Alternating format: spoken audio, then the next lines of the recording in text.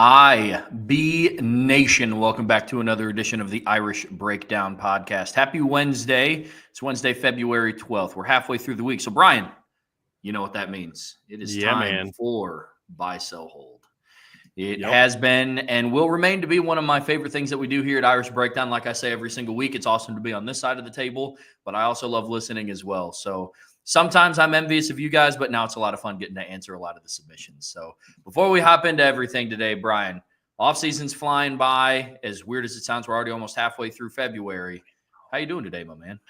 I'm great, man. Just saw what came across the old interwebs here because, everything that's reported on the internet is true. So that's what I've heard. I'm sure this is also true. But no, in all seriousness, it looks like Matt Patricia is going to be the new defensive coordinator for the Ohio State Buckeyes. Can you believe that? So just Pete Thamel reported it, assuming that's the real Pete Thamel. Looks like it is the real Pete Thamel. So that is a very interesting hire. Very interesting hire. I got to tell you, look, I feel a little bit better about Notre Dame hiring Chris Ash when I saw DJ Durkin got a big pay raise to stay at Auburn for $2.5 million. I'm thinking, DJ Durkin? It's a solid DC, but DJ Durkin, really? And the rumor was that's because he was being targeted by Ohio State. He was their top choice. And so that got him a big job. And then I see that they hired Matt Patricia. I'm like, you know what? Maybe this Chris Ash hire wasn't so bad. Maybe there weren't a lot of great candidates out there that were willing to move. I don't know, man. But I saw that and I was like, no, that's a way to go. That's a way to go, I guess. But yeah, it's going to be very interesting to see how that one goes, man. Very interesting. But I was puzzled by it. So that's kind of what has been running through my mind the last few minutes. Is like somebody just texted me and he goes, Matt Patricia, wow. And I'm like, dude, I got no more response than that. Wow. Okay. That's one way to go. It's one way to go. That was an option that they could have went with. I'll say that. It's definitely interesting. We'll see how it unfolds. I think it's weird how many parallels are between the two teams that played in the national championship. Both teams lost their defensive coordinator. Ohio State obviously lost more attrition as far as numbers go, but I would say meaningful players, it's relatively similar. So it's going to be interesting. But yeah, the Matt Patricia hire, we'll see what happens. I guess it's going to be boom or bust. I think it's going to either be like, wow, that was just a terrible move by Ryan Day, or it's going to be like this super sad. Like, I feel like hires like that, just he was all right. It's going to either be, he ends up being like, wow, what a great hire, or that wasn't good. That wasn't good.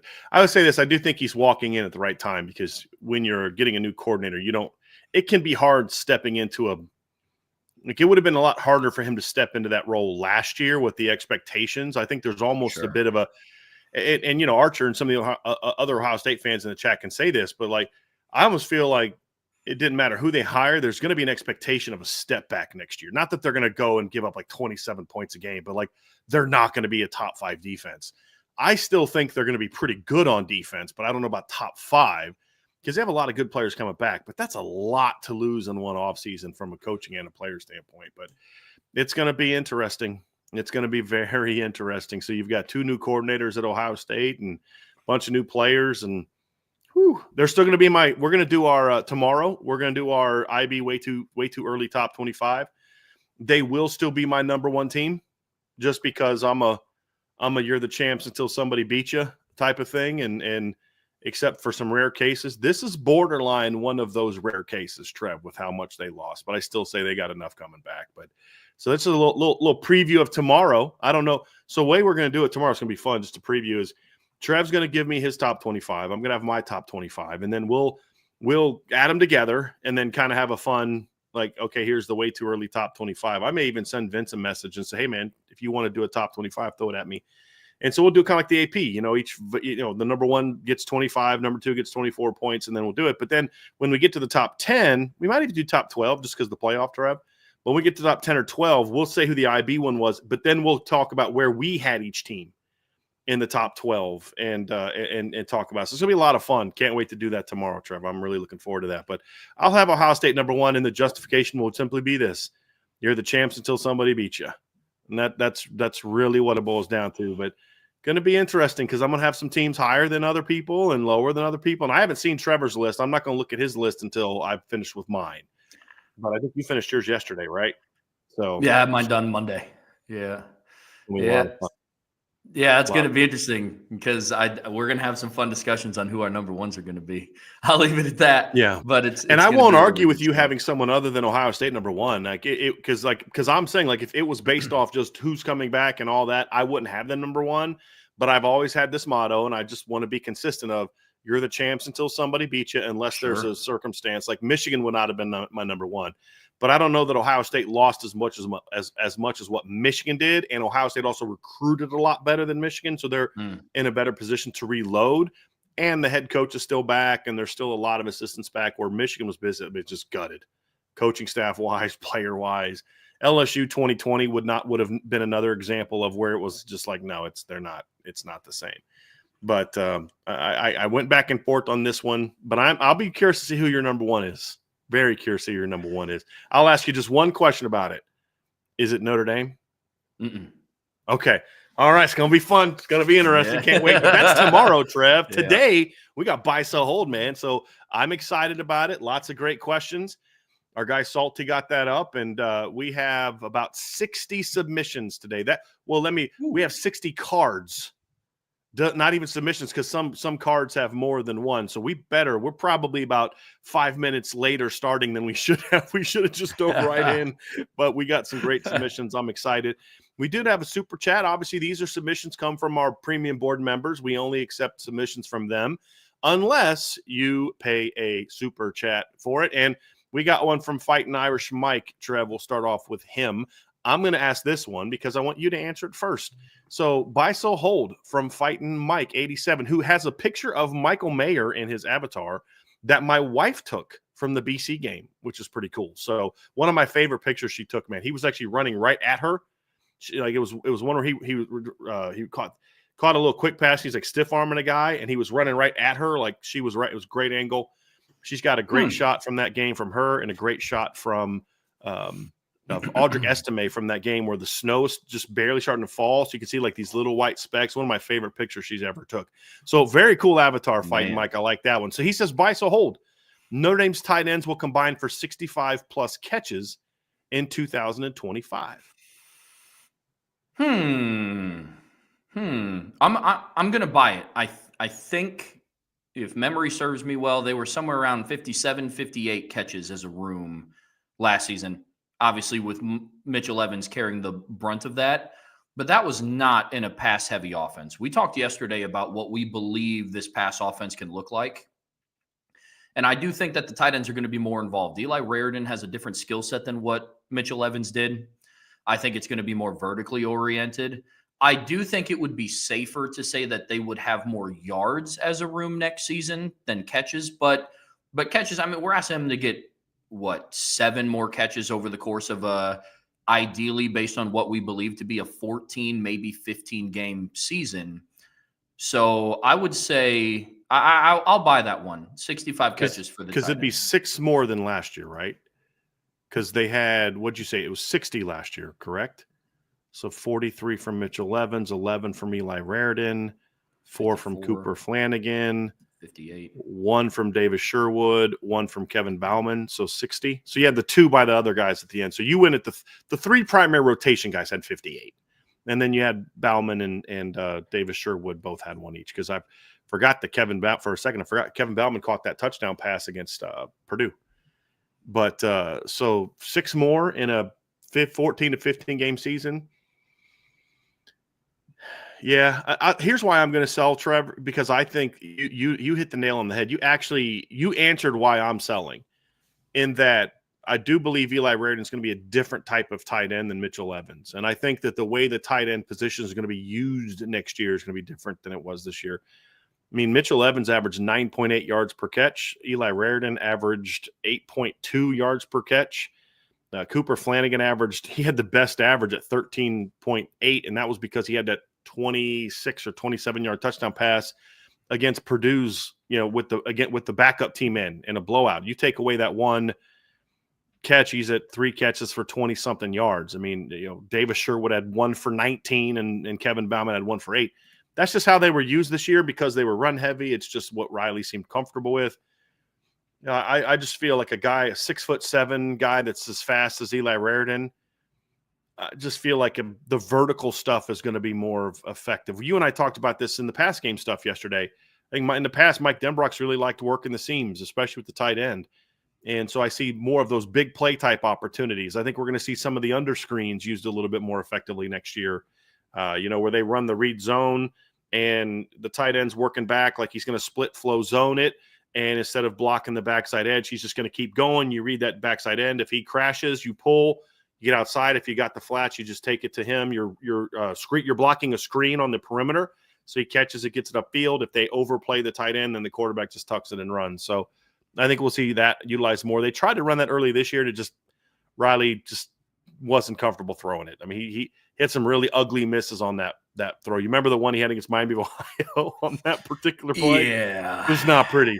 Yeah. So I think Mike Denbrock was like, yeah, this play's just not going to be it this year. So I actually am going to go under Trevor of 65 catches, but I think you are correct in that I think the yards will be greater because of what I mentioned. I think the yards per catch is going to be at least 2, 3, 4 yards greater than it was this season based on how I think the tight ends will be used next year, especially with a brand new starter quarterback. I just feel like a good slot and a good tight end are great resources for a quarterback who's making his first meaningful start, which will be true, in my opinion, no matter who the quarterback is, because starting at Miami is going to be a whole different animal than starting in a bowl game that nobody really cared about. So I'm referring to, even if Steve Angeli is the starter, it's still going to be the first meaningful start that he's had. And that makes it a little bit different. Very, very different.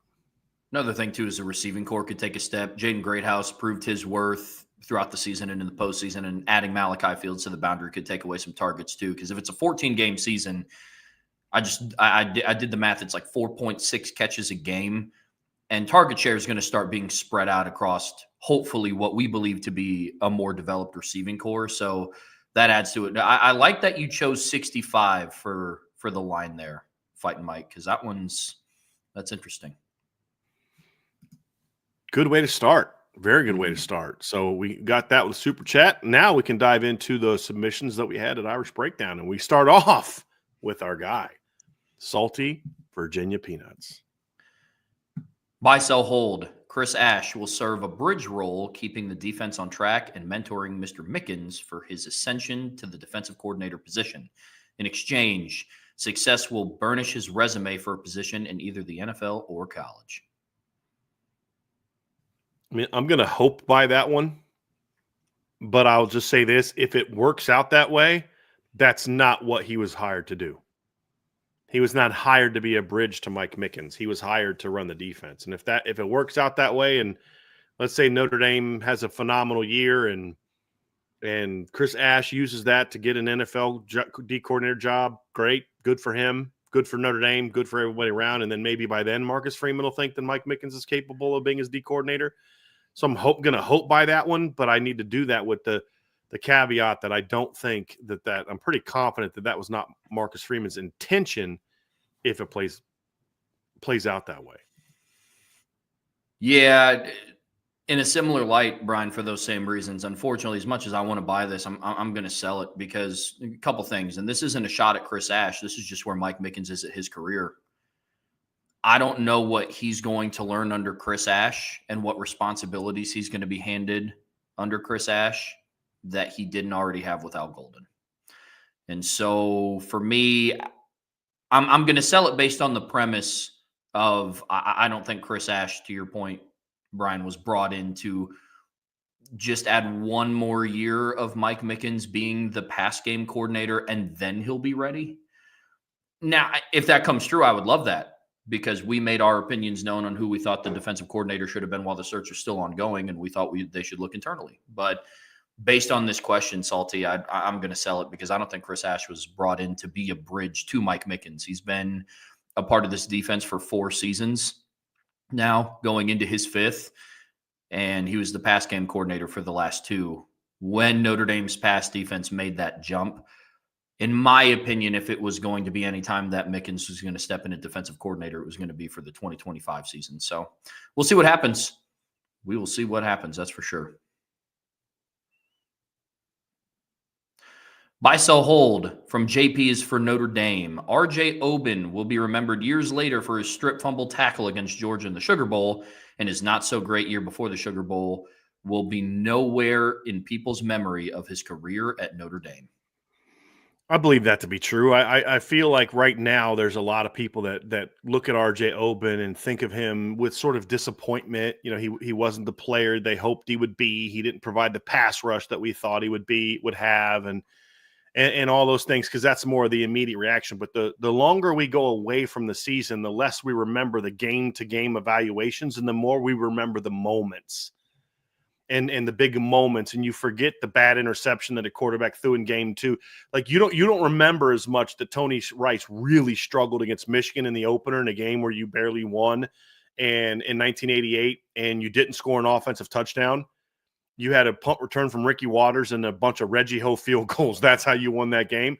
You remember Tony Rice making plays against Miami. You remember Tony Rice lighting up USC. You remember Tony Rice going off against West Virginia in the title game. You just tend to, when a season has the great feel that this one had, the longer you get away from it, the more you remember the great parts about it. Now, bad seasons are just the opposite. In 2016, we don't talk about the big game Equanimous had against Syracuse. We don't talk about CJ Sanders, dynamic return ability. We don't talk about any of the big plays. We talk about, remember when they blew that lead against Duke?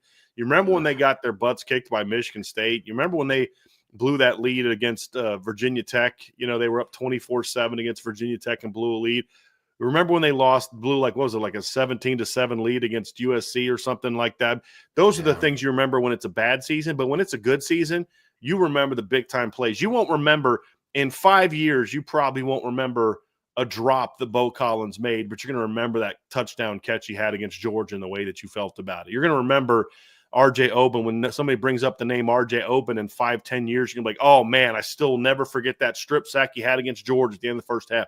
That's how it'll be, and that's a good thing. Because, look, I would – if you were to say, hey, listen, would you trade RJ Oben having that moment, take that moment away, but he had a much better regular season? I'd say, nope, give me the regular season of him doing nothing but that play, because that play was so huge to their season. Does Notre Dame win that game if he doesn't make that play? Maybe. I mean, they had just taken a 6-3 lead. I mean, they were going to take a 6-3 lead into halftime. But, boy, that play was so instrumental in them really blowing that thing open. And, man, it just was big. So, that's kind of how I think about RJ Oben now, just because you can't change what happened during the regular season. But as we get further and further away, we'll absolutely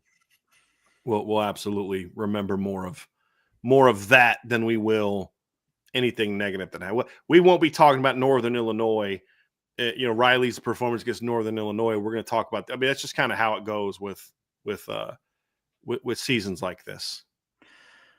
I'm a firm believer you are always remembered by how it ended, good or bad. And in RJ Oben's case, it ended on a high note. Obviously, it was not the result they wanted on January 20th, but the strip sack will always be something that sticks in my mind. It won't be the lack of a pass rush against Georgia Tech, so that's how I look at it. But good or bad, you're always remembered by how you finish out. And I hope that's going to be the case for a lot of kids on this 24 team, because it was special, man. It was special. I said it before. It's good. This is the season where I'm going to tell my future kids about, man, Notre Dame 2024. That was the year, man. That was the year they ended the drought. So it was awesome to be a part of. Trev, the only potential negative, not even negative, but the only potential sort of not positive that I think we're going to be talking about in 5-10 years about this season is going to be, it's kind of like the 93 season. You remember so much of the great from that season, but you always remember that kick at the end of the game by David Gordon. How do I remember 30 years later freaking David Gordon's name, a kicker at Boston College, But I wonder if in 20 years, 10 years, whenever, when we're talking about it, if we're still going to say, what if Boubacar and Riley and Jagasol and Benjamin Morrison don't get hurt? I think that's the one thing we're going to look at and be like, man, what if? I do think that's the one potential moment like that we might be looking at down the road. That would be the only one. Agreed. Buy, sell, hold. Every time someone meets Parker Jones as he goes through life, they will always bring up the Sugar Bowl and his penalty. God. Oh, he's gonna in Georgia, sure. I mean, he's gonna get the Bartman treatment, in my opinion. Steve Bartman. Yeah, I mean, I don't know if it'll be that bad because it wasn't as big of a moment. I don't think. Look, I know a lot of Georgia fans that have used a lot of excuses for why they lost that game. I don't know a lot of them that have hung on to that as strongly as Cubs fans held on to Bartman, with what he did. So I'll say that's going to at least happen for a while in the state of Georgia, but it'll go away a little bit. It won't be as harsh as what it was for Bartman, in my opinion. It won't be as harsh as that because he didn't score. That's the thing. He didn't score. Correct? They didn't score on that play. It just moved him back some, but they didn't score. It's not like they negated a touchdown off of the field. Man, so for the sake of Parker Jones, I'm going to hope sell this one. Honestly, for the rest of his life. Oh man, you got to hope sell that. Yeah. It was, it is what it is. It is what it is. All right, let's go to the next one. Buy, sell, hold from Hayden 32. CJ Carr will pull ahead and be named the starter during fall camp after a close battle with Kenny Minchey. Buy. The only reason I paused is because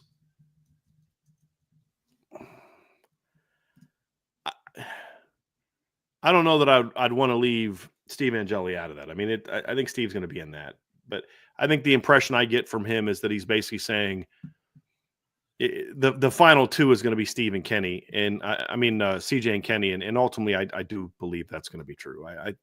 I think Steve will get a lot of talk about being number two because the backup. I think if I'm the Notre Dame coaching staff, I'm hedging my bet that if one of the two is going to transfer, because you have to at least consider this, and I don't like talking about the transfer situation, and there was a buy sell hold that I passed on about which one may transfer, but I think this is analysis that you have to this is real life. You can't assume that no one's going to transfer. You have to be honest with yourself about how battles are going to go.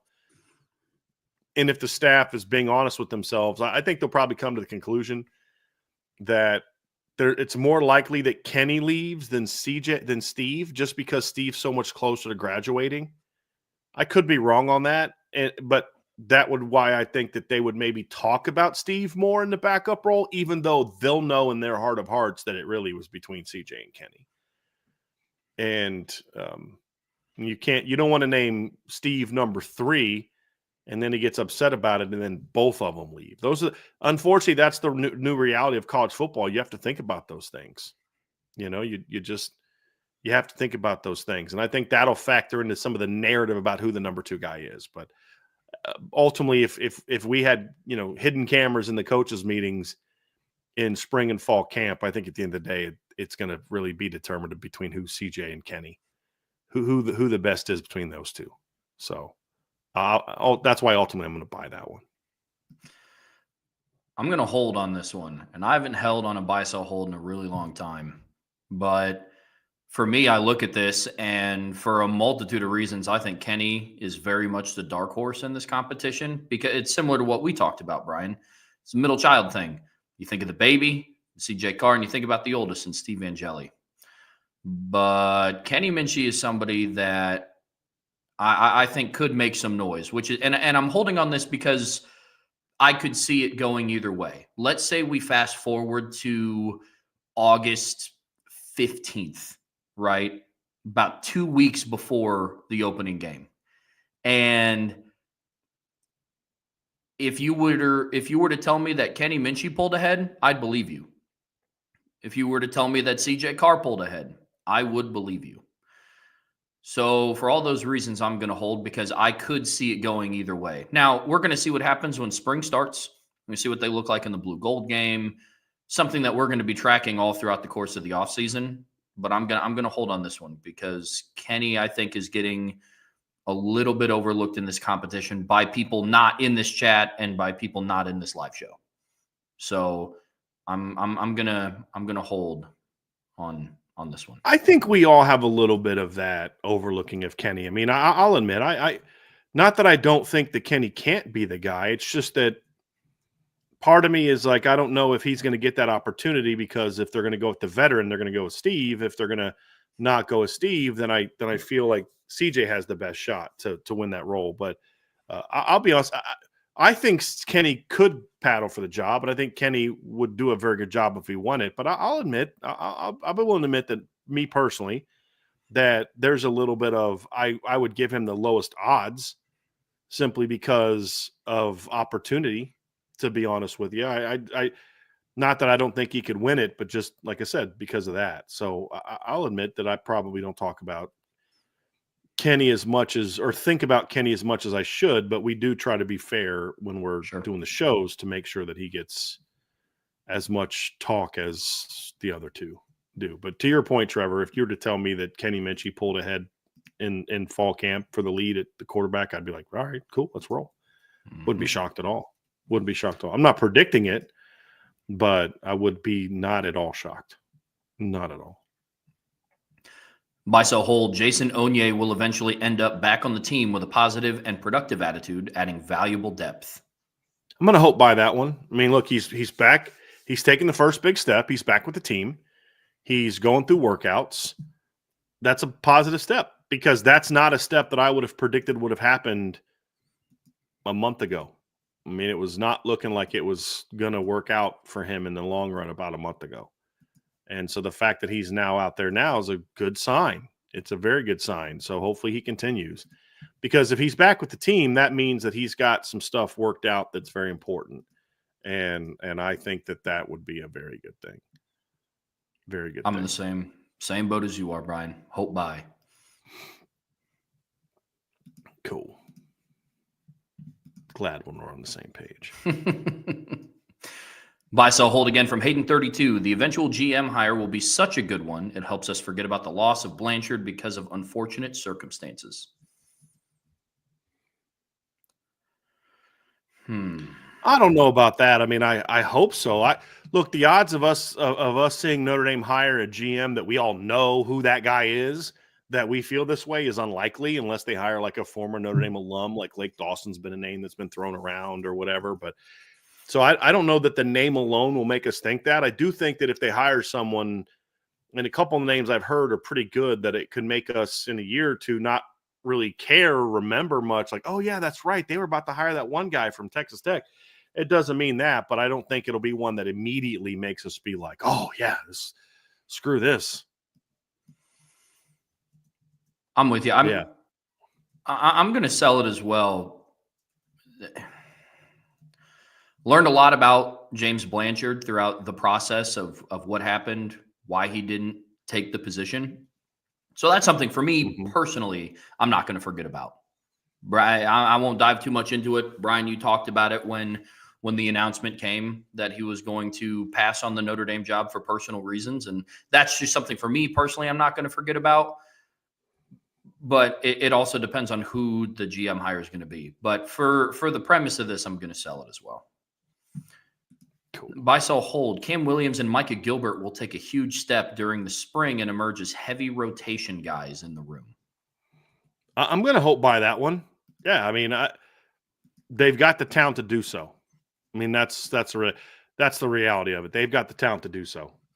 So, and I think that if they do that, then we're feeling really good about the receiver position next year. So, I mean, that means they're going to be going with at least a 6-man rotation, because we know that, barring injury, Malachi is going to be in it. Greathouse is going to be in it. Faison's going to be in it. Will Pauling's going to be in it.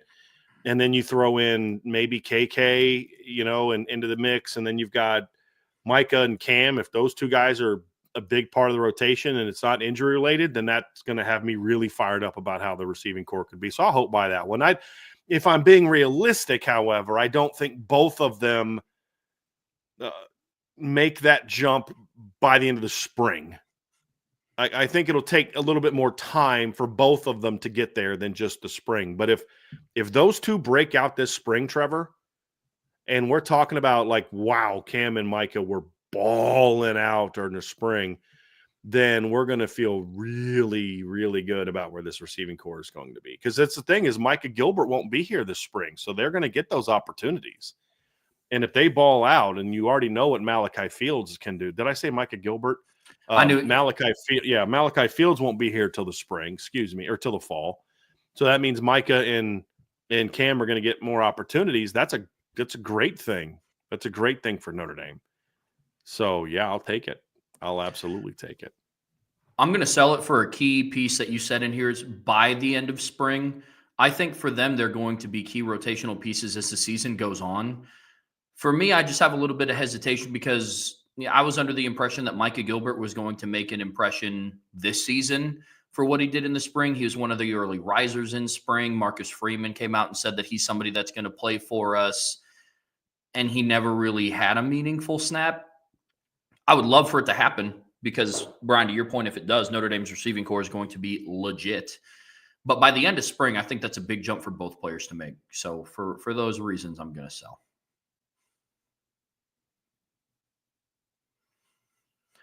Buy, sell, hold from Double Bogey.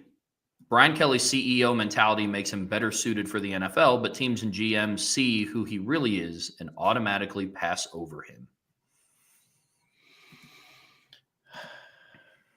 I think his mentality is better suited for the NFL. I buy that part of it. And then as they see who he really is, I don't know if it's seeing who he really is, because I think there's plenty of coaches who are of more of low moral character that are coaches in the NFL.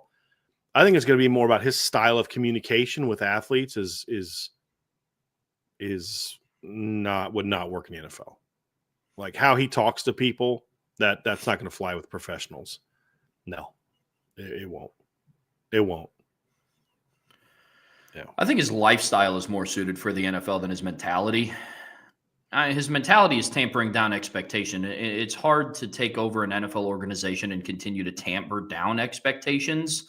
NFL fan bases don't want to hear, yeah, sorry, guys, we're just far away from winning a Super Bowl. So if we can sneak out 9 wins in this season and maybe make a wild card, that'd be a great year for us. I don't really think that's what NFL fans want to hear. I think his lifestyle is more suited for the NFL. Yes, management style. Oh, yeah. Mm-hmm. Yeah. I buy the whole thing. Yeah. I think it's not so much about who he is, it's just more of how he communicates is a bigger factor than that. But yeah. Buy, sell, hold. Notre Dame has 3 or more players with 1,000+ all-purpose yards. Yeah, I'm going to buy that one. I'm going to buy that one, Trevor, because I was a little back and forth on the third. 2, I think, is easy. I think that both, because all purpose includes rushing, receiving, kick returns, and punt returns. And here's why I went with that, because I think Jadarian Price, I predict that we're going to see Jadarian back on kick returns next year. 100% my opinion, 100% my guess, but I think we're going to see Jadarian back on kick returns next season. So we'll see. Jeremiah will be at 1,000. I think Jadarian's going to be at 1,000. And then who's the number 3? And that's kind of where I was a little bit stuck on that one. But at the end of the day, I think there's going to be a receiver that has 800 yards and then also get some punt returns or some kick returns or something like that, where, like let's say the Jaden Greathouse ends up becoming your punt returner and you're getting production there. So I'm going to buy it as a possibility, because I could see a receiver getting, like, if Jaden Greathouse is out there and he has 850 receiving yards, he only needs 150 punt return yards to get to 1,000. So I'll buy it as a potential, but it's going to be tough because, as you mentioned, Trevor, the ball is going to get spread around a lot. Or I could even see Malachi Fields, if they play 14, 15, 16 games, being a 1,000-yard receiver. Like, I feel much better about them having a 1,000-yard receiver next year. Like, think about it. Malachi Fields is at 800 yards each of the last 2 years. If he does that at Notre Dame, they only need to play 3 playoff games for him to stick at his current average and get to 1,000. I mean, look, if he's at 80 a game, or let's see, 800 divided by 12, so that's 66.7. So he'd have to play, let's see here, 66.7 times 14 games would get him to 933.8. So you have to, if he keeps that average, he'd only have to play in the semifinals to get to 1,000 yards. And I could see him having more than 66.7 yards per game on average next season. So yeah, I could see that. I could certainly see that. And if they only play 14 games, so that's what, one playoff win and you're done, he would only need to average 71.4 yards per game to get there. So I could certainly see that next season in an offense that I think is going to be more effective, more efficient. I think they're going to be better on third down next year. I think they're going to run more plays next year. I think they're going to be more explosive next year. And they're going to be more balanced, where this year they were very run heavy. Like, I'm not expecting Notre Dame to go out next year and throw the ball 35, times a game every week, no matter what. I don't see them necessarily throwing the ball that much more than they threw this year from a volume standpoint, 28, 29 times a game at the most. But I think it's going to be a lot more efficient and a lot more explosive is more. So you could see a guy having the same number of catches he had last year, but having an extra 150 to 1,200 yards. I mean, Jaden Greathouse this year averaged 14.1 yards per catch. This is a crazy statistic. Here's the next 10 receivers on the board: 12.0, 9.8, 11.9, 8.5, 10.2, 11.1, 9.6, 9.3, 8.2, 13.8, and the 13.8 guy had 4 catches. They were a short game offense last year. I think they're going to be much more balanced between short, intermediate, and deep next season than they were this year. So I could see a receiver doing that. I mean, I could even see or Jaden Greathouse, or let's say Jordan Faison. Somebody in the chat yesterday said that Jordan Faison is going to become the new number 1 receiver at Notre Dame. If that happens, then I'm even more confident that we're going to see a 1,000-yard guy, because I think Jordan Faison, if he's their number 1 receiver, let's say he has 750, 800 receiving yards at the end of the year, which isn't a ton, he'll have 100 rushing yards, 150 punt return yards, something like that. I mean, if he's dynamic enough to be your number 1 receiver, I think he'll at least have some moments where he's the punt returner, and he'll have some jet sweeps and some reverses and things like that where he'll get some running plays. So, yeah, I think we could see a third guy do that, because I think somebody between Greathouse being a guy that does some special teams, or Faison doing that, or just Malachi or Greathouse just being a 1,000-yard receiver, just period. I think we'll see 3 next season. Yeah. Talked myself into it for a while, Trev, just to confirm it. But yes, that's how I feel about it. I hope I'm wrong, but I'm going to sell this, but it's for a different reason than what some might think. I think Notre Dame will have an 1,000-yard receiver next year between Malachi Fields or Jaden Greathouse. I think over the course of 14 games, you're going to have a receiver with how the offense is going to be set up, the style of quarterback play. I think you're going to have a receiver over 1,000 yards and average 71 yards a game. I do believe that. I think Jeremiah Love is going to be the second. My question is, same with Brian's, who's going to be the third? I would love for it to be Jadarian Price, and I do think that he should assume his role as the primary kick returner again. I just don't know how many teams are going to kick to him. Like that was the same conversation with Jaden Harrison. That's my thing. And as far as running the football, you have 2 guys in Aeneas Williams and Kedron Young that I think are going to take more carries away. I know it's two-sided because, well, on one hand, you don't have Riley Leonard, but I don't know how you can keep Aeneas Williams off the field as much as you did in 24, and then with Kedron Young. You do that because Jadarian's better. I mean, that's how you do it, because Jadarian's a better player. But I would say this, Trev, do you think the balance of he'll take on enough of Riley's carries that balances the additional carries that Kedron and Aeneas get to get him to where he's going to be this, plus, let's just say a little bit more yards per carry, but he was at 756 this season. So he'd only have to have 240 if he just repeats this season. So let's say He doesn't get as many carries, but he averages 6.7 yards per carry instead of 6.2. So he's around the same numbers. Do you think there's any chance that he has 250 yards of receiving yards and kick returns, with the thought that last year Jaden Harrison had 320 kick return yards last season? Because it is a good point that they didn't kick to him a lot, but it only takes one return to get a big chunk of that yardage that you need. You know? Sure. No, I think it's definitely within the realm of possibility. I absolutely agree with that. I just say he could get yards as a pass catcher. We talked about it yesterday that I think there's this notion that Jadarian can't catch the football because we all want to see it go to Jeremiah Lover and Aeneas Williams. But I will say he's the third back that I would be throwing it to. Not saying that I would refuse to or I never would.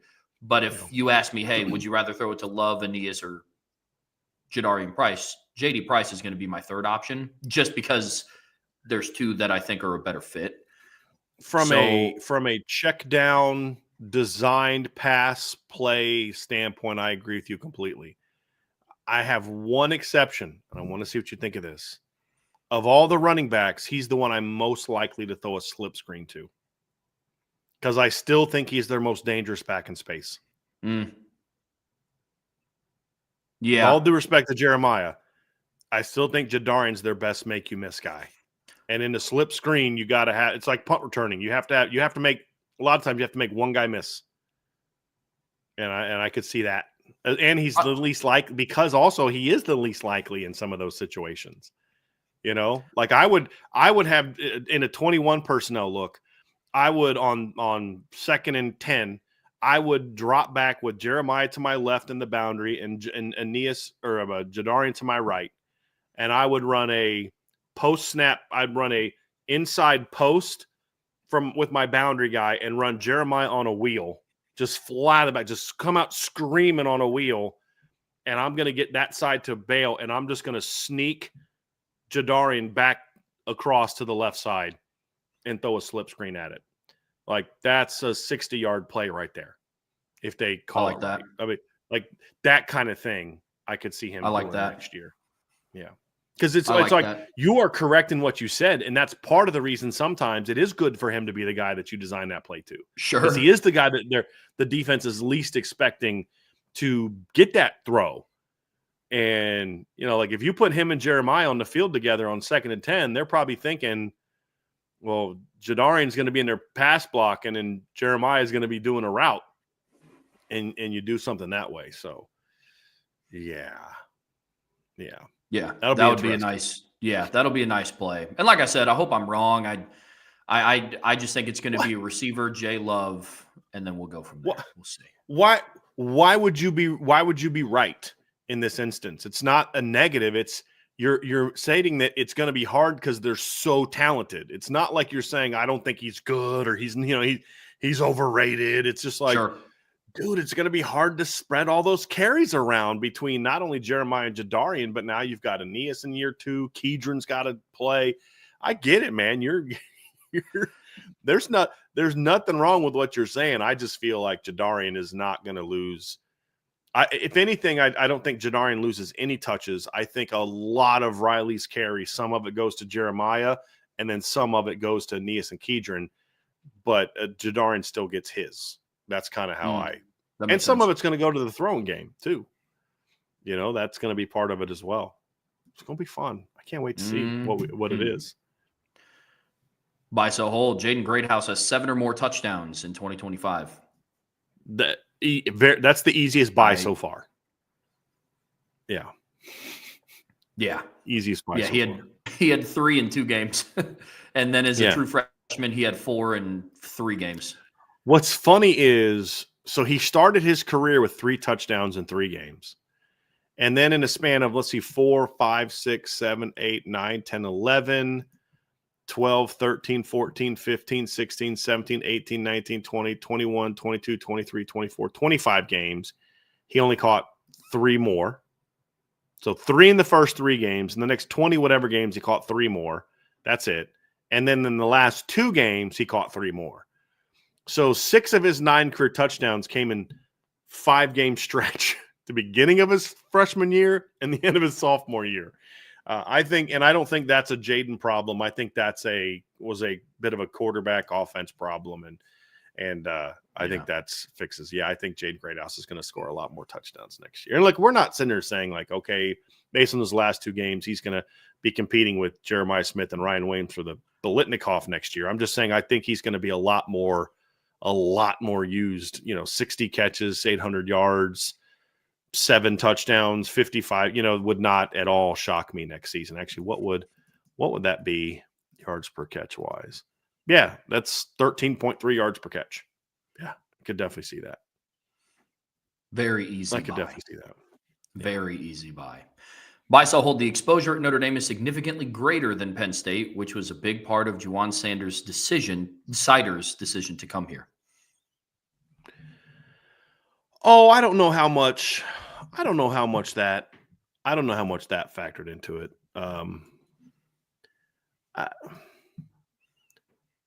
I think that he had been at Penn State since 2018.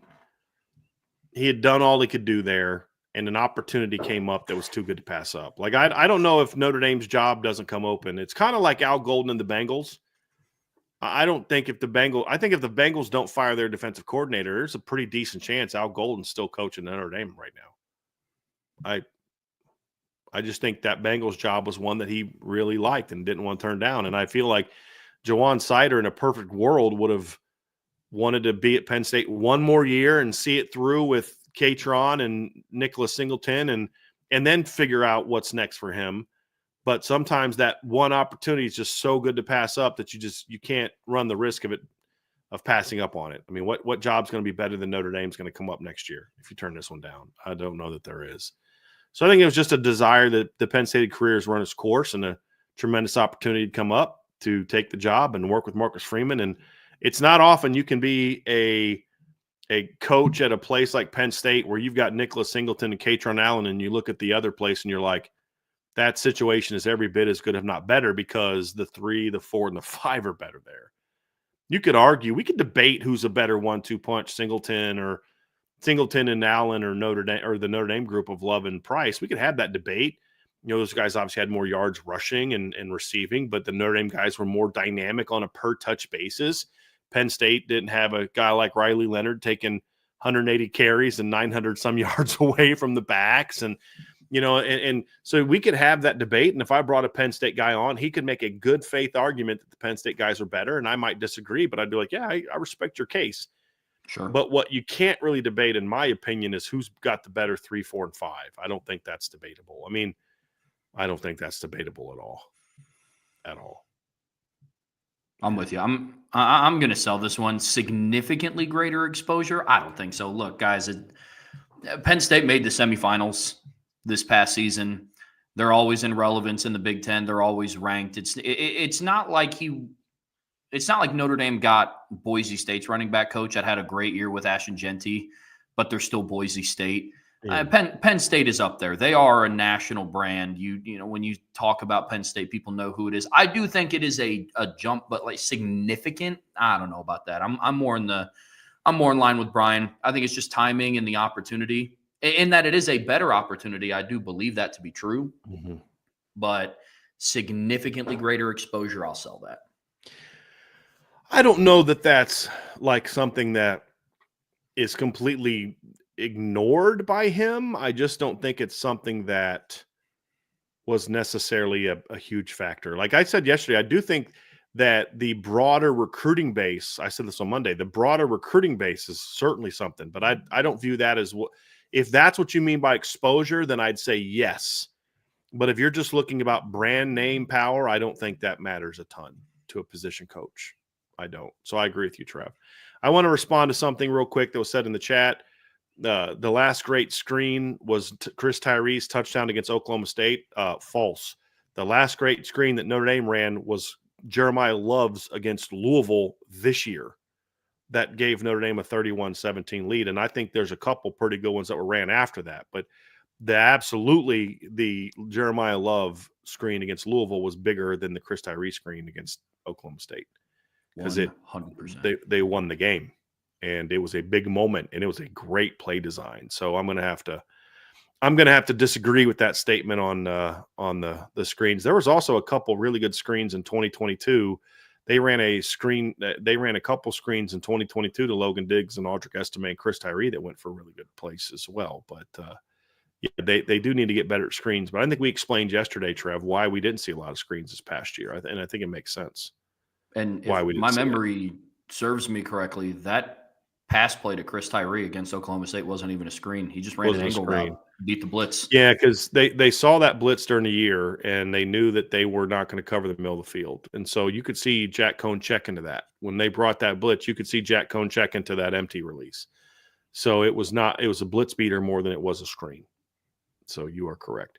They did run a screen the year before against Alabama. Against Alabama, if you remember, Chris Tyree, one of the biggest plays they had in that game was a screen pass in the first half to Chris Tyree. So, but they have not been a great screen team. I think that there was understandable reasons for that this year. I don't think that those reasons will be there next year. So if we go through next year and they don't run more screens effectively, then I think we could have some conversations. But there was a couple. What was the screen they ran? Was it the playoffs? They ran a screen this year, and for the life of me, can't remember.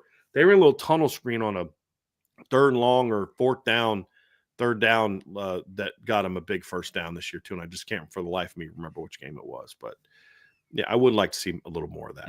I do. So I don't disagree with the premise of what was being discussed, that the screen game's got to be more effective. It's just I think we're forgetting a couple really big screens between now and then.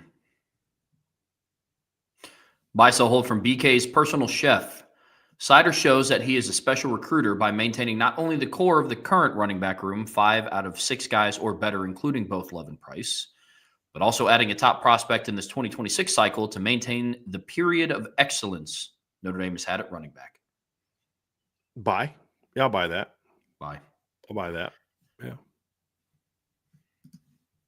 I mean, look, I think the tougher sell is going to be keeping everybody in the room than it would be adding somebody in the 26 cycle. And then I think both happen.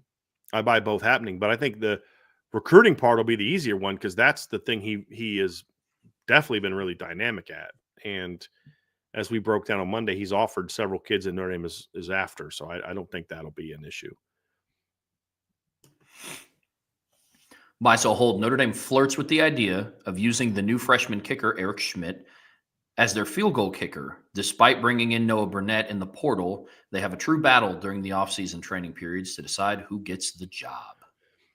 I'll buy that. I mean, I don't think that you're just going to bring in Noah Burnett and be like, all right, man, you're the guy, even if he's getting outperformed every day in practice. I don't think that you'll have that because last year Mitch Jeter could go 0-5 in practice and you're still like, yeah, he's going to be the kicker because there was nobody else you were going to turn to. Because you had no Eric Schmidt on your roster, with all due respect to Eric Goins and Zach Yoakum and Marcelo and all those type of guys. Now you have a big-time kid who's got a big-time leg that if Eric Schmidt comes in and he's going 7 of 8 every day on field goals or 9 of 10, and Noah Burnett's going 4 of 9 and 6 of 10 every day, and there's just greater consistency, yeah, you'll see Eric Schmidt get that job. It's kind of like last year with Rod Hurd. And I put an article up today, Trev, before the show about the safety position that, like, look, Jalen Stroman is a great player to get because he gives you a baseline that if he's your starter with the Don Schuler, you're pretty good. But it's not guaranteed to start because just like Rod Hurd wasn't guaranteed to start last year, you expected Rod to kind of come into the season as a starter unless he'd have to. And we said if someone's going to beat him out, that guy's going to have to play really well. That's exactly what happened because Adon Schuler beat him out, but Adon didn't beat him out, and he was like slightly better than what Rod Hurd would have been. Adon was significantly better and impressed, and you're like, yeah, he's the guy. I mean, it's not even close. That could happen again this year at safety if a Luke Talich or a Bront Tate Johnson or a Kennedy Urlacher or Ben Minnick or Jadon Blair just outplays Jalen Stroman, then that guy will get a shot to start. And I think the same thing will be true at kicker. You're bringing these position players in and these specialists in to sort of give you we feel like we know what our baseline is with these guys. And that's true with Jared Dawson. That was true of Elijah Hughes. Less true of him. It's true of Malachi Fields, Will Pauling, Devontae Smith, where you kind of know what the floor is with those guys. And so hopefully they outperform their floor, or somebody else is better than them. And then you're kind of excited about that because it means you're going to be even better, just like we saw at safety this year with Rod Hurd and Adon Schuler. So, yes, I think that is certainly something that they'll flirt with. Now, and I say that because nowhere in there does BK's personal chef say Eric Schmidt will beat out Noah Burnett. That I'm way less certain of. But being a battle, yeah, because you need to test Noah Burnett's moxie and attitude a little bit. If this kid's not even willing to step up and compete and practice against a true freshman, then he's not going to kick a game-winning field goal in the Orange Bowl against Penn State like Mitch Jeter did. So you need to see that. Absolutely test him. It's a good one. I like this one. We talked about this at the time of Noah Burnett's commitment because it was after Eric Schmidt had committed to Notre Dame.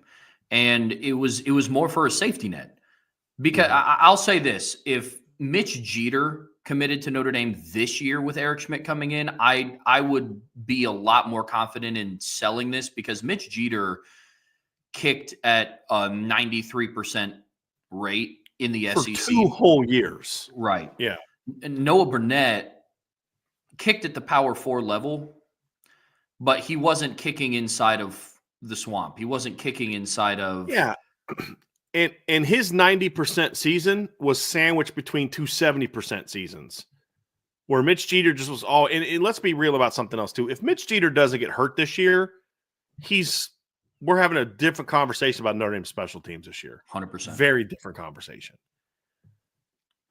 But for me, it's a safety blanket. So I absolutely buy the fact that if Eric Schmidt comes in and he's consistently drilling field goals, 45 plus, and he's accurate in practice – Notre Dame has shown, and I'm glad you used the Adon Schuler example. They've shown that for the most part, they're going to put the best guy out on the field.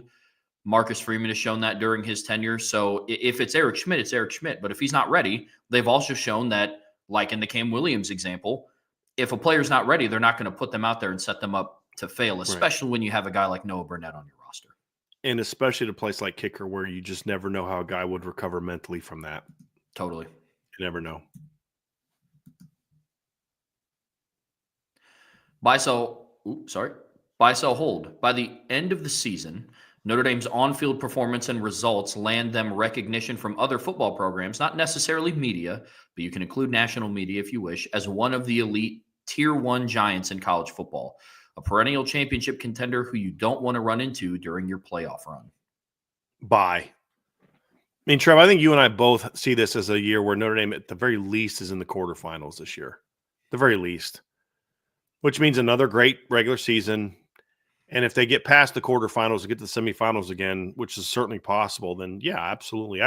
I think media maybe not, if just a quarterfinal appearance, but another quarterfinal appearance for Notre Dame, followed by what would have to be a really good season, is absolutely going to have the people in college football like GMs and coaches and stuff like that looking at Notre Dame very, very differently.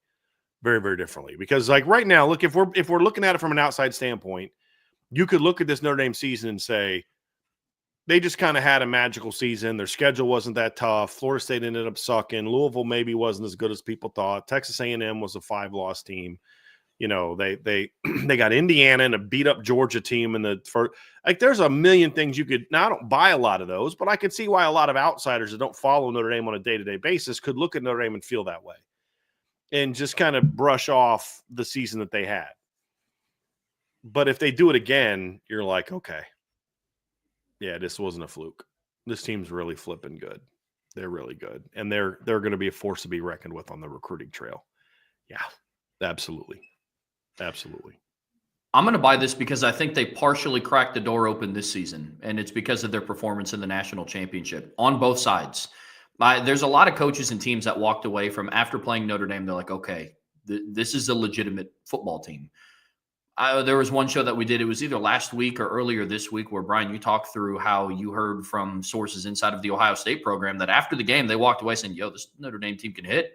They're faster than what we thought. They're better than what we thought.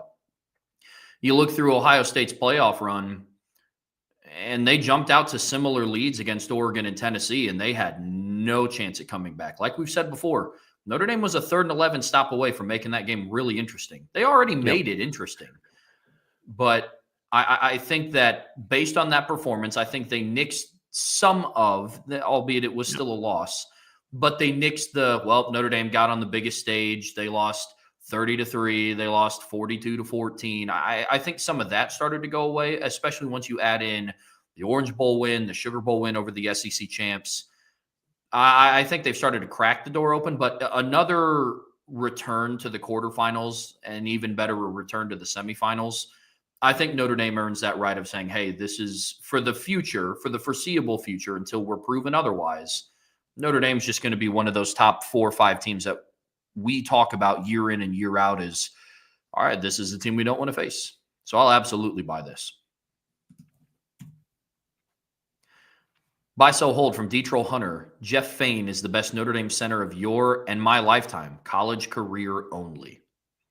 I was thinking about this, and I was trying to think through who the centers would have been that would be in contention. And I'm a little older than D-Troll Hunter, so I'm going to have to look at it a little bit differently, because if we're looking at it from just the 2000s to now, I absolutely buy that. I do buy that. I think that that's certainly something that I could look at and say, hey man, he had a heck of a career. But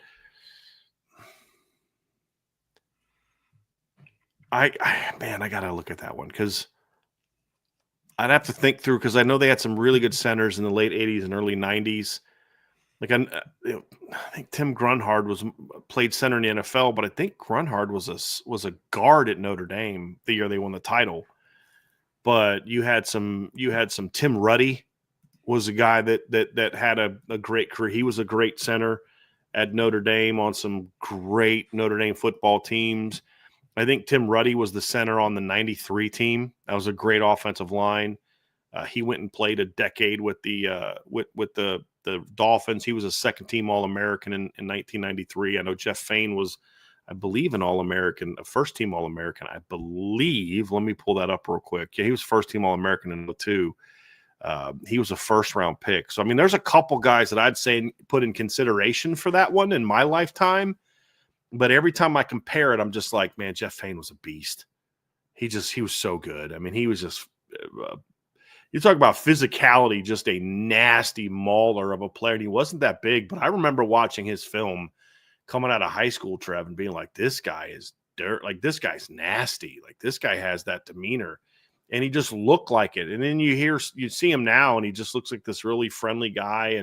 But when he was on the field, man, he just had this scowl, and he was just a phenomenal football player. Became a first-round NFL draft pick, Trev, in the 02 or 03 NFL draft. I mean, 2003 NFL draft, I think. 03 or 04. Let me go look and see what year he got drafted. He got drafted in 03, so 02 was his last year. He played the decade in the NFL, but man, he was really good at Notre Dame. So yeah, I would probably have to go with him. There's been some good ones over the years. Nick Martin was a decent center in 2015, pretty decent center in 2015. Braxton Cave had a couple good years. John Sullivan had a good Notre Dame career, but it's going to be hard for me to put anybody, with all due respect to Tim Ruddy, guys like that who are excellent players. It's going to be hard for me to go with anybody other than Jeff Fain. But I did go through it and try to think through some of the different guys, and I didn't look up Tim Grunhard. I thought Mike Helt was the center in 1988, and Grunhard played guard and eventually moved to center. I don't remember if that was at Notre Dame or if that was the NFL. But Jeff Fain was an absolute beast. But you'd have to sell this, right, Trev? Because Jeff Fain was not really part of what would be. I mean, he was your lifetime, but you were 5, right, when he was done playing. Yeah, I'm going to sell it. The best center of my lifetime was in 2020 when it was Jarrett Patterson. He started at center, and in like 280 pass snaps, he didn't allow a single sack in 2020. So that would probably be mine. There's others up there. Like Sam Mustipher was fine. Braxton Cave was fine in 2012. But for me, it's probably Jarrett Patterson if I had to put one up there. If Sam could have had if Sam could have built on, so Sam in 2017 I thought was really good. And in 2018, I didn't think he was as good. I thought he took a step back. If he would have built on his 2017 season, I think Sam could be in this conversation, but he wasn't as good in 2018 as he was in 17 or even 16, really, for that matter. Agreed. But yeah, I tell you what, I'm gonna try to find some Jeff Fain film for you and see if I can if I can't find some Jeff Fain highlights, what I'm gonna do is I'm gonna at least go find some games from that he played in and show you those, because he was really good. I'll have to check it out. He was a really good player. Yeah, really good player. I'm going to work on that here after the show is over. You got it. You got it, man. Buy, sell, hold. Winning it all took enough pressure off Ryan Day to finally give Hartline his shot to call plays and take a risk. Yeah, I dig that. I dig that. Yeah, yeah, I think so. I think it would have been a lot tougher if they didn't win it all this year. Let's say Notre Dame would have come back and beat them. It'd have been a lot tougher to promote him to that position than it would have been had, let's say, like if Chip Kelly left again, it would have been tough for him to kind of get promoted to that role. I think that's fair to say. I think now it's like he can kind of, because I think he always wanted to kind of get Hartline into that role to make sure that he keeps him. And I think he has potential for that job, but it would have been tough with, you got that you've lost 4 games to Michigan in a row. You haven't won. You got beat by Notre Dame in the title game, or let's say Texas would have come back and beat him at the end of that game. I think he would have had to be forced to kind of go with the veteran guy type of route, assuming Chip Kelly still left, than he is now, where I think he's a lot more free to say, hey, look, it's time to get Hartline. And almost the timing is perfect too, because there is going to be a little bit of an expectation for a bit of a step back next season, especially early. I think there's going to be a lot more patience if the offense doesn't come out of the gate on fire. At least there should be from any sane fan base. Like if we're sitting there into September and the Notre Dame and the Ohio State offense hasn't taken off and they're just not looking like their normal self, I bet you $20 Archer's going to be in this chat talking about all the reasons why and how patience is needed, because it's a brand new offensive line, it's a new quarterback, and he's going to be absolutely correct in that, not excuse making, but explaining what the reason was, and it'll be more acceptable because people are going to look at, guys, look what they lost. Like it's understandable to say, hey, let's take a breath and let's give them more than 4 or 5 games to get on the same page. And so, I mean, that's kind of where I look at it. Like, I don't think any reasonable Ohio State fan is thinking that the September Ohio State offense should look like the playoff version of the Ohio State offense. I don't think any reasonable person is going to be thinking that, in my opinion. Now, will they say that it'll look like that November? I think they would have more of an expectation that by November it should look like that. But I think there's going to be more patience, where if it would have looked like that in September of 2024, then they would have been at the gates with pitchforks and fires and, ready to string somebody up. You know what I mean? Like, just because look, you got all these great backs and you got this veteran quarterback and you got these veteran offensive linemen, you got Chip Kelly, there would have been way less patience with it, where I think early on next year, there'll be a lot more patience, which is the perfect time to put Brian Hartline in there and let him kind of, get another crack at sowing his wild oats, so to speak, as a play caller. Yeah, I'll buy that as well, especially for the first part. Winning a national championship definitely took a lot of pressure off of Ryan Day, especially after the loss on November 30th. And I think it was the right move promoting Hartline to that position for many of the same reasons why we believed it was the right move to promote Mike Mickens to DC. There's only so many titles you can continue to give to Brian Hartline. He was, receivers coach, and he helped out with pass game coordination. He was a co-offensive coordinator. Like, there's only so many. And now that the position became open and it was vacant, literally the only other thing that you could have given him was offensive coordinator, or who knows how long he would have stuck around, because he's a proven recruiter. He has a track record at Ohio State to go get a good paying D1 offensive coordinator position somewhere outside of Columbus. So I think it was the right move. So yeah, I buy that.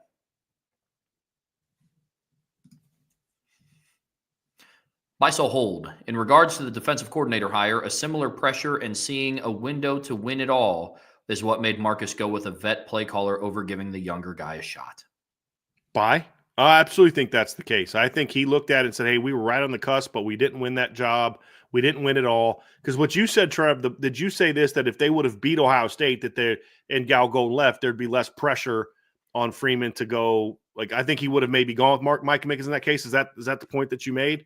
Mm-hmm. And I completely agree with that. But because they lost and they got that close, I think there's the pressure on him to say, we got to go get back there now. And the way we do that is by going out and getting a veteran guy.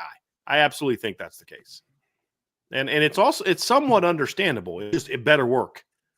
It's certainly somewhat understandable. I don't, my issue is, as I said before, my issue is not that Mike Mickens didn't get the D coordinator job. I understand that. I understand the desire. I was not Trev, you and I said, look, this is the route I would go, but there's also some guys out there that if you hire him, I'm going to be perfectly happy with the job they did.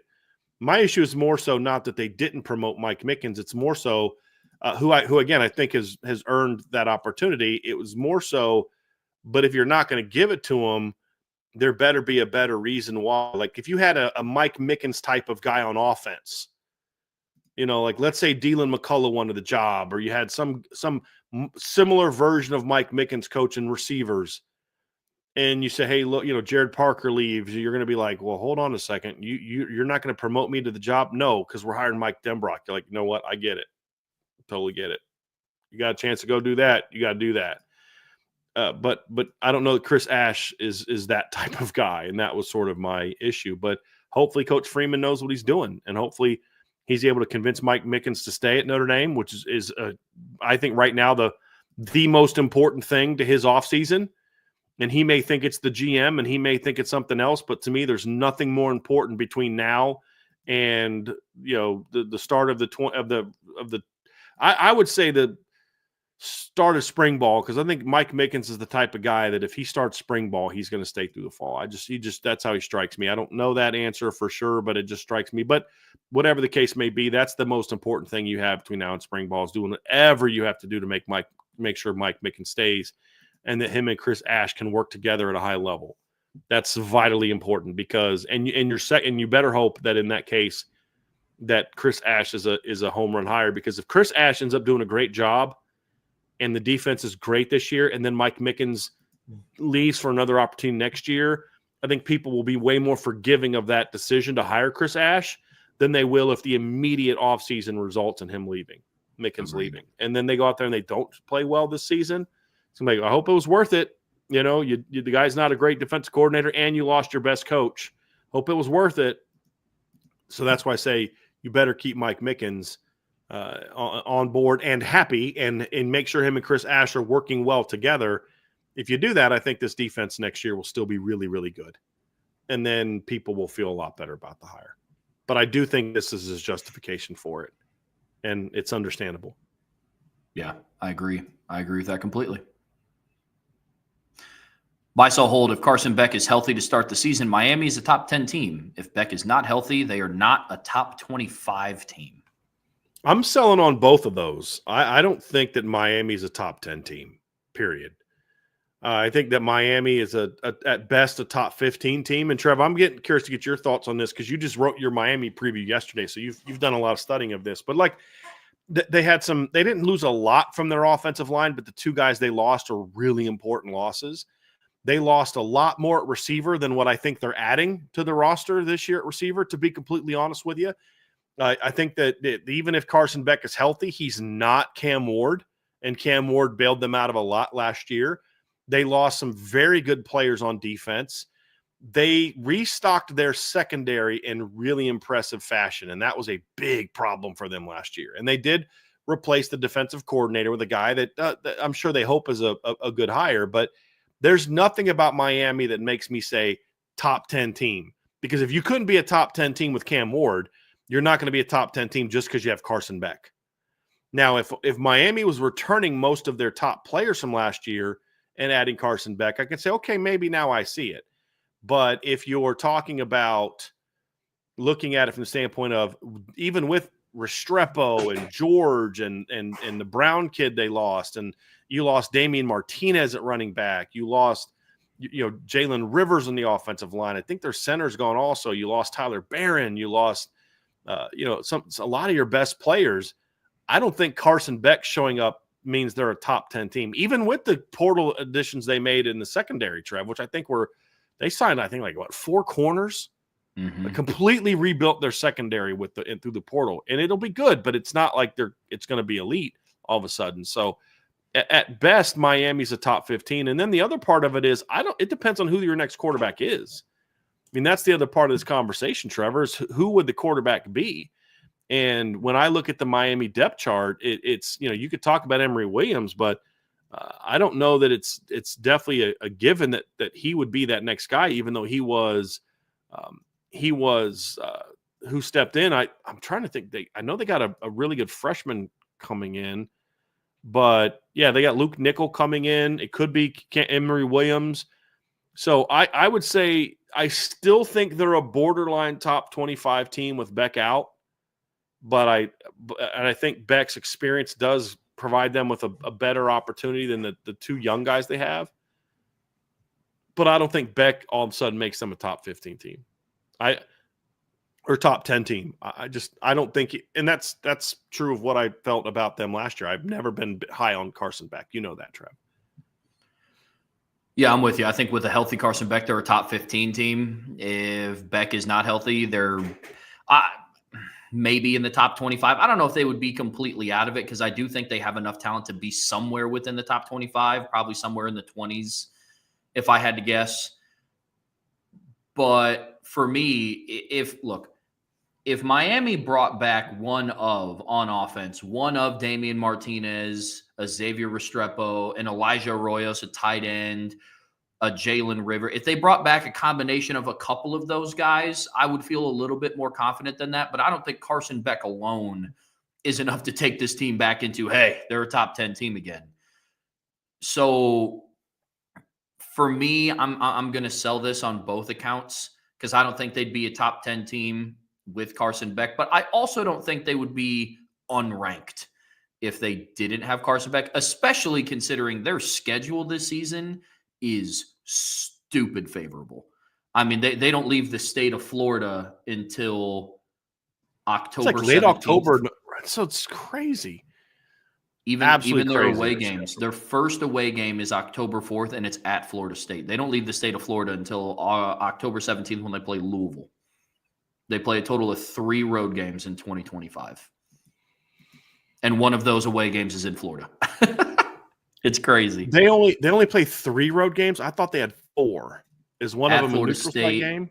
At Florida State, at SMU, at Virginia. Oh, sorry, at Pitt. They finished back-to-back. My apologies. Yep. Yeah.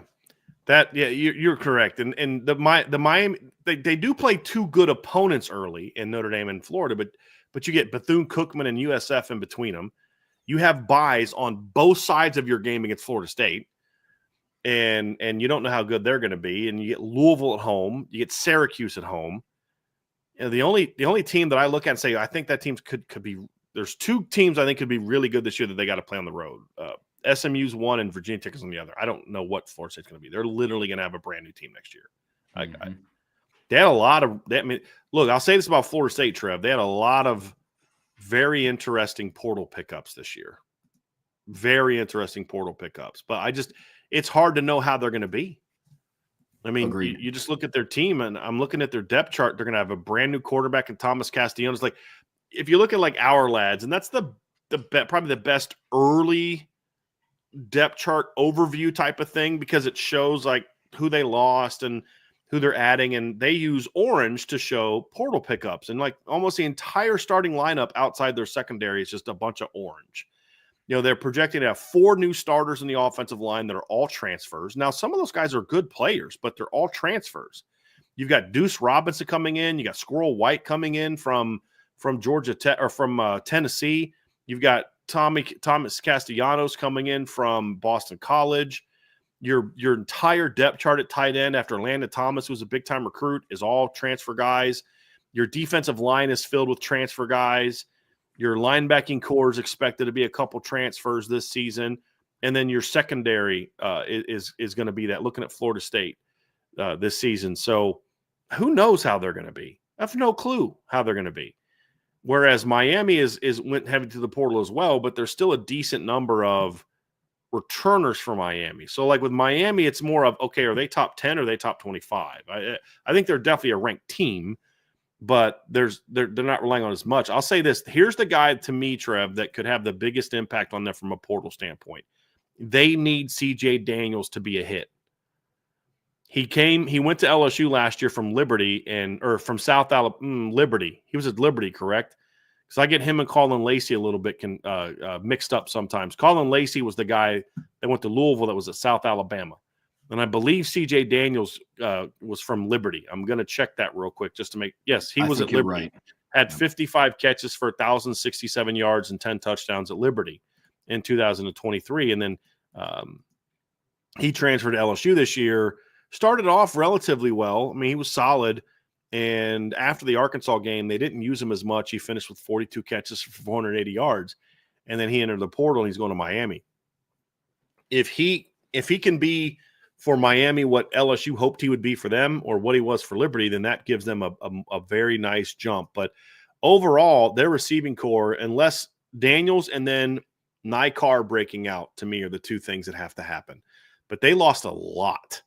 You don't just lose your stud quarterback who was a Heisman finalist, your left tackle, your starting center, your entire receiving core, your Jacoby George, Sam Brown, Xavier Restrepo, like you mentioned, Elijah Arroyo, your 1,000-yard running back. You don't lose all of that and just say, oh, we're fine. They have not proven that they're – Miami can't lose that and prove they're fine because they haven't proven that they can reload like that. And just like Florida State proved that they don't know how to reload. You know, Notre Dame has shown that. Ohio State has shown that. Georgia has shown that. Alabama has shown that to a degree. Miami has not. But I still think Miami's in a much better position to say, yeah, I think they're a top 25 team. I'm comfortable saying they're a top 25 team. Are they top 10? No, they're not. Because they weren't a top 10 team this year with all that talent, like you mentioned, Trev, and now they're going to lose all that talent, and now they're going to jump into the top 10? Based off what evidence? That's not what D. Trollhunter's saying, because he does stuff to start great conversations. But I think I saw I've seen some top 25 rankings that has Miami sniffing the top 10. And I just don't see it. I just don't see it. To your point, they've lost too much, in my opinion, to be a top 10 team. Buy, sell, hold. If RG3 was one of the last quarterbacks who was drafted before the NFL figured out how to properly use athletic quarterbacks. He would be elite, however, in today's NFL.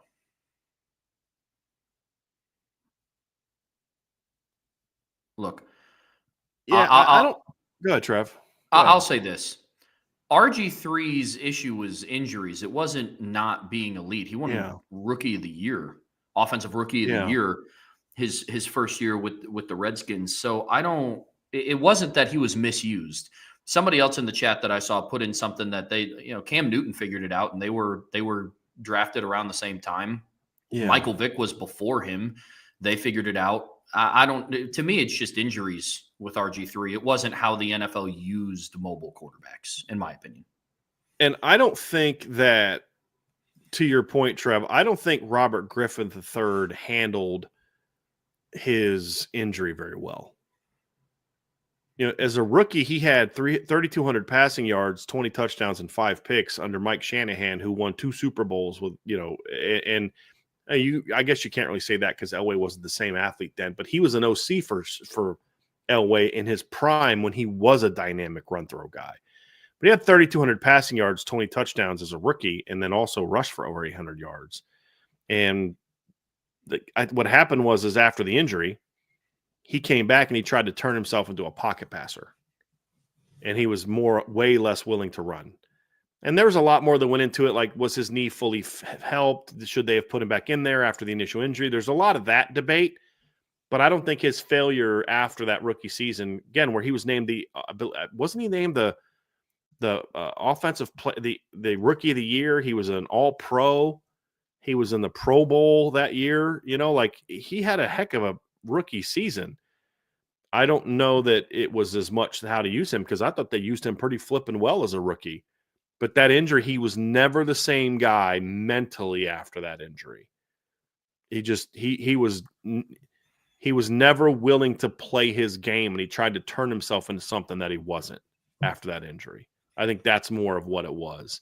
And that was more him, I think, than it was anything else, which I kind of understand with the kind of injury he had. I kind of get it. But I think that was more of the issue than anything else. Yeah, you're a mobile quarterback who tore his ACL and needed reconstructive knee surgery. I get that.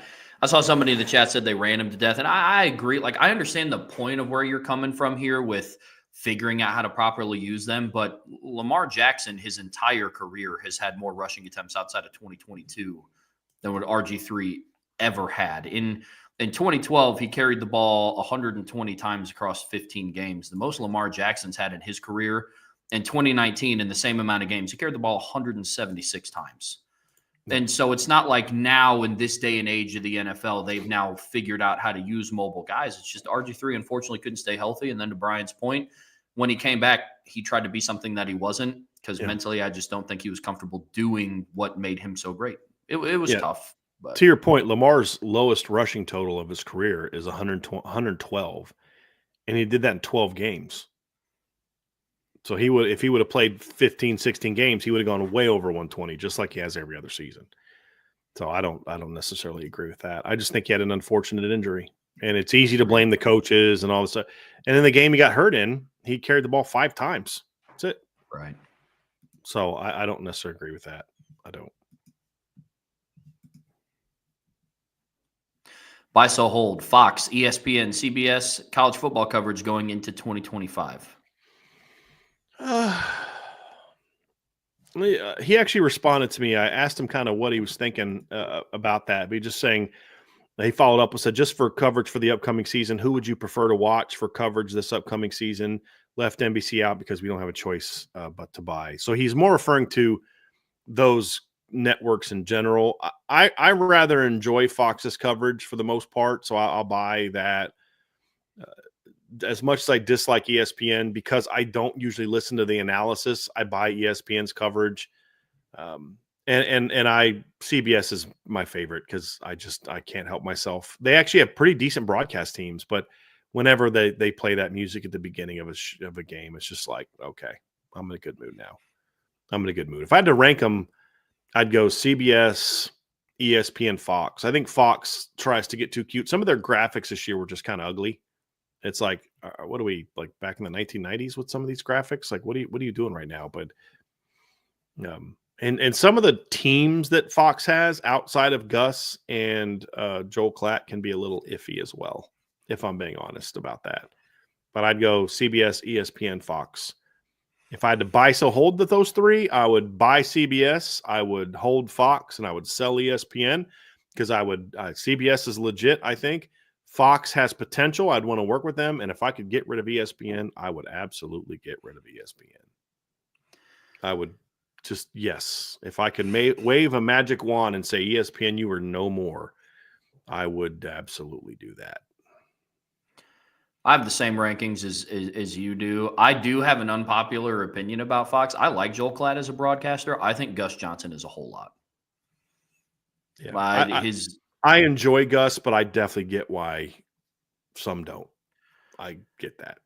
It's a lot. Like, if I could just listen to the highlights of Gus Johnson calls, I'm cool with that. But if I have to listen to him for 3 hours, it can get a lot.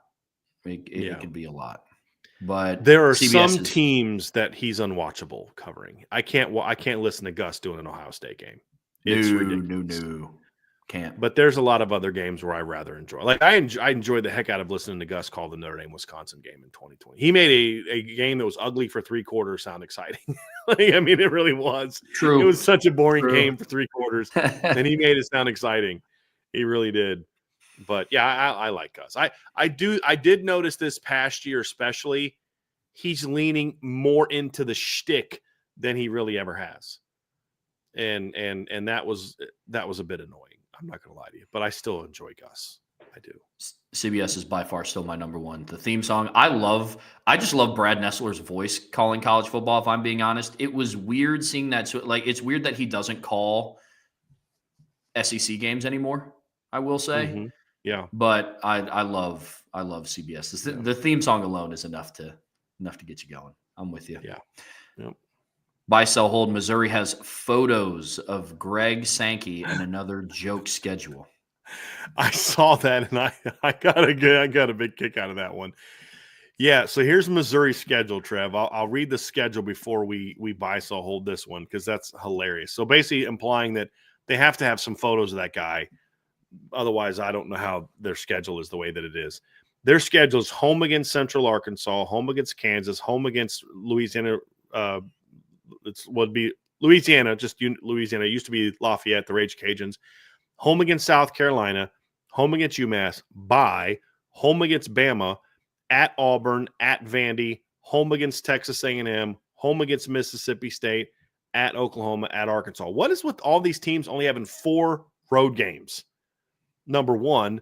Number two, I'm looking at this, Trev, and I'm like, you don't have Georgia. You don't have Ole Miss. You don't have LSU. You don't play Florida. You don't play Tennessee. You don't play Texas. You do get A&M and Alabama, but you get them both at home, and you get them both with bye weeks before, the week before. So, yeah, that somebody in Missouri has something on Greg Sankey or someone on the committee. I buy that.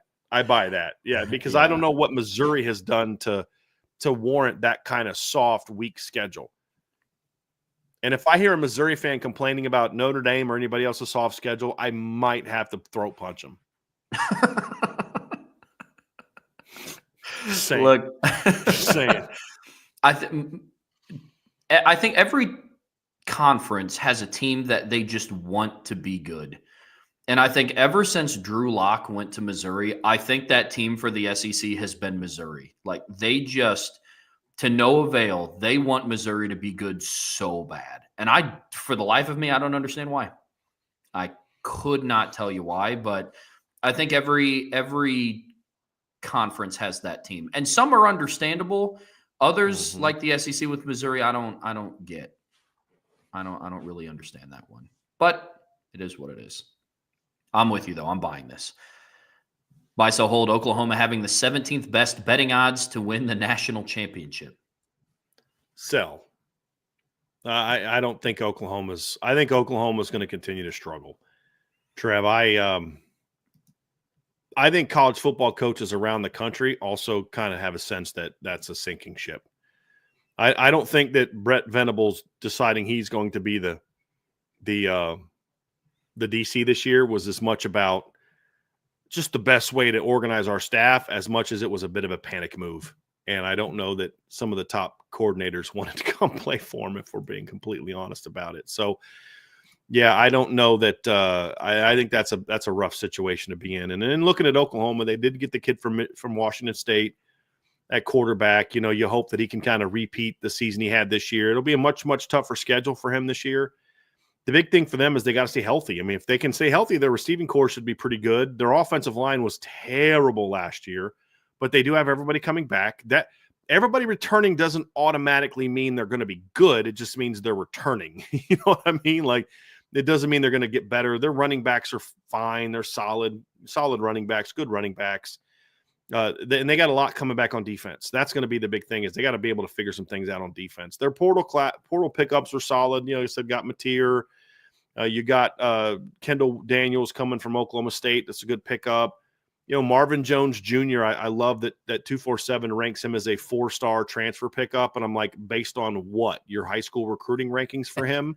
Because at some point in time, the guy's going into his senior year of college. At some point in time, you know, we got to stop pretending like his high school ranking means anything. I mean, the guy this year, Florida State desperately needed him to be good, and he had 25 tackles, 6 tackles for loss, and 4 sacks. The year before that, he had 12 tackles, 4.5 tackles for loss, and a sack. And the year before that, he had 4 tackles, 1 tackle for loss, and a sack. And they're going to sit there and try to convince us that he's a 4-star transfer portal pickup. Shut it. Just absolutely shut it right now at this point in time. Decent receiver pickups. They got Derek Simmons coming in on the offensive line. I don't know a ton about him, to be completely honest with you. He came in from Western Carolina, so we'll see what kind of player he is. I mean, it's a solid portal class. It's not a great portal class. And then, but they landed 15 guys, but Trev, they lost 26 in the portal. So it's like, boy, that you know, they lost Deshaun McCullough went to Nebraska. Brennan Thompson went to Mississippi State. Andrew Anthony left for Duke. Jaleel Farouk left for Maryland. let's see here. Let's see. I know they lost. What was the other receiver? Where's he at? Nick Anderson went to LSU. Jackson Arnold left for Auburn. Jacquaz Petaway left for East Carolina. They lost a lot of dudes this offseason, Trev, in the portal and then in the NFL. So, yeah, they got a lot coming back from a not very good team. I just don't have a ton of confidence that they're all of a sudden going to just be good. And they're going to need John Mateer to be a beast. And I'm like I said, I'm still very curious how he's going to perform against a much more challenging schedule. He was very good this year. I don't know if you had a chance to watch him. He's fun to watch. He had 3,100 passing yards, 800 rushing yards, and then over 40 touchdowns. But he did. This is the schedule: Portland State, Texas Tech, who he struggled against. He went 9 of 19. Struggled throwing the ball, I should say, against Texas Tech. He ran for 197 yards, but he struggled to throw the ball. Struggled to throw the ball against Washington in a win. Ran the ball really effectively. San Jose State, at Boise State, they got completely blown out in that game. At Fresno, home against Hawaii, at San Diego State, home against Utah State, at New Mexico, at Oregon State, at home against Wyoming, and then he didn't play in the bowl game against Syracuse. You're going from that to the SEC. Will he be able to continue that trend in that league? We're going to find out. We're going to find that out. But I'm not high on. I'll just say this: Oklahoma will not be in my preseason top 25. Way too early top 25. No. When you look at what they have coming down the pipe, you could make the argument, give or take a team or two, they might not win a game past October 11th, especially with how much they lost. I mean, they start the season against Illinois State at home, and then the week after that they host Michigan. Michigan's a team that I'm actually interested to see how their season goes. I think they could be better than what some people think that they are. I think they're going to be better than what Oklahoma is, if I'm being honest. Then they have at Temple, home versus Auburn, and then Kent State. But the start of October 11th, in order, they go, and they don't have a bye until November 8th. Right Texas, in between road games against Tennessee and Bama. Yeah, they have home against Texas, at South Carolina. That's in the Cotton Bowl, by the way. That game's in the Cotton Bowl, the neutral site. Yep, the Red River. So they have Red River against Texas, at South Carolina, home against Ole Miss, at Tennessee, then a bye, then at Alabama, then home against Missouri, and then home against LSU. That is not an easy schedule. No. That is not an easy schedule. No. They'll beat Missouri at home with Bo Prabilla at quarterback. I'll give them that one. But the rest of those are very losable games. Mm-hmm. Yeah, very losable games. Yeah, it's but that's another team, Trevor. They have 4 road games and 1 neutral site game. It's just like some of these weird schedules this year. Yeah, very weird schedules. But very weird. I definitely sell them having the 17th best odds. I mean, I guess I buy them having the 17th best betting odds because people are going to bet on them. But if I were to say, looking at it from not a betting standpoint, but just where would I rank them in best odds, they are not in that conversation for me. If you put betting odds on Oklahoma to win a national championship, just buy an annual subscription to Irish Breakdown. Yes. I mean, your money would go. Yeah. Oh, man. All righty. Buy, sell, hold from I am Tenzin. Cheddar is the minimum proper cheese to place on burgers and chicken sandwiches. American is a huge no-go. Sell. I love American cheese on the hamburger. Yeah. Now, I don't like either one of those on chicken. With chicken, I like more of like some of the white cheeses, a nice provolone, maybe a Swiss, something along those lines. But I don't put a ton of chicken on. I'll tell you what I do is I'll make a stuffed chicken. So, you cut out a slot inside and I'll put mushrooms and mozz inside of it and bake it. It's really good. Okay. Nice little stuffed mushroom. Yeah, man. And I'll take like shredded mozz and I'll cook the mushrooms and put them in there. It's really good stuffed chicken. But no, I do not put cheddar on a chicken sandwich. And I'm fine with cheddar on a burger, but an American cheese is really, there's only two things I'll have American cheese in. That's it. Hamburger and grilled cheese. Yep. Grilled cheese sandwiches. Yep. I like cheddar on a burger, and this is more of a personal preference. I love spicy food, and I don't know if you want to file this under super spicy or not, but I will put pepper jack cheese on a burger before I'll put cheddar on there. Now, maybe it's just because it's an afterthought for me, but American's my number one, and then I'm the same as you with chicken sandwiches. I go white cheese. Now, whether that's if it's like a spicy chicken sandwich, I go pepper jack. But if it's something like a chicken parm sandwich, I always either go mozzarella cheese or provolone. If it's a grilled chicken sandwich, I'm more likely to put Swiss on it. So sometimes it depends on how it's made. But yeah, American cheese on a chicken sandwich would be interesting. That would be a no-go for me. Yeah. But now, if it was like a breaded chicken sandwich, I could live with that. I could put cheddar on that, but I wouldn't like it as much, like you said, Trev. First of all, if you have chicken sandwich, you shouldn't need cheese on it. If your chicken doesn't have enough flavor in how it's cooked, you shouldn't need cheese on it. But like I said, I'll put that mozz inside of a stuffed chicken. But when I just make normal chicken, I don't put cheese on it. But like I have some chicken breasts up. Like shredded chicken breast or sliced chicken breast that I'm going to make a sandwich here later. And I'll put lettuce, bacon, and provolone on that sucker and have a day. Or sometimes I only put bacon on or cheese on it at all. But when I do, my favorite, I actually like provolone on a turkey or no tuna. I mean, nice tuna sandwich with some melted provolone. That's my jam right there. Okay. Yeah. Little lettuce, provolone. I actually and cucumbers on a tuna with provolone. That's my jam right there. Okay. No. So whole bacon is better in a cast iron versus any other method. I'm not a big cast iron guy.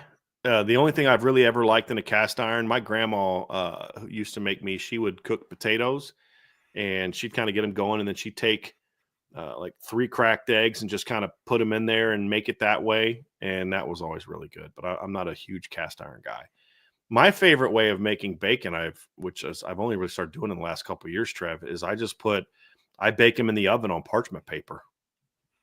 That's the way to go. Put them on 400 degrees, and depending on their thickness, they'll cook anywhere from 15 to 20 minutes and come out nice and crispy and good for eating and good for sandwiches. And I actually think I might text Angie like, hey, I'm going to get out some beef because I'm in the mood to make my smash burgers now that we're sitting there talking about burgers and bacon and stuff. Because when I make a smash burger, Trev, I'll have obviously the smash burger now I will put sometimes cheddar on a smash burger, but I still like American cheese better, but I'll put cheddar on a smash burger.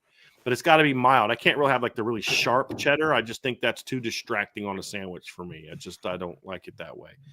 And then I'll put the two, because I always make it two. I have a slice of cheese in between the two patties on a smash burger. Then I will put caramelized onions down.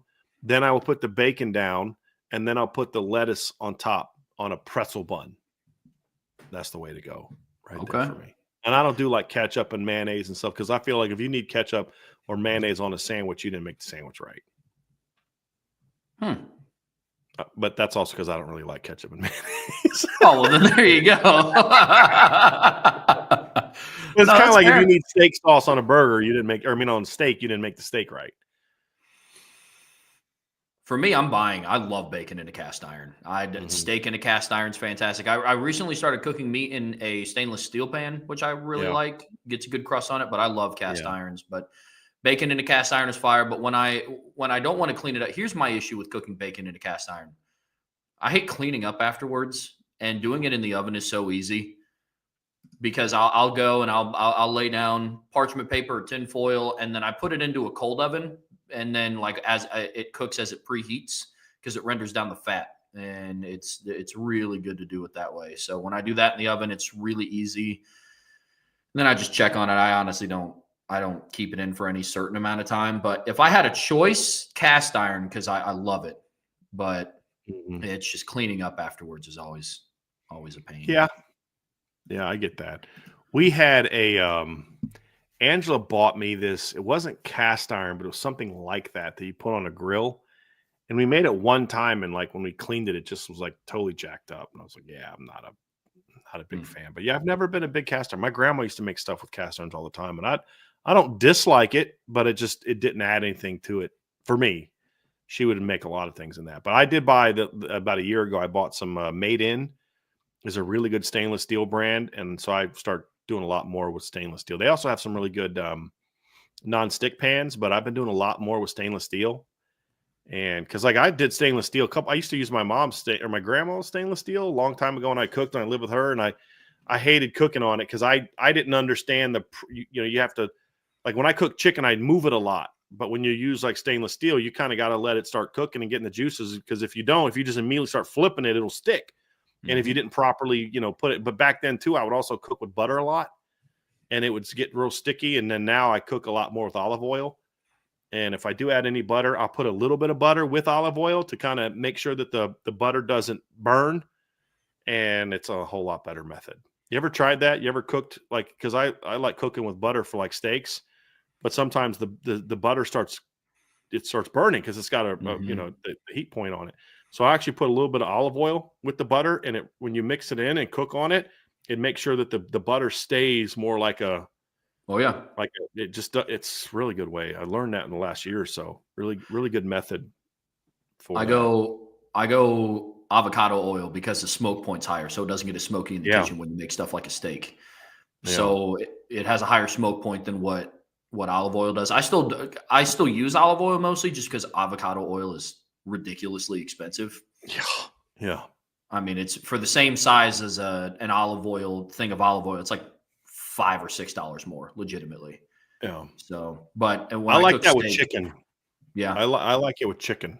Yeah, cooking chicken with it. I'm with you. Buy, sell, hold. There will be no huge surprises on this year's schedule. For example, a Florida State starting top 10 and then finishing bottom 10. Good one. Let's see here. I don't see Miami having that sort of collapse. I don't see A&M having that sort of collapse. I don't see Purdue being a big surprise that they're way better. Arkansas, Boise, NC State, USC, BC. Yeah, I don't see any. I mean, obviously, if it was that easy to pick, it wouldn't be a surprise. But I don't know that I see anybody that would necessarily be that. I could see NC State being a team that jumps up as really good or just plummets. They're a very weird team. Dave Dorn's a strange coach. And then the other one for me, Trev, is a team that I'm still trying to get a read on, and I don't have a good read on them yet. Honestly, is USC. I really don't have a good read on them yet. I look at, Maeva looked great against Notre Dame, but he didn't look great in some of his other games. Their running back room is not as good as it was last year. They had their 2 studs transferred out. Their receiving core is good, but, how good is it really? And, their offensive line, they got, 3 kids coming back. Actually, really only 2 returning starters. Actually, you're going to replace Jonah Monheim. You're having to go to the portal for guys. I don't know, man. I don't love that team coming back, to be completely honest with you. I just don't know what to make of them. I really don't. I don't love their talent. Like in the past, boy, they're a really talented team. Now I don't think their talent's great right now with all the guys they lost. I really don't. But that could also lead to them maybe being more of a bit of a unified team. There's not the egos and attitudes, and they play better together. And then that makes them surprise people. Maybe you could see that. But I'm not blown away by USC's roster right now. I'm really not. Really not.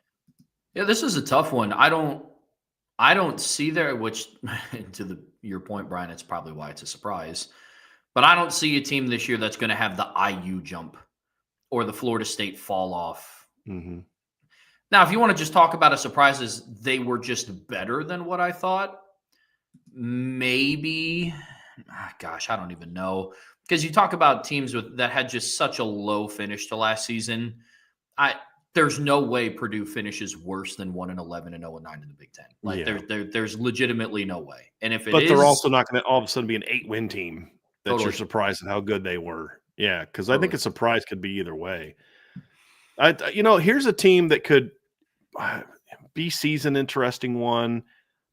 Stanford's their roster's a mess. I got a team that I think could end up surprising us a little bit this year. Let me just go pull up, just refresh my memory on a couple positional question marks.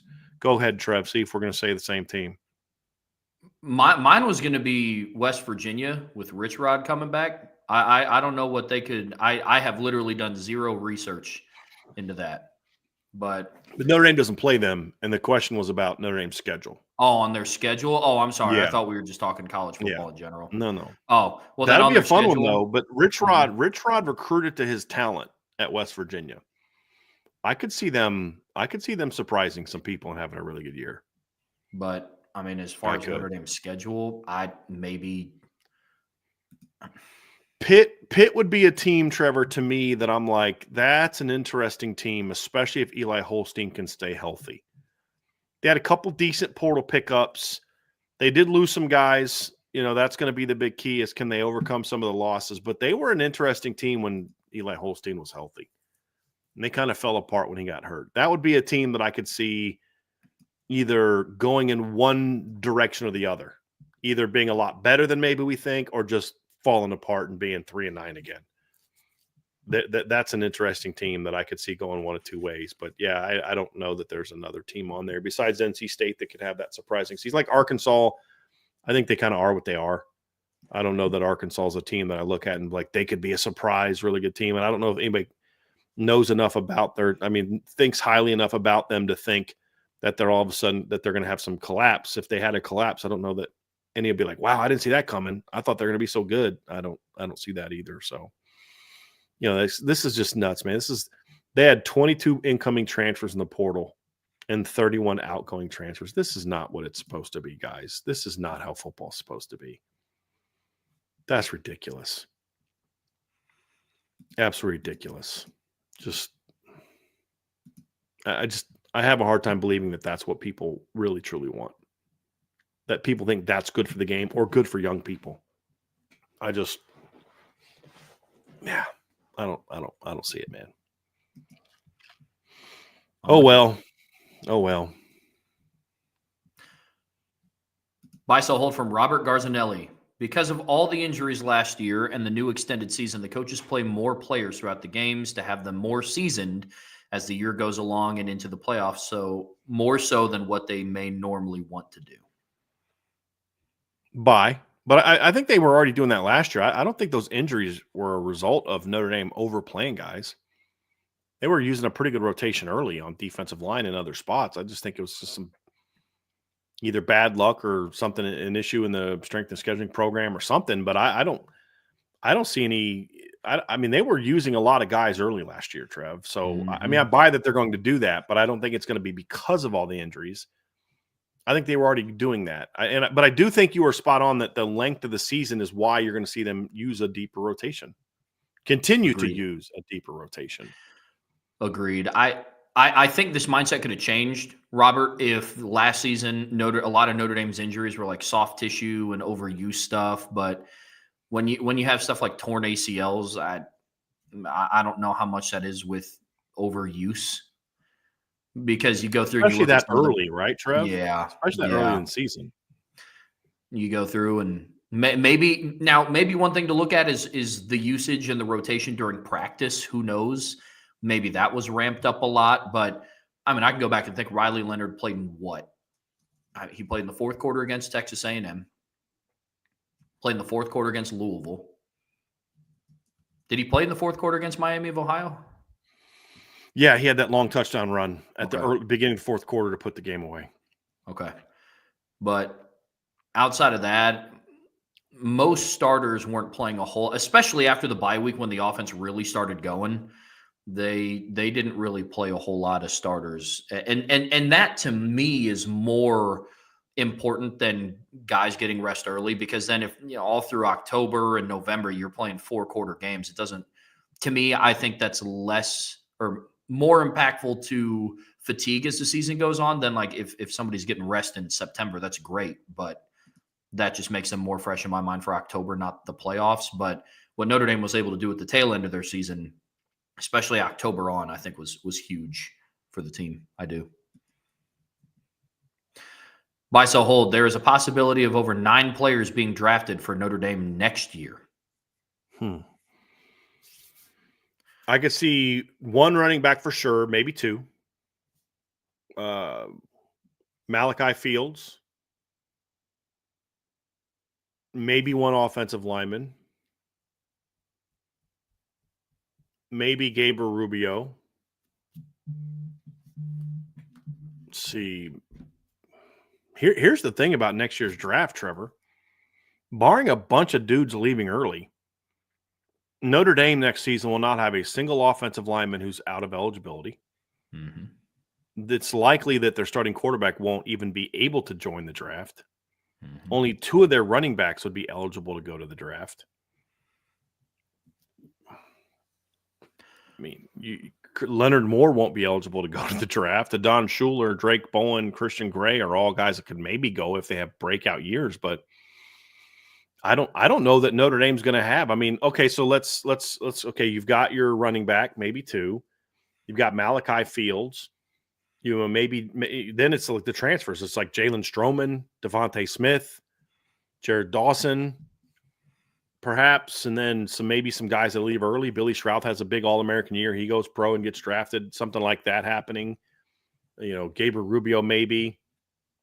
And like your defensive end, the only guy that's out of eligibility next year is Jordan Patelho at defensive end. He's the only guy that's out of eligibility, correct? And I don't see him being a guy that gets drafted, no matter what he does. I mean, he's undersized and 6-year player, and you know. But I don't. I'm going to sell that because well, actually, you know what? I shouldn't sell that because if Notre Dame's a team that we think they are, Trev, there's some juniors are going to break out and have big years and maybe go to the NFL draft. I could see that. But right now, I'd say sell that because that's a big number. And I think if we were going to say 2020, the 2027 draft. So like this is the 25 draft coming up here in this spring. And then the 26 draft would be next year. The 27 draft could be nuts for Notre Dame as far as number of guys drafted. When you think of all the Drake Bowen class will be seniors, and then the Kingston class will be juniors and draft eligible. Yeah, that could be fun. I'll say this. If in the 2026 NFL draft, Notre Dame had 9 players drafted, they won the national championship. I'll say that because that requires a lot of breakouts from guys that we are forecasting them to break out, but like breakouts of draft eligible players.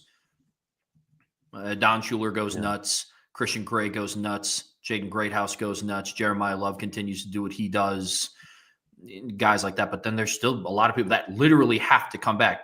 Bryce Young, Logan Thomas, guys like that have to come back. Leonard Moore has to come back. Depending on who else steps in at safety next to a Don Schuler, who knows who that is. You know, I mean, maybe JD Price comes back, depending on the season that he has. Most likely your entire offensive line comes back. Maybe if Billy Schrouth goes nuts. So, but as far as drafting goes, I'll say this. If Notre Dame has 9 players drafted in 2026, they probably won a national championship.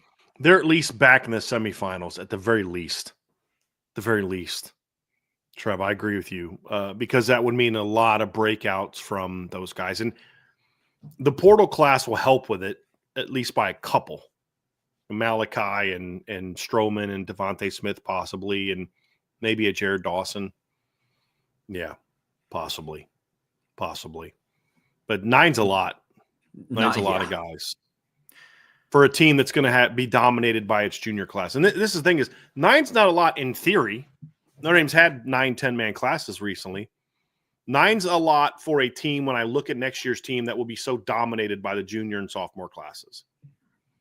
We just got done talking yesterday, Trev, you and I talking about captains, and we're talking about your top 4 to 6, of your top 6 or 7 candidates for a captain next year, minimum 4 to 5 of them are true juniors.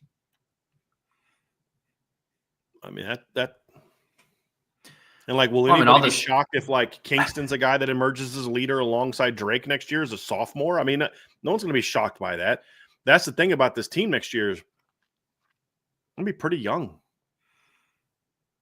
Yeah, pretty young. Yeah, all these conversations just spark excitement for what Notre Dame has in the future. I mean, you got to think after 2025, the offense potentially returning could have their starting quarterback, the entire starting offensive line. Jeremiah Love is most likely going to be a 3-year player, but if he decides to come back, won't be upset. But even if he leaves, you still might have JD Price. You'll have Aeneas Williams. You'll have Kedron Young. You'll have Nolan James, whoever they add in 26 who will be incoming outside of Malachi Fields. You could and Will Pauling, you could potentially have your entire receiving room come back. Tight end, is Eli Raritan going to be out of eligibility after this year? Yeah, that's another one. He is, because he's played minimum 4 games every year. Yeah. So, but you'll have James Flanagan, Cooper Flanagan, Jack Larson. The offensive line could entirely come back. I mean, that's just on offense. I mean, it's nuts. It's absolutely crazy. But yeah. It's fun to talk about, man. Buy, sell, hold, even though real quick. So I just corrected Garth Cassidy in the chat.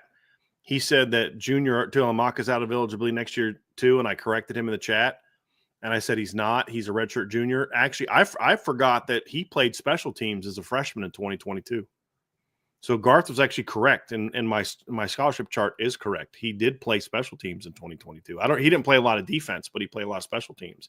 So he actually is out of eligibility after the season. So Garth, you are correct.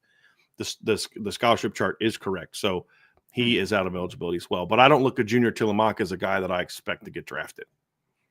He would have to have a much bigger season than I anticipate. But you are correct, Garth. He is out of eligibility after the season. Yeah. Yeah, Junior Tuihalamaka would have to have a season full of Georgia games. Yeah. For that to happen. And then do it again in the postseason. Not saying that he can't, but that's what it would take to. It's unlikely. It's unlikely.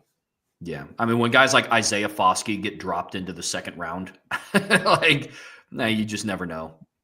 You just never know. Buy, sell, hold. Even though they just extended Ryan Day, if he loses to Michigan next year, he will be fired after the playoffs if they don't win it all. Sell. Winning the title completely changed his future. There's no way he's getting fired next year unless it's for something that involves either off the field or some sort of abuse, physical abuse of a player or coach on the field. It would have to be very, very dramatic. Yeah, it would have to be a scandal of some sort, which you just never hope for anybody's career. I'll say this. I don't think they fire Ryan Day. I think Ryan Day secured his home in Columbus after winning a national championship for quite some time.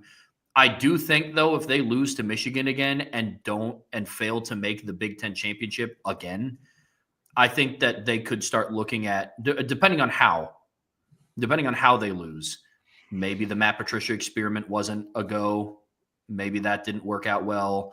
Depends on what happens with Brian Hartline. I think there's so if they many go 7-5 next year and lose to Michigan again, he's not getting fired. He just won the national championship. It would have and if they did fire him a year after winning a title and the success he's had, good luck finding a good replacement. Like, hold on a second. I could go there, win 10 games every year, make the college football playoff 4 times. So he got 19, 20, 21, 22, 23, 24. In 6 years, I can make the playoff 19. They made it, correct? They made it in 20. They made it in 22. So 4 of your 6 years, or 4 of your 7 years, you're in the playoffs. You win the national title once, but you're going to fire me the year after because I didn't beat Michigan. You want that job? Screw that. There's no way they fire him. Winning the title gave him it was a game changer. So I'm definitely selling that one for sure. That doesn't mean that there won't be some Buckeye fans that want him fired if they lose to Michigan next year. For sure there will be. Man.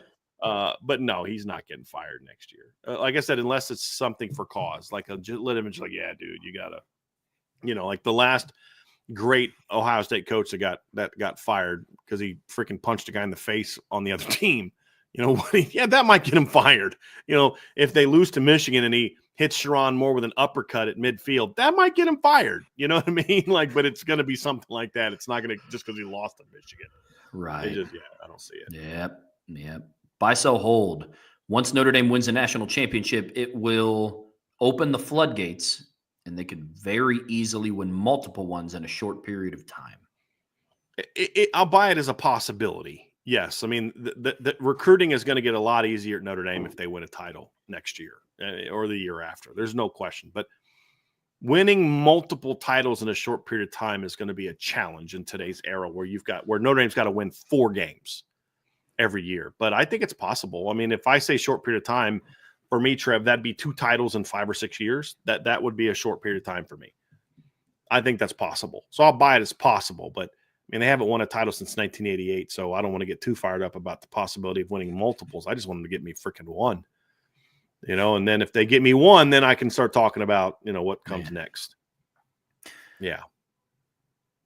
I'll buy it as a possibility. I'll say this. One of the reasons why teams have had the ability to go and win back-to-back, or call it 2 and 4 years or 3 and 5 years, continuity is big with those teams. We talked about Alabama keeping Kirby Smart as their defensive coordinator for 7 years. Brett Venables was the defensive coordinator at Clemson during their title runs. Trying to think, Monken was the offensive coordinator at Georgia for both of theirs. So continuity is huge. And if this past season showed us anything, Notre Dame didn't even win the national championship. They just made it, and they had some coaching turnover. If they win it, I mean, who knows? So that was my count. A point that USMA made in the chat, Trev, and it's a valid point. But my counter argument is, but what did we also see this offseason? Is you were able to flip a guy who was at Penn State with one of the best running back rooms in the country to come coach for you, which only happens because you went on the run that you went on. So it is a challenge. And that's where I think hiring a guy like Mike Denbrock and making sure he's as happy as possible is so important, because you can at least keep that continuity on one side of the ball if you keep him around for a while. Yeah. I don't know that Mike Denbrock is in a situation where he's necessarily looking to leave anytime soon. And I don't know that there's that Bengals type of job out there for him. I don't know. Maybe he gets to the point where they win a couple titles and he wants to challenge himself at the NFL level. Maybe, I don't know. But he's one that I don't see. But yeah, it can be a challenge. That lack of continuity can be a challenge. But that's a challenge for a lot of people. But I think I think if Marcus Freeman stays at Notre Dame, he's a guy you want to work for. Because the counter argument is, if you win a title and you lose coaches to head coaching jobs and coordinator jobs, that makes your ability to replace them much easier, because now those are heavily coveted jobs. Why would you not want to be the next D coordinator at Notre Dame? Did you see what happened to the last two guys? Like, let's say Notre Dame goes out and wins a title this year. Well, they're not going to do that if Chris Ash wasn't a great hire by Marcus Freeman. Now, all of a sudden, does he get a head coaching job? Does he get an NFL D coordinator job in a year or two? I mean, now all of a sudden, if you're a top-notch D coordinator, like, I want to coach the Notre Dame, man, because look what, their last 4 head coaches are the head coach at Texas A&M, or their last 5 head defensive coordinators are currently the head coach at Texas A&M, the head coach at Vanderbilt, the head coach at Notre Dame, the D coordinator for the Bengals, and let's say the D coordinator for, I don't know, the Arizona Cardinals or something like that. I don't know where actually Chris Ash is an East Coast guy. So let the D coordinator for the New York Giants or something along those lines, or the head coach at somewhere. That all of a sudden makes it a lot more attractive to go hire that next guy. And that's, Joe Rudolph gets an OC job after this next year where they win the title. Well, who wouldn't want to coach that room? It won't be hard to find a good offensive line replacement. But what you got to avoid is that you're not doing that every single year. You're having to turn over 6 or 7 coaches. That's going to be a challenge. A challenge. Yeah.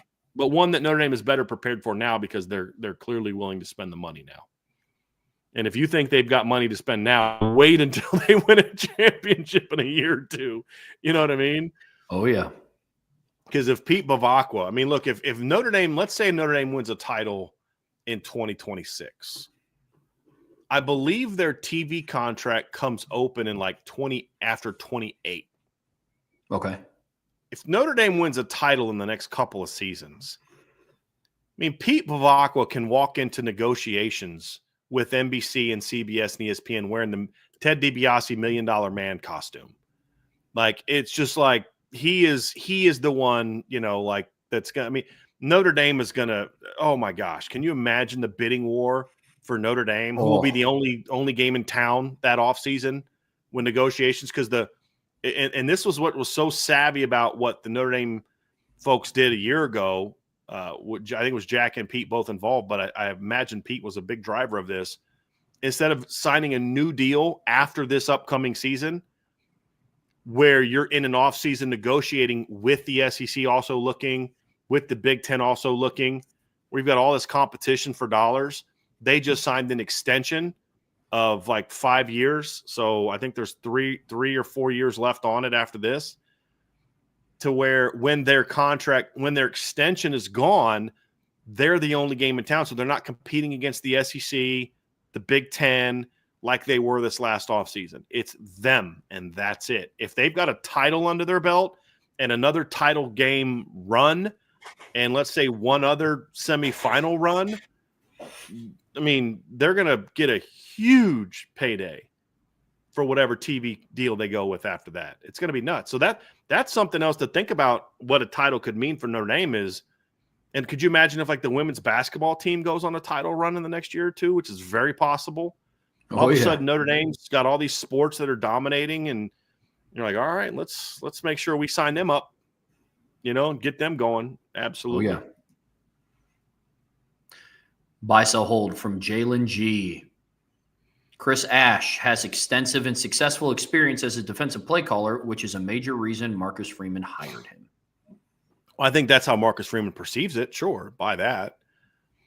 I mean, extensive experience. I don't know that I would agree with that. He was a D coordinator for 2 years at Wisconsin, 2 years at Ohio State, 1 year at Arkansas, and 1 year at Texas. He's been a D coordinator 6 years. That's experience. That's certain, but that's not extensive experience, in my opinion. So, but it's a lot more than what Mike Mickens has, obviously. But I think that's how Marcus Freeman views it. I don't know. And of those 6 years as a coordinator, 2 of them were disasters. I mean, and honestly, his most recent coordinator job was a disaster. In his last 4 years as a coordinator, 2 of them, he gave up almost 30 points a game. 2013 at Wisconsin and 2020 at Texas. Now, in between that, you had a top 10 scoring defense, and another year you won a national championship. So I understand why that would be the case, but I think he's just a little bit more of a question mark than that. Yeah. And when I think extensive, I think someone's been doing it at least a decade. 6 years is not extensive. And two-thirds of those years were pretty good. A third of those years were not very good. They were downright awful.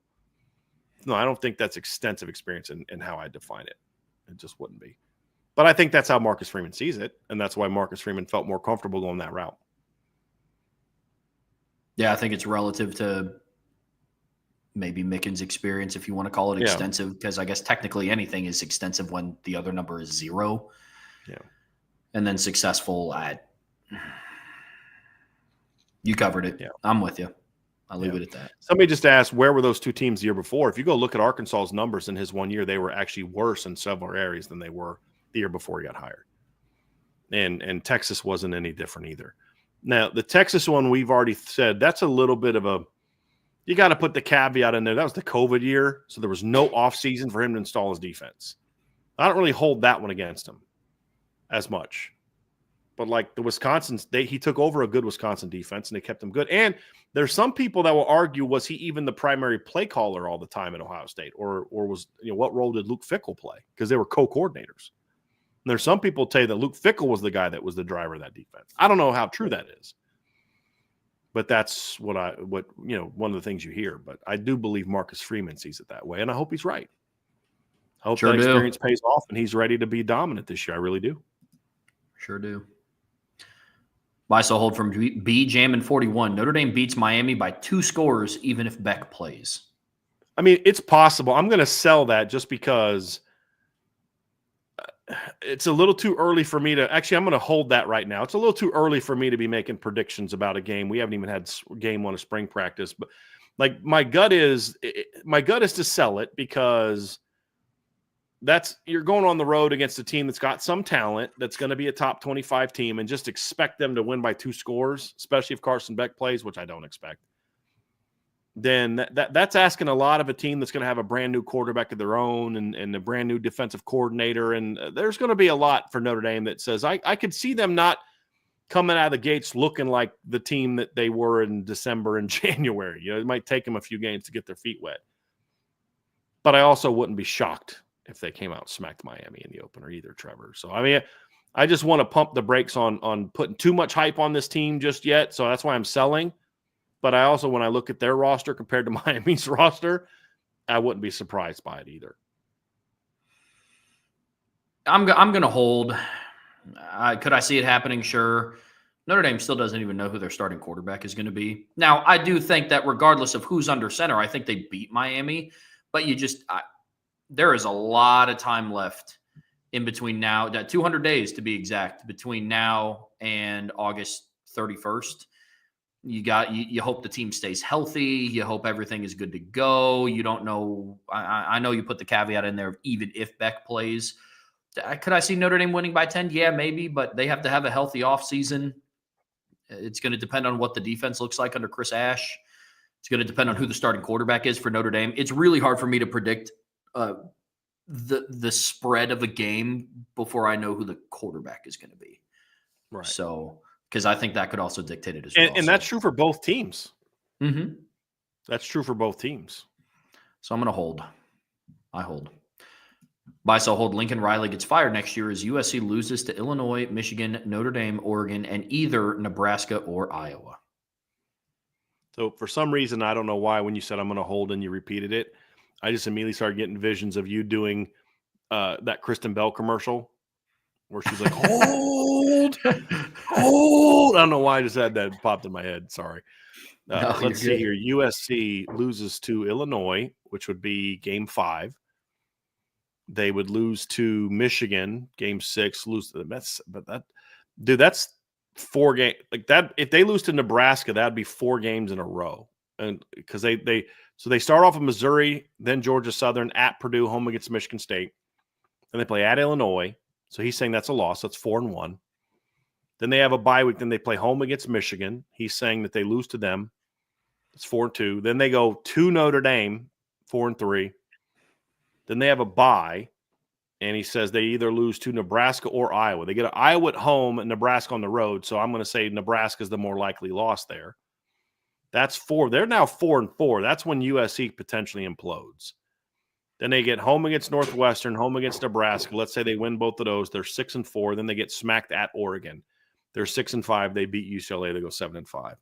I just have a hard time, if that happens, seeing USC being okay with that. Very hard time with that. I mean, you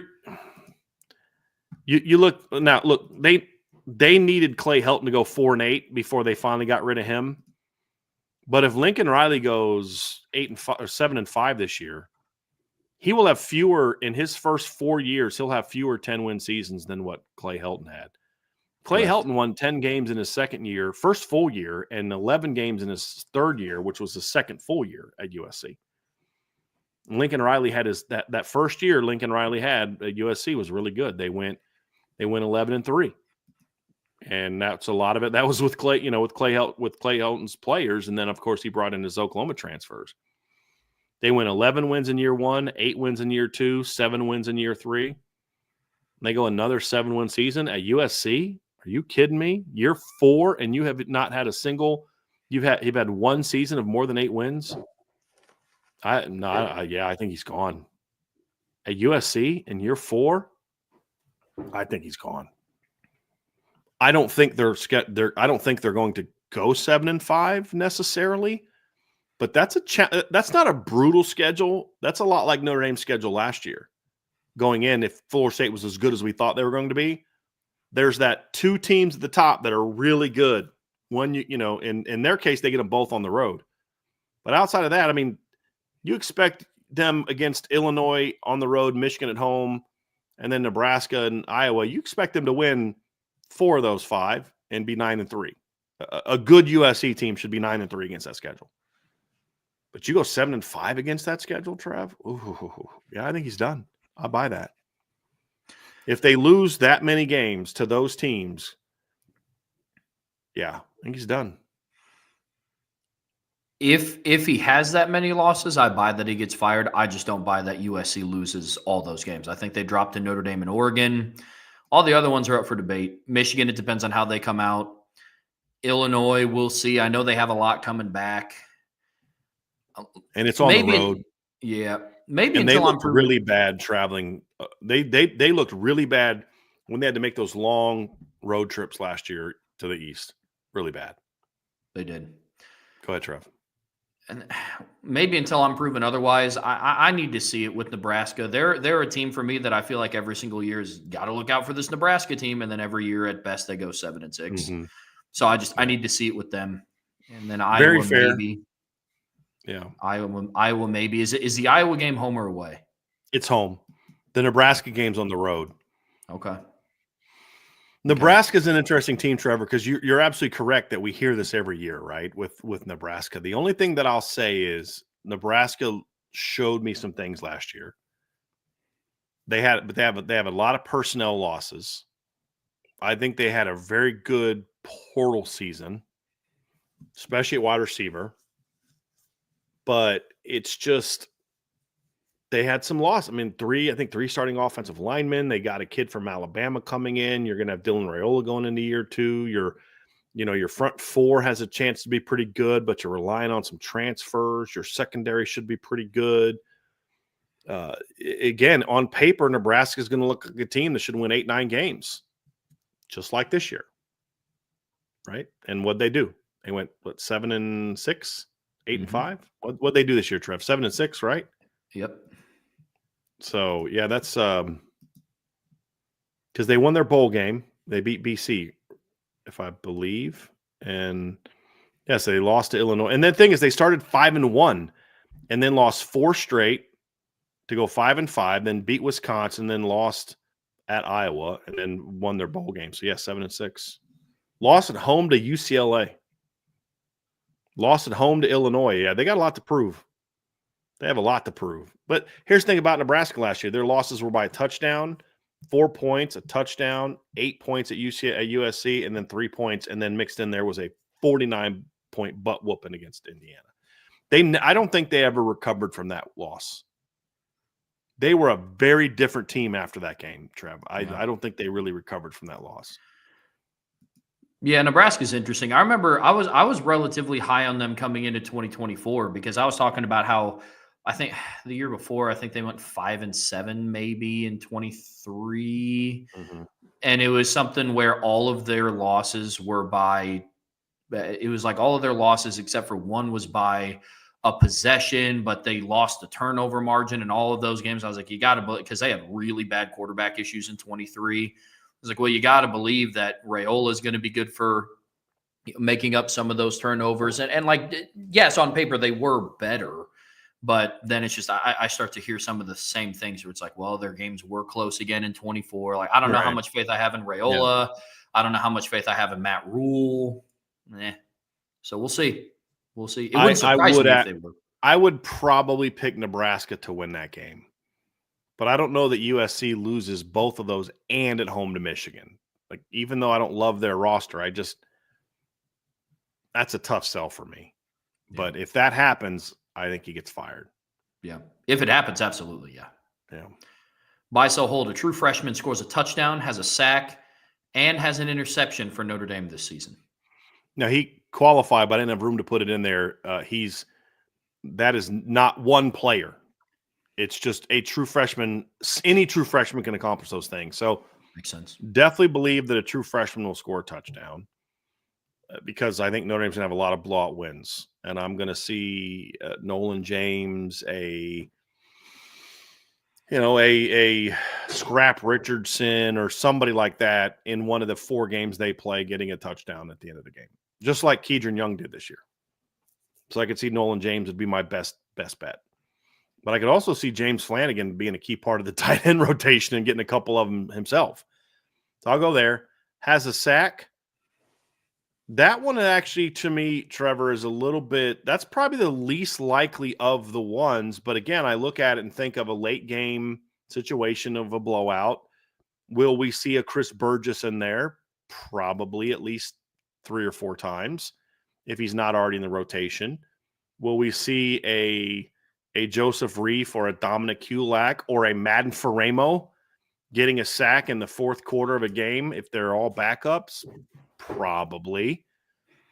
INT, that one is the one I'm most confident in because I think the secondary is where we will see Madden Faremo, and the secondary is where we will see more freshmen potentially playing as part of the rotation, not just mop-up minutes. And I put Madden Faremo in there because if you have watched Madden Faremo play, you know he's very good in coverage. He covers a lot of ground, and he's really good at looking up and hunting up, curls and ends and stuff like that. I could see that. And then, of course, you got Jadon Blair, you've got Dallas Golden, you've got Mark Zachary, you got Creed Thomas, you've got Brandon Logan and Ethan Long. I think at least one of those guys, if not two, is a regular part of the rotation next season. And I think one of them gets a pick. So, yeah, I buy that. I would say most likely INT, second most likely sack, third most likely touchdown of those. But I buy that they all three happen. What say you, Trevor? Yeah, I buy it. I'll even call my shot. I think Nolan James scores a touchdown. I think Madden Faremo gets a sack. I think Madden Faremo might see maybe not as heavy as what KVA was used as this past season, but I think he steps into a Kingston Viliama-Asa type of role, and I think Jadon Blair gets a pick. So that's my – but I definitely buy it. All righty, buy, sell, hold. KK Smith puts up better numbers than Chris Mitchell did this season. Boy, I would love it if that happens, Trevor. I'm a big KK Smith guy, and Chris Mitchell this year caught 22 passes for 224 yards and 2 touchdowns. I'll say this: I would feel a lot better about the yards being higher for sure. The catches, we'll see, but definitely the yards. I would love to see KK Smith be a 20-catch, 400-yard guy next season. Could absolutely see that. And I hope that he does. He's got to get and stay healthy because he's now had 2 injuries in both of his 2 years in Notre Dame. He's had an injury that cost him significant time. That's a big concern I have for him. But I'll buy that. I'm in the hopeful time of the year, Trevor. Right? Valentine's coming up 2 days. My wife's birthday's coming up in 4 days. Come on. I'm making my chili after the show tonight. I'm in a good mood. So let's hope by that one. I'm with you. You got to hope so. Chris Mitchell, you could also make the argument that if Riley Leonard saw some things a little bit different, Chris Mitchell would have also put up better numbers than what Chris Mitchell did in 2024. He should have like 7 catches in the title game alone. Yeah. He should have 3 on the first drive of the game, Trev. Good night. But I agree completely with you on that, by the way. You got to hope so, because I think KK Smith could be a valuable asset to this offense, but you got to stay healthy, and there's a lot in front of him right now that is healthy. So it's going to be interesting to see, but I'll buy it. I could see KK being in the competition to be the punt returner also. As a way to get him he was a really good punt returner in high school. Just got to get a little bit stronger. But yeah, he was a really good punt returner in high school. Buy, sell, hold. Notre Dame will have the better offensive line, defensive backs, running backs, and linebackers than anyone they face in the 2025 regular season. My initial gut reaction is to buy that and not to necessarily have any doubts about it. I'm just trying to look through the schedule. Miami, I don't see Miami having a better offensive line, but they'll be in the conversation. They've got some really good players coming back. They lost some guys, but they've got some really talented kids coming back. Don't see them being better at linebacker. Don't see them being better in the secondary. Definitely not better at running back. Texas A&M, linebacker, no. Secondary, no. Running backs, definitely no. Offensive line could be one because I believe, Trev, you did this research, so you would know this, but I believe that all 5 of their offensive linemen are coming back this year, right? Or at least 4 of them. Four of the 5. 4 of them? Okay. Who'd they lose? They lost. Their left tackle? Yes, give me just a second. They lost. Yep, TJ Shanahan. Oh, so he wasn't even a full-time starter. Okay. He started part of the time, but yeah. So then the left tackle comes back, and we pull up their projected depth chart next year. They lost some receivers, but gained some. That's going to be a question mark. But their offensive line should not be better than Notre Dame. So Troy Zune comes back. Chase Basantis comes back. Demetrius Crownover comes back. Reuven Fothery comes back as a depth guy that started some games. Armaj Reed Adams comes back. Kolanius Fayal comes back. So, yeah, they got a lot coming back. That's the one team that I look at the schedule, Trev, and think has the best chance to say that their line could be better than Notre Dame's offensive line because it's got more experience and size. Notre Dame has more God-given ability if they put the right group on the field. I don't know of anyone else. I don't see anybody else in the schedule, Trevor. Purdue, no. Arkansas, no. Boise, no. NC State, no. USC, no. BC, no. Navy, no. Pitt, no. Syracuse, no. Stanford, no, at those positions. A&M's the only one. And I'll say this, too. I'm going to go out on a limb here, too. A&M will have the second best backfield. If you're going to rank the backfields, including Notre Dame, so the Notre Dame plus the 12 opponents, I would argue that A&M might be number 2 at running back behind Notre Dame. There's a couple other good backfields, but Le'Veon Moss is back, Amari Daniels is back, so like they're going to have. I actually like that A&M team. They're just Reuben Owens is back from injury. The only guy they lost in the backfield was E.J. Smith. But yeah, A&M. I'd feel a lot better about A&M if two things were true. One, I had more faith in Marcel Reed. I don't. And number 2, if they hadn't lost as much as they did from their defense. I think there's going to be a little bit of a growth period there. And he still has Jay Bateman running the defense, which numbers-wise, they didn't go. Yeah, numbers-wise, they didn't lose a whole lot from their defense, but what they did lose was huge production from their defensive line. Yeah. Shamar Turner, Shamar Stewart, and Nick Scorton are going to be really and Rodis Johnson was a rotation guy that's gone too. So it's going to be real tough to replace them. But on the back half, their defense is still relatively intact. They have a position to have a better season record-wise than what they did. But it pertains to this question, I would buy this. The only question mark being potentially Texas A&M's offensive line because they return a lot. I don't know if anybody in the country is going to have a better running back room than Notre Dame. No, the only one that would compete with them would be Penn State's or potentially Texas A&M's, depending on how Moss and Amari Daniels do, in my opinion. Because I don't as a room in total, I like Nate Frazier at Georgia. I don't know who's going to be behind him. Cash Jones. Branson Robinson should come back from an injury. They have a couple young guys that are good players, but no, as a whole, this isn't a vintage. They got Roderick Robinson. Branson Robinson's a big guy coming off injury. Chauncey Bowens. I mean, it's a good running back room. Cash Jones is kind of their third down guy. Texas, maybe. No, because Texas gets C.J. Baxter back. Because remember, that two of their top 4 running backs last year got hurt before the season even started. So Wisner comes back. Jarrett Gibson comes back. They lost Jadon Blue, but they replaced him with C.J. Baxter, who was expected to be their guy this year for them. So he's a guy that is a freshman in 2023, rushed for 659 yards and 5 touchdowns and caught 24 passes. So, but is it going to be as good as Penn State and Notre Dame? Not even close. Like this year, like there's a couple backfields, and I'm not to go through and look through everybody's rosters, but just what I know, and maybe there was a transfer that shook things up somewhere that I'm not thinking, but last year, there was still Ohio State had a really dynamic backfield. There was a couple, you had Boise State had Ashton Genty. There's a couple backfields that were pretty dynamic.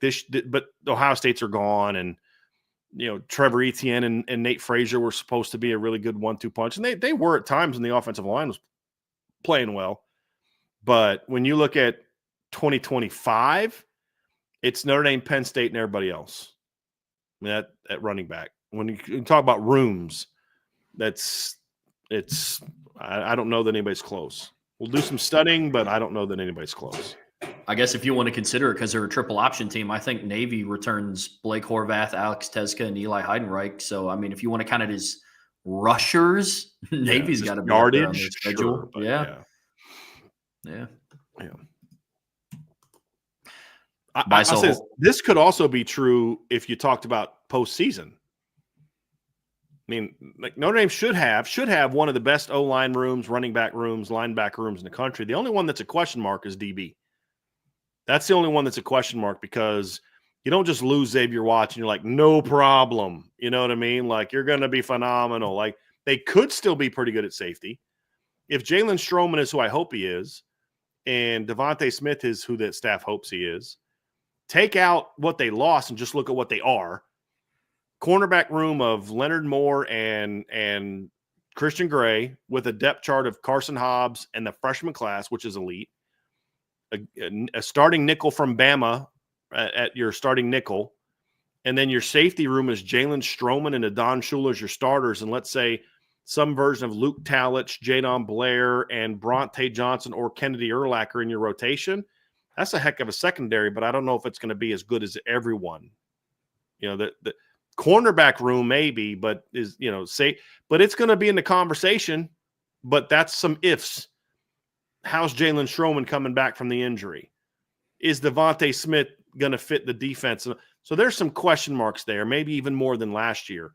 But the talent is going to be exceptional, in my opinion, especially at cornerback. But there's still some. I just need to. Once I see Jalen Stroman running around in the spring, I think I'll probably feel a little bit better about where the secondary is. But right now, I'm just still thinking that number 0 is not back there anymore, and that makes it hard for me to still be like, they're going to be not going to miss a beat. Like that guy was pretty flipping good. That guy was really freaking good, Trev. Yeah. Maybe Adon will change his number in the offseason to number 0. Maybe it'll help. It's close enough. It's close enough. It's close enough. Buy, sell, hold from Sean McCardle. If the offensive line starting 5 reached their full potential, it would be the best offensive line in the country and the best at Notre Dame ever. Left tackle Will Black, left guard Billy Schrouth, center Anthony Knapp, right guard Charles Jagasaw, right tackle Gerby Lambert. I'm selling that because he put that best at Notre Dame ever, because it won't even be the best offensive line at Notre Dame in the last decade. With all due respect to that, I absolutely buy that if everybody reaches their full potential, that could be the best offensive line in the country, possibly. I'd feel even better if you would have kept Gerby at left tackle and Knapp at guard and then Craig at center, because I don't love the idea of having a true freshman, even one as immensely talented as Will Black in there. But if Will Black is so good that you feel that you have to move Jagasaw to right guard and Gerby Lambert's so good that he beats out Emil Wagner, that's going to be a really good offensive line. But with all due respect, that's not as good as the offensive line that had Mike McGlinchey, Quentin Nelson, Sam Muss for Alex Bars, and then the 1-2 punch of that group. And I'm not even sure it's better than the offensive line that had Ronnie Stanley and Mike McGlinchey at tackle, Quentin Nelson at guard, Steve Elmer at guard, and Nick Martin at center. It'll have maybe more God-given ability across the board, but any offensive line that's got Quentin Nelson and Mike McGlinchey and Ronnie Stanley in it, it's pretty freaking good. But it's not an absurd submission to say best ever. And then of course there's been some great lines in the past as well. The 1993 offensive line that had Aaron Taylor and Tim Ruddy and that group of guys was pretty amazing as well. But it has a chance to be the best in the country, absolutely. But there's a lot of unprovenness in there that makes me even think about sniffing the 2017 offensive line. But the good news is, Trevor, they don't have to be as good as the 15 or 17 offensive lines for Notre Dame to be a championship. They just need to be a top 2 or 3 offensive line amongst other teams in 2025. That's what they need. Now, that group in 2026, maybe. Sure. Maybe that 2026 offensive line, if all those guys come back, maybe that group could challenge the 2017 or 2015 lines. Maybe. I'll say this. One of the best ever would be the best ever. No, I sell that. If they reach their full potential, sure. I don't love Will Black starting as a true freshman at left tackle, especially because, look, I think Charles Jagasaw should be the left tackle. I do. Like, you look at what he did in his 2 sample sizes there. I agree. I think Anthony Knapp projects more on the inside of the offensive line. I don't think that means Notre Dame inserts him at center and then it becomes the best offensive line in Notre Dame history. I think the transition from left tackle to center would be pretty drastic.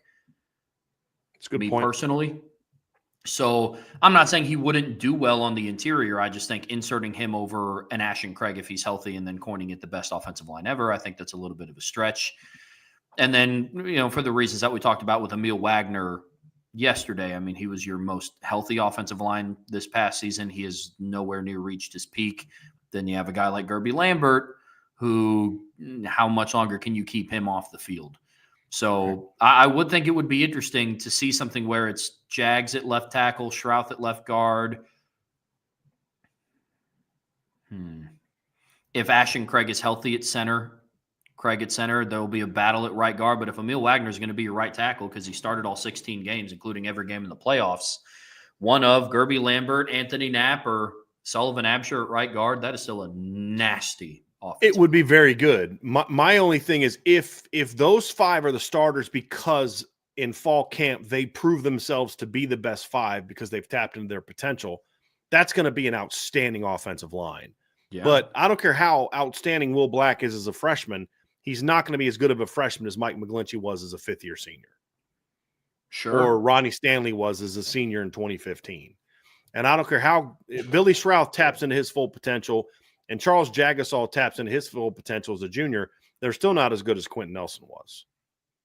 Now, where Notre Dame could make a case is, could Gerby Lambert as a second-year player who was so good that he beat out Emil Wagner be better than what Tommy Kramer and Robert Hainsey were in 2017? Yeah. Could Anthony Knapp or even an Ashton Craig, if they've reached their full potential, be better than what Sam Mustipher was in 2017? Possible. Could Charles Jagasol, if as a junior reaches full potential, be better than what Alex Bars was in 2017? Maybe. It's going to be tough because Alex Bars was really good in 2017.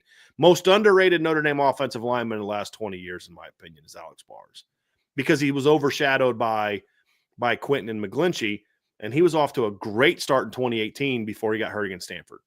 I think Alex Bars is on the verge of an All-American season if he didn't get hurt against Stanford in Game 5 of 2018. He was very underrated. But that's a tough task. But that's why I say in 2026, if this line starts next year and then they all come back in 2026, Trev, now we might be talking about something, because now Gerby's a junior, Jags is a senior, Black's a sophomore, Shrouth's a fifth-year guy, Knapp's going to his junior year, and all the experience they'd have. Maybe then, because that's a really talented offensive line. But that's asking a lot to be better than the 2017 offensive line. That's asking a ton. Or the 2015 offensive line. I mean, that was a pretty darn good offensive line, and it might have even been more talented than the 2017 offensive line. It just wasn't as dominant as the 2017 offensive line. Yeah. Oh, man, if we're even having it, if at any point in time this season we're having a conversation about whether the Notre Dame offensive line is or is not as good as 2017, it means Notre Dame's a really, really good offense this year. Really good offense. Yeah. Yeah. I hope we're having that conversation. I hope Andrew Gilmore comes in this chat in November and he's like, hey, I think this line's better than 2017. And I have to convince him why he's not quite right, but not nuts for thinking it. You know what I mean? Like that would be a fun hey, it's really good, but it's not quite that good. But if we're even, but if as long as my response isn't, you're out of your mind for thinking that, then that means this is going to be a really fun year to watch this offensive line. But that also speaks to the talent this room has, which is why it's absolutely inexcusable for this offensive line to not be one of the 3 or 4 best in the country. Way too much talent in that room for it not to be an elite offensive line, in my opinion. Best in the country with the talent that they have coming back is the standard, in my opinion. It has to be with the talent that you have in that room. Best ever at Notre Dame, because Notre Dame has had a spoil of riches along the offensive line, especially in the last decade. Yeah, it's a taller ask. But to your point, Brian, if we're having that conversation, it's going to be a season. Buy, sell, hold from Southern Highland Irish. Notre Dame will have the best running back room in college football in 2025, and even the national media acknowledges this by the end of the season. And by that, it'll be them or Penn State. And I think part of the reason it's an easier buy for me this year than it would have been last year is, the room's more proven. Jeremiah Love's going to be getting a ton of preseason hype. And then number 3, there's just not going to be as many rooms, in my opinion, they're going to be as able to compete with the Notre Dame guys, other than Penn State. So, yeah, I think that I'll buy that. I'll buy it, and then I'll buy it, and I'll add one more bullet point to yours, is they're not going to have a mobile quarterback taking up 900 yards and 16 rushing touchdowns of that production either. That's a good point. Buy, sell, hold. If Carr or Minchie win the job and become the starting quarterback before the season starts, they become the winningest quarterback in Notre Dame history by the end of their career. If this is the case, this includes a national championship. Yeah, I buy that, but it's also it requires a bit of an asterisk on that one, Trev, because they would play so many more games. So the all-time winningest quarterback, I believe, is Ian Book, who won 31 games. It's either 30 or 31. That means they'd have to go. CJ would be a minimum 3-year starter.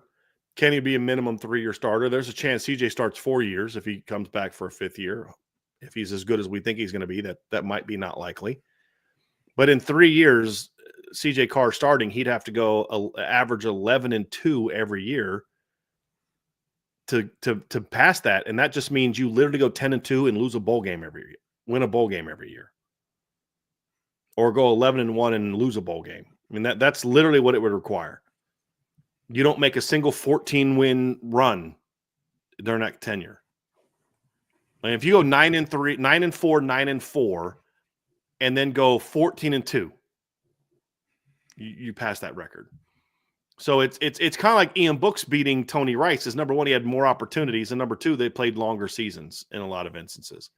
But yeah, those guys taking over as young as they will be, yeah, it's got a shot to do that. I'll say this: if they're as good as we think, and this team is as good as we think, and they don't, I'll be pretty disappointed. Considering to win a national championship, if you're Notre Dame, you have to play 16 games. So if we think this team is poised to make the run that we think that they can over the next couple seasons, and if we think Carr and Minchie are who they are, if they don't get 30 wins in 3 years, I would, you could chalk me up as disdisappointed. Very, to be honest. I mean, that'd be a I think letdown. the only way that doesn't happen, Trevor, is if they let's say CJ comes out this year, leads Notre Dame in the semifinals, throws for a bunch of yards, or Kenny, and then goes out in 2026 and leads them to a national title. It's not a given that either one of those guys are going to come back for a third year. Correct. As a starter. So that's part of it too. But I mean, think about that. If they go to the championship game next year and lose and then win it all the next year, he could do that in 2 years because they have to play 16 games. I mean, if Ian Book was playing in years where they were playing 15, 16 games, we're having a different conversation about if Tony Rice was, it's a different era. It's like saying, people would say, well, Brian Kelly's the first coach to have like something like multiple 10-win seasons in a row. And I'm like, guys, let's put a little context to this false brag about Brian Kelly's stretch of runs and remind yourselves that Newt Rockne is arguably the greatest coach to ever coach for anyone. And from 1918 to 1930, he had 1, 2, 3, 4, 5 undefeated seasons and only only 3 times won 10 games during that stretch. 9-0, 9-0, 9-1, 10-0, 9-1, 9-0, 10-0. They had a year where they went 10-1. Like there was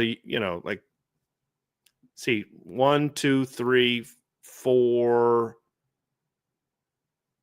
5, 6 seasons he only coached in 9 games because it was a different era. So it's really hard to compare those things and really, you have to kind of have that asterisk. So, but I think you're going to see a lot of records get broken over the next 10 years, but it's just because of volume. Frank Leahy coached a Notre Dame team that for 4 years did not lose a single football game. 46-49, Notre Dame went 36-0-2 and won 3 national titles, and they won 10 games once. That was in 1949. So they went 8-0-1, 9-0, 9-0-1, and 10-0. It's just a different era. It's a different era.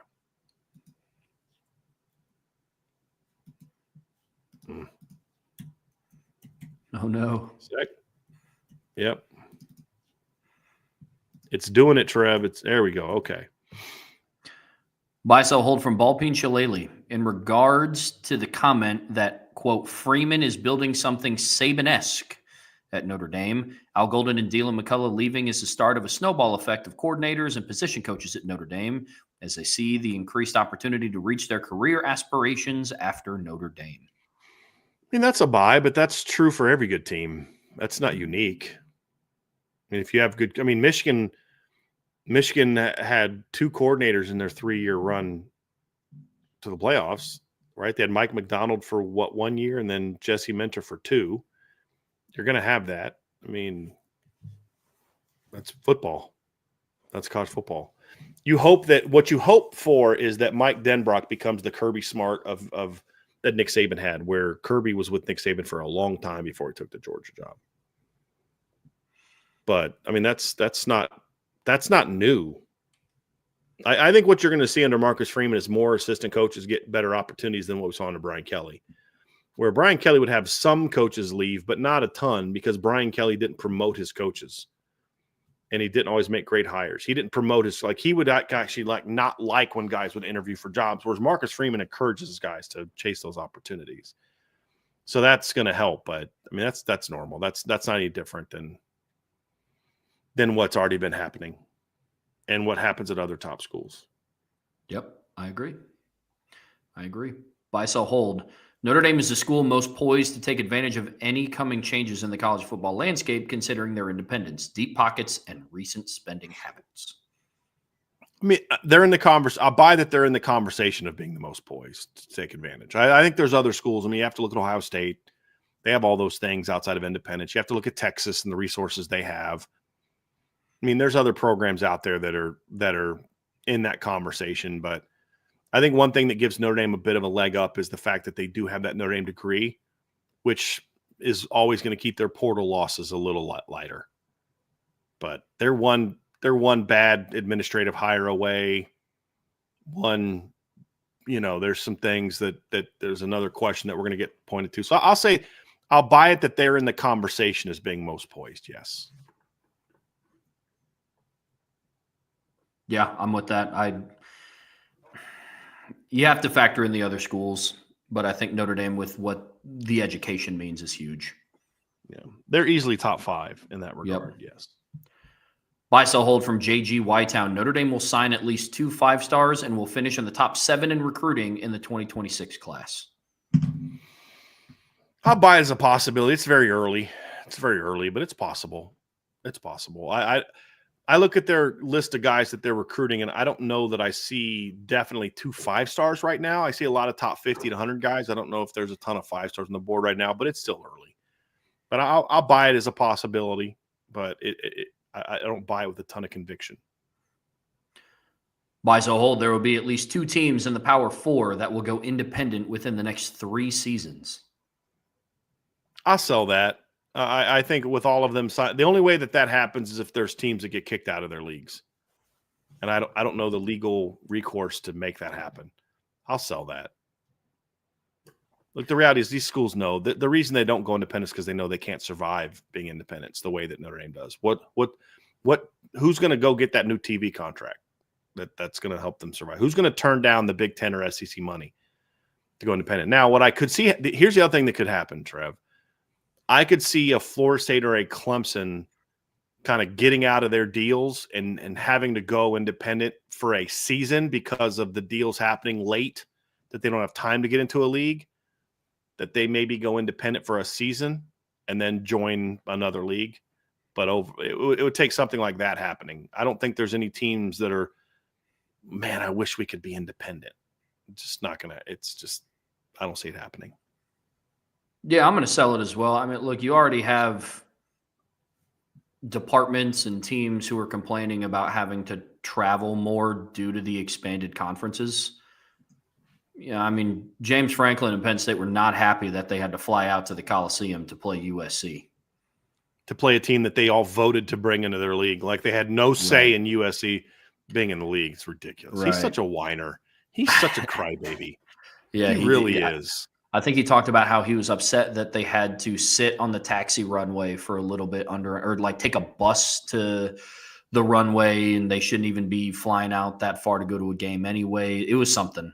Then you shouldn't have voted him in your league, you clown. Good God. I think everyone should play in the conference championships. Okay.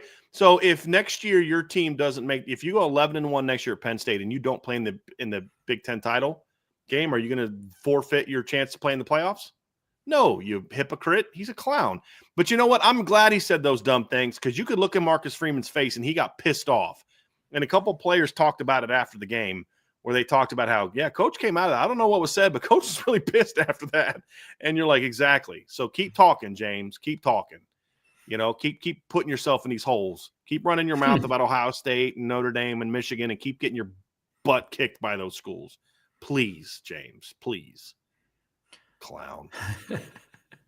Talking about how people need to be in a conference championship when you've made 2 your entire time at Penn State is crazy work. Yes. And just lost one. I mean, just shut up, dude. You've been there since 2014, and you've played in it twice. So you're going to commit – my challenge to James Franklin, are you going to commit to turning down any playoff invites that you get if your Penn State team doesn't play in the Big Ten championship? If you don't make the Big Ten championship and the playoff committee ranks you in the top 12, are you going to forfeit your playoff opportunity? Since every team should have to play for a conference championship to get in the playoff. Not to mention it's a 12-team playoff, so there aren't enough conferences to have 12 teams that have played in a conference. He's such a clown. Give me a break. It's a joke. How about you try beating Ohio State or Michigan when they're good just once? Or Notre Dame just once before you start, running off at the mouth. That's a joke. Buy, sell, hold. Notre Dame scored 49 points or more 4 times in 2024. In 2025, Notre Dame will match or exceed that. Yeah, I'm going to buy that. I mean, last year, Trev, what's funny is they scored over 40. Okay, so last year in 2023, they had 1, 2, 3, 4, 5, 6, 7, 8, 9 games where they scored over 40 points. This year they had 1, 2, 3, 4, 5, 6 games they scored over 40 points. So they actually had fewer 40-point games this year, but they scored over 49 or more times. They did 3 the year before, 4 this year. They did Purdue, Stanford, Navy. Actually, they scored 49 points or more. Wait a minute, hold on. Purdue, Stanford, Navy, Florida State, Army, USC. They actually did it 6 times this year. Am I missing that? Am I counting that wrong? 66 against Purdue, 49 against Stanford, 51 against Navy, 52 against Florida State, 49 against Army, 49 against USC. Yeah. Unless he's saying offensively they only scored 49 points or more, but I don't think that makes sense because I don't think they even had 4 of those because they didn't score. They scored 49 offensive points against Purdue. Did they have a defensive touchdown against Stanford? They did not. Burnham had the long return, but I don't think they scored a touchdown in that game, right? So Stanford, Florida State, they did not score 49 offensive points. Army, they scored 49 offensive points. They didn't score 49 against Navy, and they didn't score 49 against USC. So it has to be. So they scored it 6 times this past year, and I think they'll exceed that next year because I think their offense is going to be an even better scoring offense next year than it was the last 2 years. So yeah, I buy that. You think they'll exceed 49 points more than 6 times in 25? Exceed it? That's going to be a little tougher because I think, as you saw this year, they got to 49 3 times, and they got past it 3 times. And I think the schedule this year is going to be a little bit more challenging than it was last year. But, I 49 or more for sure. Yeah, I'll go with 49. Yeah, I mean, they did 4 times this year. They got 49, or they got 3 times this year, right? So 66, 51, and 52 this year. So they did. Yeah, I'll buy that, Trev, that they'll exceed 49. Because his submission was match or exceed. You raised the bar and said exceed, correct? So I was saying exceed. I was saying you think they'll exceed the number of times, not 49 points, but like you think they'll exceed 6 times. I think they'll exceed 4 times. His question was 4 times. I think they'll at least match or exceed what they did last year of 6. I definitely think they exceed 4 times in 2025. Gotcha. Yes. I think they at least match it because if the actual number is 6 of 49 points or more, that's to exceed it. That would be a lot. That would be a very, very dominant offense, which I think they have the potential to do. But that's a tall ask to score 49 points or more in 7 games this year in what I believe to be a harder schedule than what it was last year. Yeah. That would be Hey, if it happens, we're having a lot of fun post-game shows, that's for sure. Mm-hmm. Buy, sell, hold from Iden Benami. Cam Williams, Micah Gilbert, or Logan Saldate will make it into the 2 deep. One of those three, buy. Easy buy. One of those three. If he'd have said and, I'd have sold it, but or buy. Yeah, buy. Buy, sell, hold. You are still happy and confident in Noah Grubbs and okay with how early we got him. I know you need quarterbacks to sign early, and I do like him a lot. Absolutely. Very, very happy with that decision. I like Noah Grubbs a lot. Yeah. Huge buy. Before the show started, I was watching your film breakdown of him on the boards. Nice. He's a good player. Mm-hmm. Buy, sell, hold. Texas A&M at home will be tougher than last year at Texas A&M. Sell. I'm going to sell that. I mean, look, are they capable of beating Notre Dame? Of course, just like they were capable last year. And I think Texas A&M has a chance to be really good this season. But in game 2 at Notre Dame, I think Notre Dame will win that game and be even like I don't think it'll be a game where they trail a bunch and then have to pull away late in the fourth quarter. I think they'll be the better team. I think it'll look more like the Louisville game than it will last year's A&M game. I don't have a lot of faith in Marcel Reed.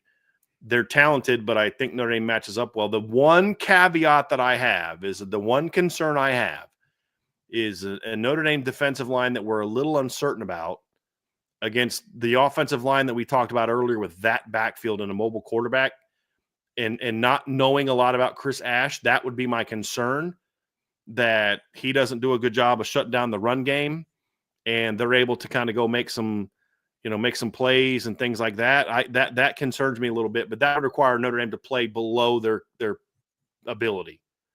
If they play to their ability, that game should not be tougher than last year, but I could see a scenario where that big physical offensive line and those running backs and a mobile quarterback go on the road and just run it on Notre Dame and play it that way. I could see that.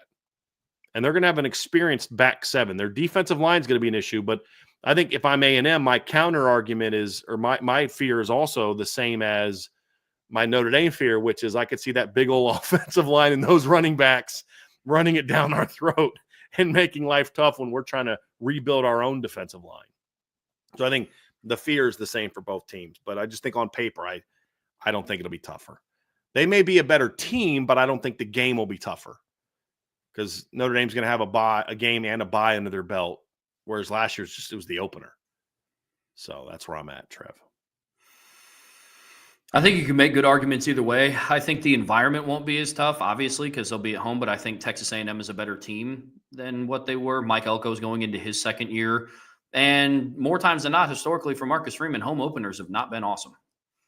In 2022, the home opener was bad. In 2024, the home opener was bad. And luckily, in 23, the home opener was Tennessee State. So Notre Dame. And you didn't play great out of the gate. No, you really didn't. No. So for me, I think it's tough, but in a different way. Notre Dame, again, still doesn't know who their starting quarterback is going to be. Now, they will have a game under their belt and a bye week, which will be nice. New defensive coordinator, rebuilding a defensive line with a team that is going to have a mobile quarterback and 2 proven running backs in their backfield with an entire returning offensive line. Yeah. So I think in some ways it'll be tougher, but in others, no. And so reminder, Trevor, that it was 7-3 at the end of the first quarter against Tennessee State, and they had just gone on a 6-minute scoring drive. Tennessee State did. Sweet. And then Notre Dame put them away in the second quarter. But yeah, it was 7-3. So even that game they didn't start great. If we're being honest about it. I was about to say then, man, you can make the argument home openers are just not. The difference would be none of those were teams you're going to get fired up for. None of them. And Fair. that's the only counter argument that I would make is that. And in every instance, Notre Dame started on the road and played that next week. Correct? The exception being the Tennessee State game, because I think they had a bye after the Navy game. They started the 22 season in Ohio State and then played the next week. Letdown game. They started the 23 season in Ireland, had a bye, and then you had Tennessee State. You played in a different continent. And then last year you started at A&M, and then you had to immediately play the next week against an inferior Northern Illinois opponent, perception-wise. Now you play Miami, you get a bye, and then you got Texas A&M coming to town. I just think it'll be a game where maybe they're more up for it, where maybe the struggles where they played teams they come up for, but you can't just assume that that's the case, Trev. You can only look at what we know. What we don't know what the motivation was. We just know what the result was, and the result was not pretty. And we can hope and assume that maybe it's because of this, and this, but that's a guess. What we know is what you just said. They have not exactly lit the world on fire in home openers. They're 1-2 in home openers under Marcus Freeman, and the only win was over an FCS team. That's crazy. I didn't even think about that until you said that. Like, they're literally 1-2 in home openers. Didn't even think about that. Yeah. Yep. So we'll see, Iden. We will see. Buy, sell, hold. It's early, but from the vibes so far, we will land a nationally better, aka Rivals 247, etc., ranking for this 2026 class. Yes, IB rankings are the best. I buy that, and if it doesn't happen, then that's a problem. Something bad happened. Agreed. Buy, sell, hold from 13 Reasons Why. If you were to put a value on college football programs, Notre Dame would be more valuable as an independent than any university belonging to a conference. I'm going to sell it as you asked it, but buy it in this regard. I don't know that I think that there's a hierarchy of where you rank them. This is 1, this is 2, this is 3, this is 4, this is 5. I think there's a small handful of schools that have incredible value as programs. Texas is in that one. Notre Dame is in that one. Ohio State's in that one. And there's a couple others. And I'm not even talking about football results. We're talking about value as a program. And I do think that there's incredible value with the Texas program. There's incredible value with the Ohio State program in a lot of different ways, like there is at Notre Dame. You could debate that Notre Dame is number 1, but I guess I just don't look at it like that. I view it as a blocks. This block of teams is exceptional. And no, I don't put Alabama in that conversation. I don't put Georgia in that conversation. It's Notre Dame. It's Ohio State. You could argue Michigan, just because we're not talking about quality. We're talking about value. Texas, maybe USC, but that one's even a question mark nowadays. But that would be where I would go. It's just value, because you think part of it is, as I mentioned, go look at the endowments for those schools. The Southern schools don't even sniff what Notre Dame and Ohio State, Michigan, and Texas are in endowments. They don't even come in the same universe, because there's not that same kind of brand power. Sure. Texas, Alabama maybe spends a ton of money on their football team, and Texas and Georgia does as well, but that doesn't mean their overall brand power from a financial value standpoint is in the same league. It just isn't. And so I don't know if I'd say Notre Dame's number 1 of that group. I just think that's the top group. And so I buy that they are in that group where we're having a conversation about, are they 1, are they 2, or are they 3? That's what I would say. Yeah, I'm with that. I'm on the same page. Maybe some Southern fans are getting upset about that. Again, we're not talking about the quality of the product on the field. We're talking about just the value of that. That's what I'm referring to. Buy, sell, hold. Last year, the offensive line started with the 5 best run blockers. This was due to both the type of quarterback Riley Leonard is and him missing so much practice time due to recovering from injury. The run game was easier to implement. I think that there was definitely something to that. I mean, we heard Notre Dame coaches talk about that was a big reason why Sam Pendleton started. It was part of the reason why Anthony Knapp started, is because they wanted to get their best run blockers out there. So, yes, I absolutely believe that. I think that Riley Leonard was part of that.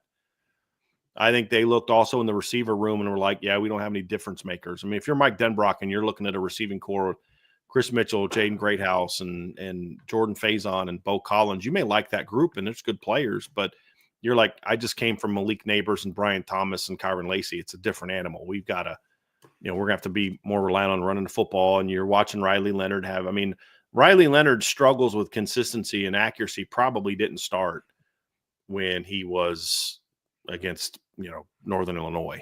There were probably some flashes of that in practice, I would imagine. So they wanted to get their best run blockers out there. And then his second buy, sell, hold, I believe. Next one, I should say, kind of builds on this one a little bit, but I buy that one. This year, the 5 best pass pro offensive linemen will start because of the quarterbacks in the room, and second year under Mike Denbrock elevating the pass game at Notre Dame. That I'm going to sell because I don't think they're going to put the 5 best pass blocking offensive linemen. They're going to put their 5 best linemen. And I think this year your focus is going to be more on balance. If you're looking at this team, for example, I don't think a Sam Pendleton type of situation happens on this team because you knew he was a bit of a pass pro liability, but he was a really strong run blocker early, and you kind of lived with that. This year, I don't think they would make a similar case. I think they would have gone with a Rocco who was a little bit better all-around player, a Pat Coogan maybe, probably not Coogan. He wasn't a very good pass blocker, but not at guard. But I think you're going to look for more balance. They're not going to sacrifice run blocking, though, because the guy's a really good pass blocker. That's the thing I'll say is like, do I think they're going to, if it comes down to it and you've got 2 guys that are really close and one guy's a great run blocker but a very mediocre pass blocker and the other guy is just pretty good at both, they're going to go with the guy that's pretty good at both, in my view. But they're not going to go with a guy that's a mediocre run blocker but a great pass blocker against another guy who's pretty good at both. They're not going to go either of those directions. They're going to go for balance. But if it comes down to it, you have one guy that's a really good pass blocker but a mediocre run blocker, and another guy who's a really good, like an elite run blocker but a mediocre pass blocker. If he's a center, guard, or right tackle, they're going to go with the better run blocker. If it's the left tackle, they're going to go with the better pass blocker. That's my opinion. That makes sense. Balance is going to be name of the game because Notre Dame needs to get back, like we talked about yesterday. Notre Dame has to get back to being a balanced offense. Mm-hmm. Buy, sell, hold from Donnie Moe. Tight end run game blocking will not regress at all in 2025 with Raritan and Washington. I think it improves. I was about to say, I hope it doesn't. I hope it doesn't regress. Yeah, I buy that. Good. I think Raritan is the full-time guy. Will be a better blocker this year. I need to watch more Washington on film, but I think the other thing too is I think we're going to see less 2 tight ends next year than we did this year because of Cooper Flanagan's injury. Agreed. Buy, sell, hold. 2025 tight end core needs some scheme change adjustments to be successful. Yeah, I think. I mean, it's not so much that they need it to be successful. I think they need it to fit their skill set, which then in turn leads to them being successful. I think if they ran last year's offense the same, they'd put up similar numbers, probably a little bit better. But because Eli Raritan would be healthier and Mitchell Evans was not, but to fit your system around Eli Raritan being your top tight end, and I'm working on an article about this actually that I'll put up either tonight or tomorrow about him kind of being the next replace and reload feature. You're gonna want to do things differently because he's not the same kind of player as Mitchell Evans is. He's a much more of a vertical speed, ball catching type of player, and that's how I see it. So yeah, I do buy that. I do buy that. Yep, I agree. Buy, sell, hold from Coach Mikey Mike 007. Eli Raritan has a 2019 Cole Kmet statistical year, 43 receptions, 515 yards, 6 touchdowns. I'm going to sell that, Trevor, because I don't know that he's going to necessarily get there from a catches standpoint. I think if he has 515 yards, he will have that on about 6 or 7 or 8 fewer catches. And probably a few more touchdowns. Because I think he's going to be more of a vertical player. Cole Kmet averaged 11.98 yards per catch. I think Eli Raritan's going to be more like kind of like we saw at Durham Smythe and Troy Nicholas, where they averaged higher yard per catches in their seasons where they were kind of the guy. I think Troy Nicholas let me go look and see what his numbers was before I start talking about that one. I just want to make sure that I'm correct on that. But I remember him being like a 32 catches and having like almost 500 yards. Yeah, he was at 32 catches for 498 yards, 15.6 yards per catch is what he did in his 1 year as a starter. And his skill set is most similar to Eli Raritan. Size tall, is also long, similar. Yeah, vertical, 6'7", vertical type player, speed, not, little tight hipped. Like Durham Smythe in 2017 had 15 catches for 244 yards, which means he was 16.3 per catch. I think Eli Raritan's going to be a little closer to that than he will be, another 11 yards per catch. But I'll also say this, Coach, it won't shock me if he puts that together that type of season. especially if we're talking 14, 15, 16 games. I don't think he'll do that in the number of games Cole Kmet did it. If he only plays 11 games like Cole Kmet did, he won't put up those kind of numbers, in my opinion. But if he plays 13, 14, 15 games, then he'll have a much better shot of getting to that level. I think Denbrock might have found something with that slot fade they ran with him against USC. You get him matched up on a linebacker at being 6'7". Yeah. Buy, sell, hold. Pick one. Buy one, sell one, and hold for each recruit ending up with the Irish. So buy, sell, hold. Trent Mosley, Connor Salmon, Kadon Finley. So these are all receivers. If I had to buy one right now, I'd probably go Connor Salmon. If I had to hold one, I'd probably go Trent Mosley because I know the least. I've gotten the most. I shouldn't say I know the least. I've gotten the most. His most recent information about him is it's just not as up to par. And with Kadon Finley, I'd probably go sell on him, but I don't really like selling any of those guys. I actually think that right now, if I had to predict, I think they're the leader for at least two of those three, and they're the co-leader for the third. That's how I would say it. So I don't know that I would. I'm only selling that one with Kadon Finley because you're making me with the submission sell one. But I would not sell any of those if I could buy, sell, or hold each one individually. I'd go hold, buy. And the only thing with Trent Mosley is he doesn't talk a lot to the media. All my intel comes from sources, and his brother's recruitment was strange. So I don't know where Trent is. I'm less certain of where I stand with Notre Dame stands with him. I hear good things about it, but I'm much more comfortable with knowing where the other two are. So I'd go hold, buy. So I do it both ways. I'll honor his question, then I'll do it my way. And then buy, sell, hold. Tank King, Simeon Caldwell, Jacoby Clapper. Buy Jacoby Clapper, hold Simeon Caldwell, sell Tank King if I had to. Based on Coach Mikey's question, so buy Clappers, sell, hold Caldwell, sell King. If I were to go them each individually, I'd buy Clapper, I'd buy Caldwell, I'd hold King. So I answer both ways. How about that? There we go. Buy, sell, hold from Don. Gino Guidugli shows his value and turns Notre Dame's 2025 starting quarterback into one of the top 10 at the position. Well, I'm going to sell that because I don't think that this would be Gino Guidugli turning the starting quarterback into a top 10 talent. I think he's got two guys that are potentially top 10 talents anyway, and he's simply doing his job. Like, to me, I just like taking Gus Frerotte in round 7 and turning him into a starting quarterback. That's a good coaching job. I don't know that, starting CJ Carr and him being a top 10 quarterback is you turning him into that. It's you not getting in the way and preventing him from being that. So I don't want to go too much into it, but I mean, I'll buy it from the standpoint of I think he'll play a role in CJ or Kenny maximizing their potential. I will say that. But I think if I'm going to give anybody credit for that, with all due respect to Gino, would probably be the offensive coordinator more so than the quarterback's coach, because he's got to build the offense around him. That's how I would go with it on that one. I'll say this: Gino Guidugli absolutely has the potential to show his value in 25, but it's from the standpoint of you look at the two quarterbacks he's brought in, Sam Hartman and Riley Leonard, and both while in that quarterback room. In fairness, he didn't go get Sam Hartman. That was Tommy Rees. Fair. He coached him, but he didn't pick Sam Hartman.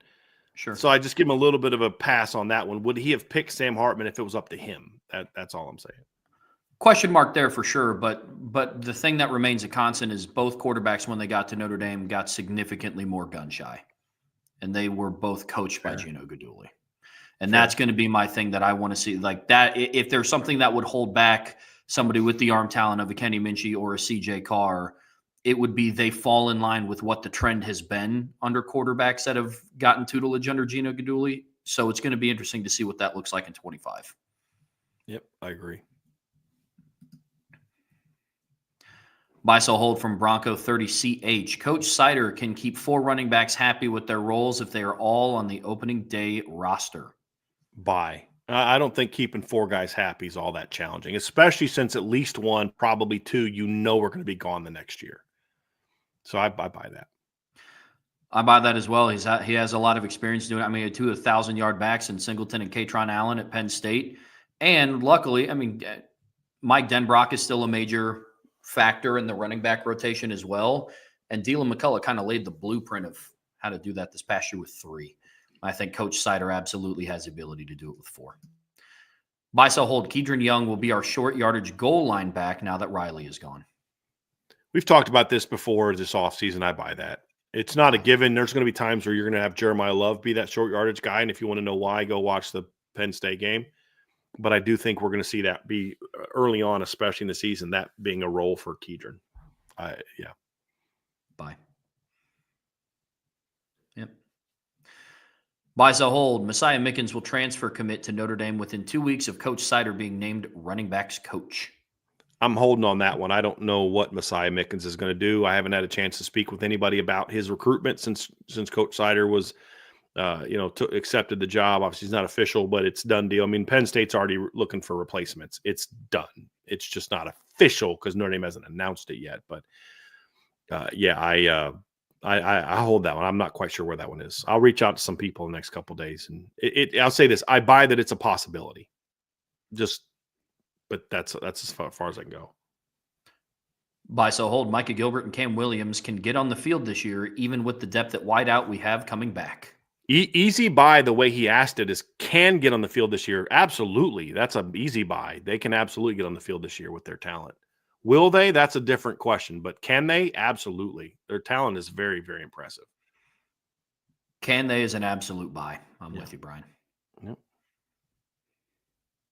Buy, sell, hold. The offensive line wins the Joe Moore Award next year. Meaning 2025? Is that how you're taking that? I'm reading it as like next season, the upcoming season, yeah. Like, so 2025? Yeah. Yes. Yeah, I'll buy that. I mean, they should be in the conversation. There's no doubt they should be in the conversation. Yeah. Yeah. Buy, sell, hold. I'll buy that. What about you, Trev? Yeah, I think they'll absolutely be a finalist for the Joe Moore Award. A lot of it is pending on the group that rolls out. We've talked a lot about the offensive line room, and there's a very small margin of Joe Rudolph and Mike Denbrock getting the lineup wrong, but that margin isn't 0. I think that some players should be in specific spots, and I know we're going to continue to talk about the offensive line as the offseason progresses. But if they have the lineup that we believe that they should go with, that I believe that they should go with, I think they have the opportunity to. So, yeah, I'll buy that. Buy, sell, hold. Brian, since we're the same age and grew up listening to a lot of the same music, from what I have gathered, Wu-Tang Clan is the most influential rap group of the 90s. I would say that Wu-Tang Clan is the best rap group of the 90s, but if you talk about most influential, I think that goes beyond the music a little bit and gets into, I think of like influencing the culture, the debate. And I don't know that anybody had a bigger influence in the 90s. And you could argue that they were more influential even in the 80s than the 90s potentially. But I think about a group like Public Enemy and just sort of the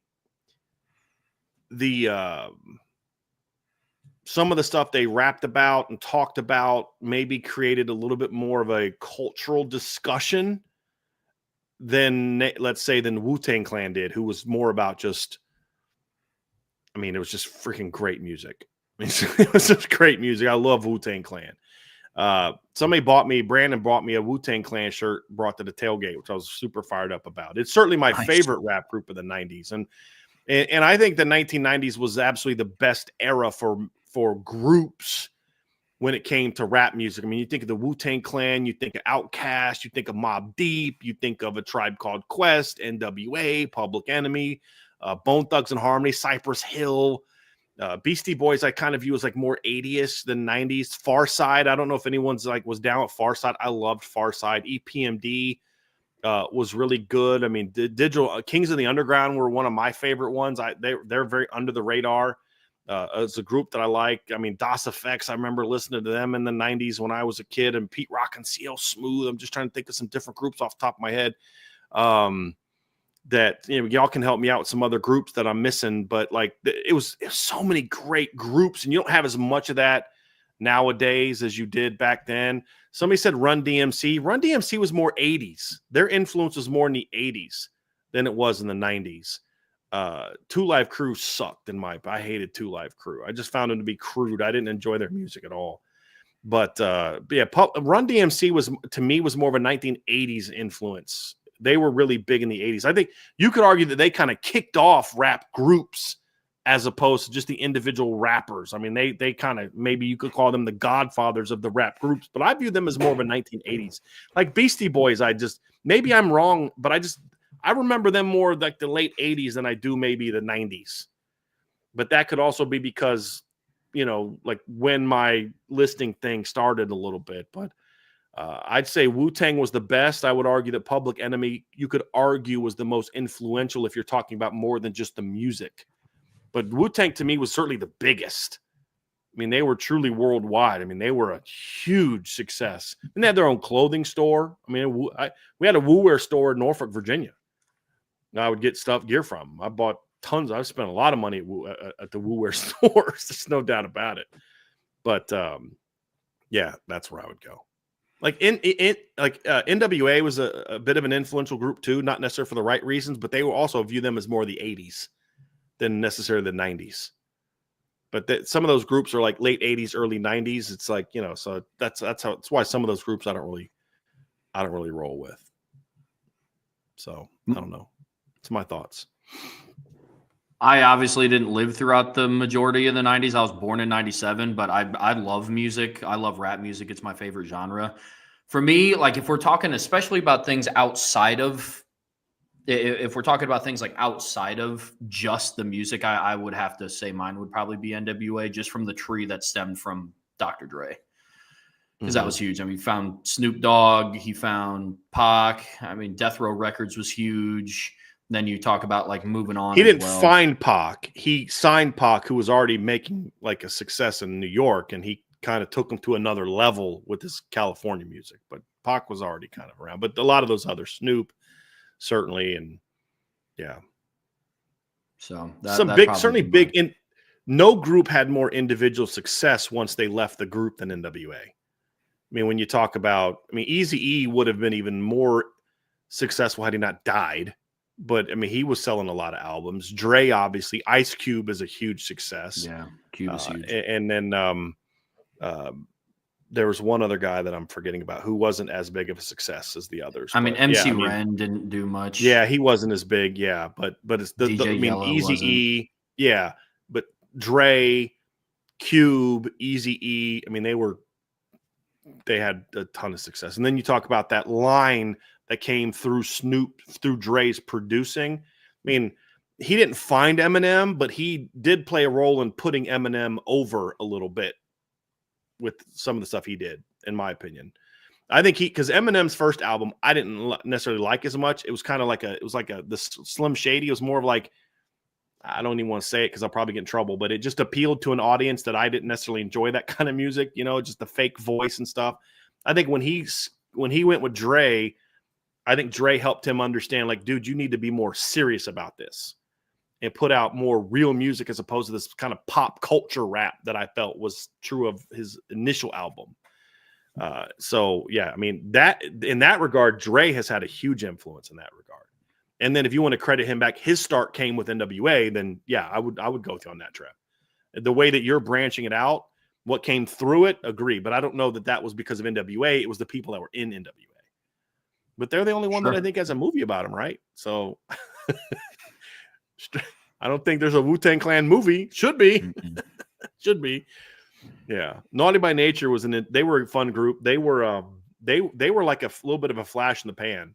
They were big with OPP and you know, the anthem, forget the name, but they were, I remember in 2001 when I was at Wittenberg, they did a concert at Wittenberg for free. Just for Wittenberg students. It was like, yeah, y'all fall off the map real quick, you know, but Yeah. Oh, Kid and Play were in movies. That's right. Kid and Play were in movies. That's right. And Digital Underground was in a movie too. Sean and I were talking about this last week when Pac was with Digital Underground. You could actually argue the Digital Underground is who found and kind of helped put Tupac on the map. But Digital Underground actually was in that movie. What was the name of that movie? It is, oh man, what was the name of that movie? There was a movie with Dan Aykroyd and Chevy Chase and John Candy. The Digital Underground was in, which was really weird movie, but I still remember them. And Tupac was with them at the time. So there's been rappers in movies. I'm saying there weren't movies made about the rappers, about the group. They made a movie about NWA. NWA wasn't in it. Whereas Kid and Play were in movies as the actors. They weren't in the movies as the group Kid and Play. Same with Digital Underground. Digital Underground played themselves in the movie, which was kind of interesting. Yeah, no other rap group has had a biopic. Called Nothing But Trouble. Yes, thank you, Big Game James. It was Nothing But Trouble was the name of that movie.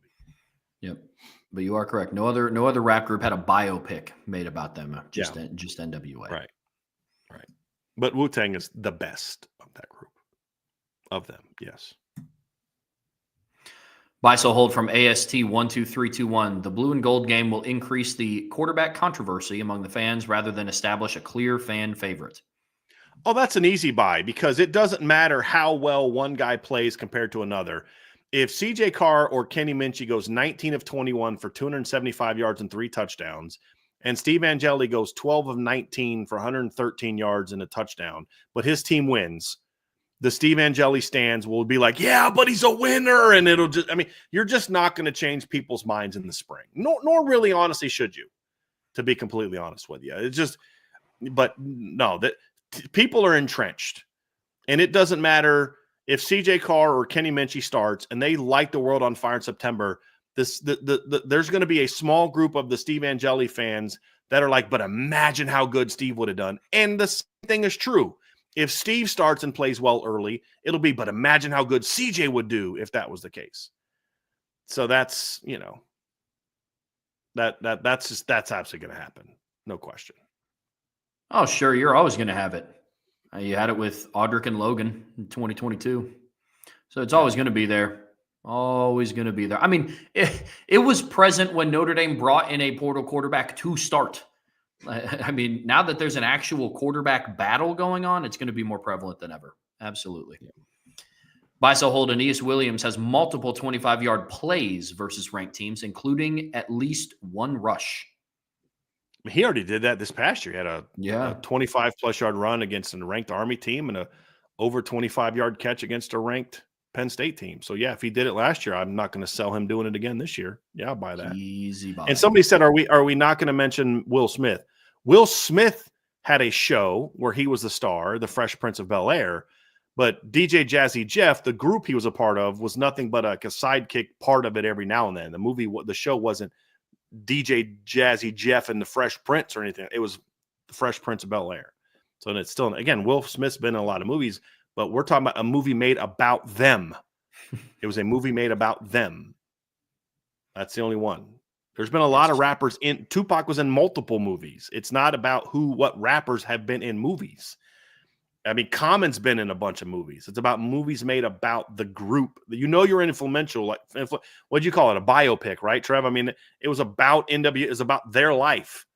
And that's different than this guy became an actor. LL Cool J became an actor. Marky Mark became an actor. It's different than having a movie. There wasn't a movie made about Marky Mark and the Funky Bunch. Or, you know what I mean? Like, it wasn't that.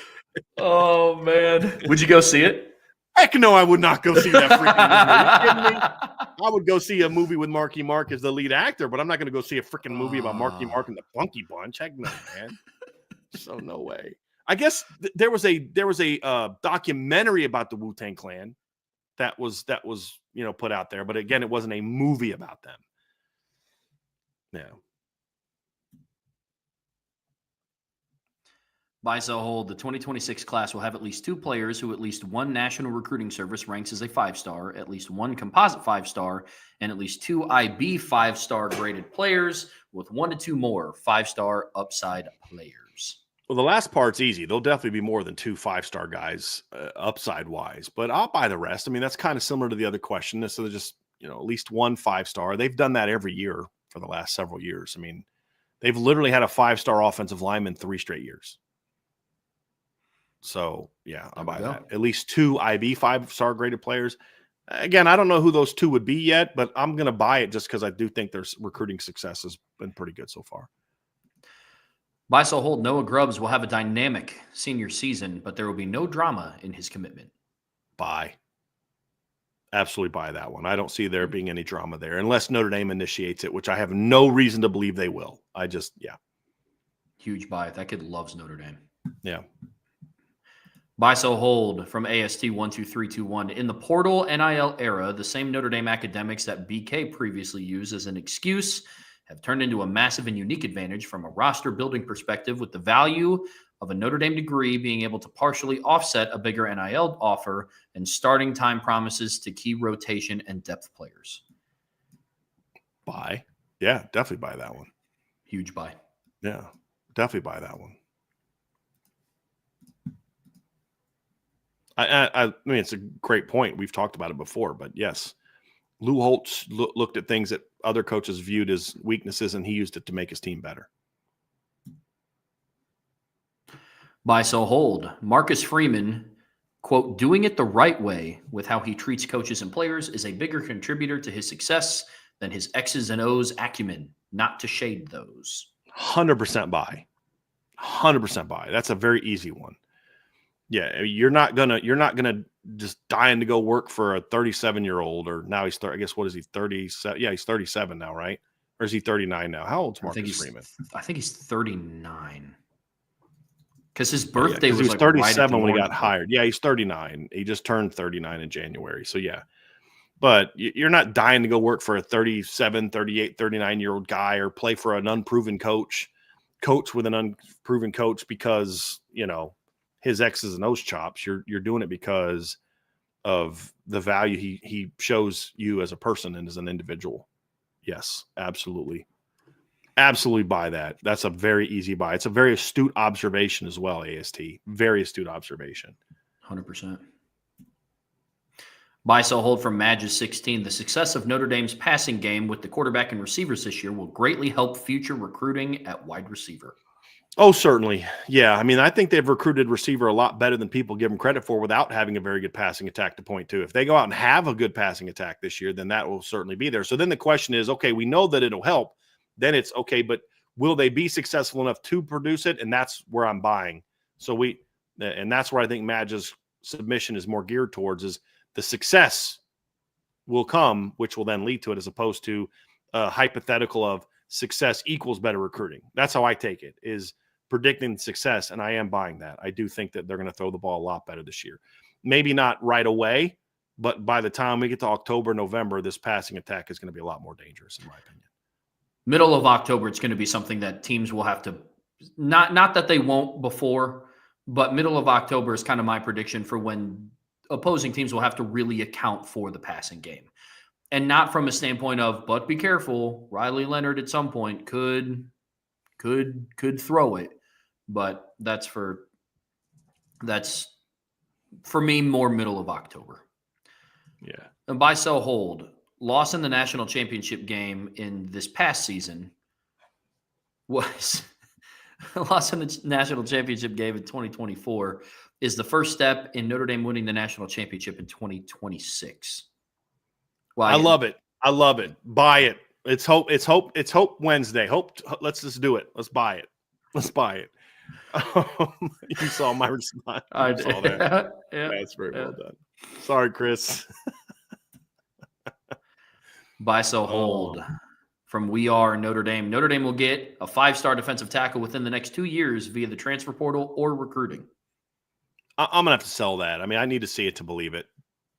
Great. I hope it happens. But all my hope buys are things that there's some reason to make me think it's going to happen. This is one that I need to see to believe. Yeah, I need to see it to believe it. I'm just be happy with a top 100 guy at this point in time. I think it's more realistic that they would land someone like that as a recruit than in the transfer portal, because the interior defensive linemen ask for A lot of this. Insane money. And high school kids are doing that as well, but the portal thing is a little bit nuts. Mm-hmm. It's a little bit nuts. Buy, sell, hold. A true freshman will be a full-time starter by the end of the season on either side of the ball. Buy. I mean, that's happened almost every year the last 5 years, right? I mean, Leonard Moore this year, Anthony Knapp this year. 2023, who was the freshman that was there? A freshman? Yeah, I mean, receivers. There's multiple receivers that were starters. 23, 22, Benjamin Morrison, just off the top of my head. 2021, Joe Alt eventually became a full-time starter. Blake Fisher would have been a full-time starter if not for the injury. So Michael Mayer in 2020. So, yeah, I mean, we see it every year. So, yeah, we'll see somebody. Buy, sell, hold. Marcus Freeman will hire 2 people to replace Chad Bowden's position, meaning Marcus Freeman will split the duties. It's possible. It's possible. I think it depends on who the hires are out there, but I think that it just depends on who he hires. If he hires a GM that's wants to be more of a CEO type of GM where he's got to deal with the roster and making sure all the recruiting groups and the NIL groups and all these people are working together, then sure, that could happen. But if he hires someone like a James Blanchard, it would have not been 2 hires. It would have been 1 because he would have run the recruiting aspect as well. But it's possible. It's possible. I need to see who the hire is first, but it's possible. Sure. Buy, sell, hold. Marcus Freeman will want to leave for another job, including Ohio State, until he wins at least 1 championship because of the challenge, maybe.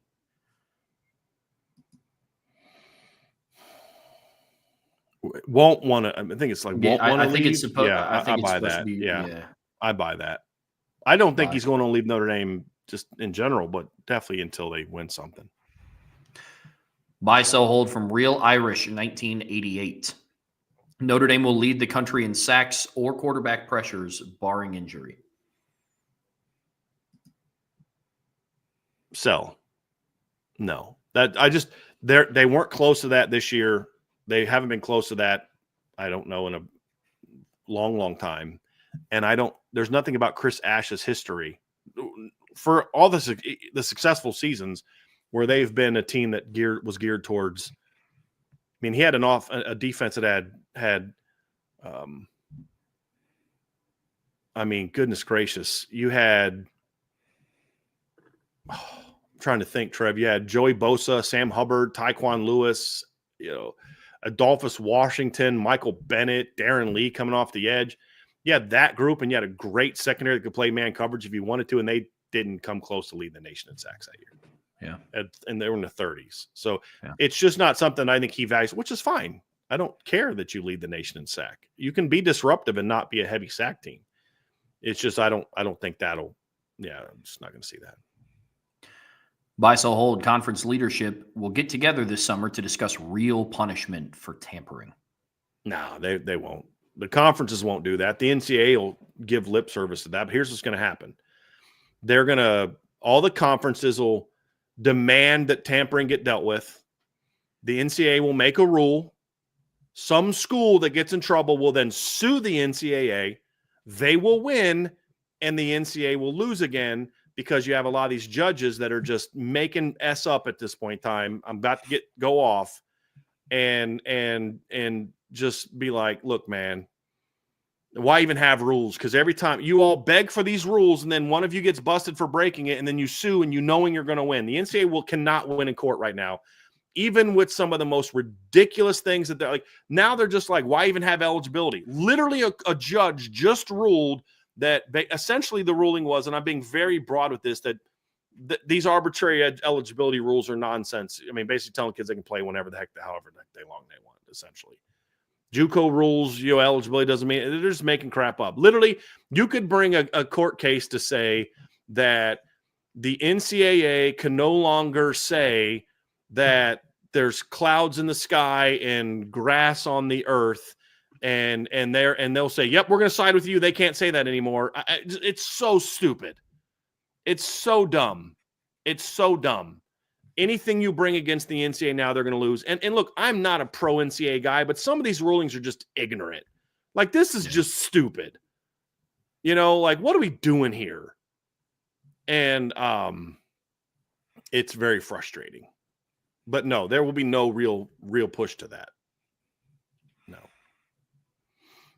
I also don't think there will be, because a lot of conference leadership will then realize that it will affect teams in their conference if they can't do that, if I'm just being 100% honest. So, yeah, it's just this ever-revolving door. Yep. Mr. Nick Saban, we never bought a player. Yeah, like y'all didn't offer Michael Mayer $1 million to go in the portal, you lion sack of. Shane Gillis called him out about that, and he legitimately got mad because he knew it was because he knew he was called out. If he actually ran a clean program, he'd have laughed that off. Yeah, but he knew he was busted. Yeah, he knew because he knows how dirty his program is when it comes to that kind of stuff. He knows that. By so hold, Notre Dame will have an offensive player in New York at the end of the season. I'm going to hope by that one. I mean, I think Jeremiah Love is going into the season. This isn't even a homer thing to say. Jeremiah Love's in the top, considered a top 5 to 10 guy by a lot of people for a Heisman candidate. Yeah. Yeah. Yep. Yeah. I agree. Bye. Yeah. Buy, sell, hold from Reese's Crisp. Mickens will be the DC someday. Can I hope by that one? I think it's unlikely. If I'm being honest, it's a sell. It's a sell. But I'll hope by that one. I think he will be a defensive coordinator someday. I took this question as being at Notre Dame. Okay. Be the DC someday, not a DC. That's how I took that one. So he'll definitely be a D coordinator somewhere. I just don't think it'll be at Notre Dame. Yeah. Sadly. Yep. Buy, sell, hold. The biggest surprise coming out of the spring game will turn into the biggest surprise in the regular season. I don't know that I really understand where he's going. The biggest surprise coming out of the spring will turn into the biggest. I guess I'm gonna have to sell that, because I think if it's a surprise coming out of spring, it then won't be a surprise in the fall, unless he's saying maybe something that's a concern coming out of the spring becomes a strength going into the fall. Maybe a surprise concern turns into a surprise strength. Maybe I'm gonna hold. That's my best guess. Soft. That was such a soft answer, Trevor. Buy, sell, hold. The Bears' hire of Ben Johnson was the best of the NFL this year. I have no idea. No idea. I mean, hopefully, you hope it doesn't. Does it really turn matter who the Bears hires coach at this point in time, though, with the way that organization is run? Not really, because you got to think. I mean, a lot of the same hype that Ben Johnson is getting for the Bears was a lot of the same hype that Matt Nagy was getting when he got hired by the Bears. I think Pete Carroll was a pretty good hire for Vegas, just because he has the experience. He's starting to build a good staff around him. So, yeah. I couldn't even name all the teams that hired coaches. I know that Pete Carroll went to the Raiders. I know that Kellen Moore went to the Saints, and Aaron Glenn went to the Jets, right? Ben Johnson to the Bears. What other hires were there even this off? I don't even know. I'm not sure. No idea. Buy, sell, hold. Special teams will be better overall this year. I buy that, because here's the thing. You're going to be great in coverage next year because you're going to be so athletic.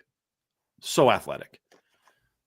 Your punter's going to be the same. You're going to have dynamic returners still.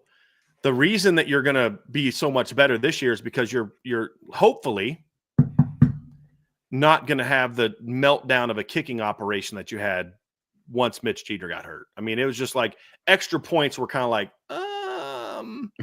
I'm not sure. You know what I mean? Like, you go into the Navy game and you just yank an extra point. It won't be that bad. I don't see James Rendell regressing. I don't see your coverage regress. I mean, most of your special teams guys from last year are back, the exception of Max Hurlman as your returner. You're going to have loads of athleticism and talent. You're going to now, what are you adding to your special teams this year? Okay, well, we lost Max Hurlman and Jack Kaiser and a couple so we're going to add Jadon Blair. We're going to add Madden Faramo, Bodie Cahoon, who's going to, if he's healthy. You're going to add Dallas Golden, Cree Thomas, Brandon Logan, Anthony Sacca, Chris Burgess, and then all the redshirt freshmen from this past year that didn't play for, you're going to add them to the mix too. I mean, it's like, yeah, they're going to, and you're going to have a more consistent kicking operation, not because Noah Burnett's better than Mitch Jeter, but once Mitch Jeter got hurt, their kicking operation just tanked. I mean, they were sub 500 on field goals. If they only hit 60% of their field goals next year, which is not good, that's a significant improvement over what it was in the regular season this year. What we saw in the playoff from Mitch Jeter is more of what we would have seen in the regular season had he not been hurt. Agreed.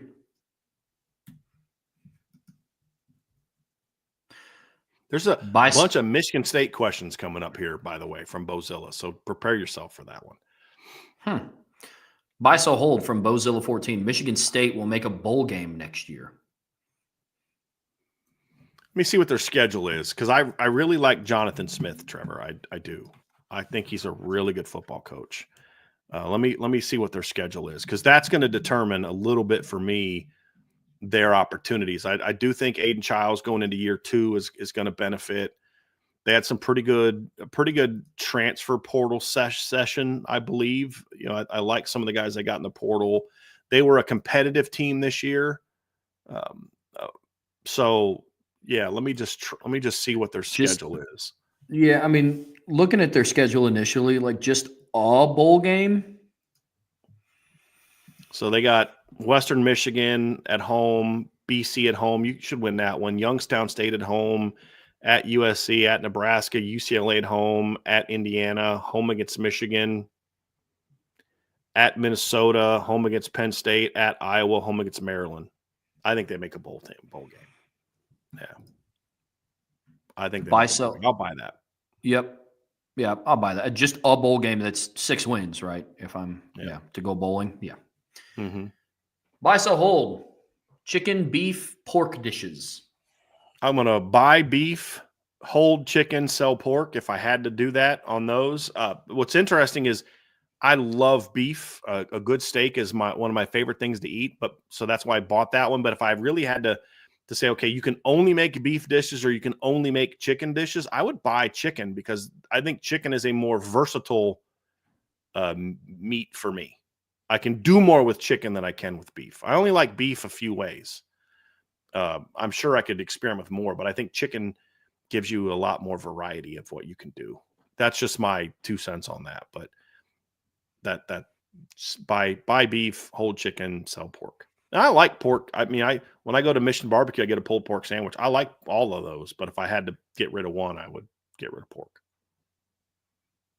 I'm with that. The one downside about pork is no more bacon.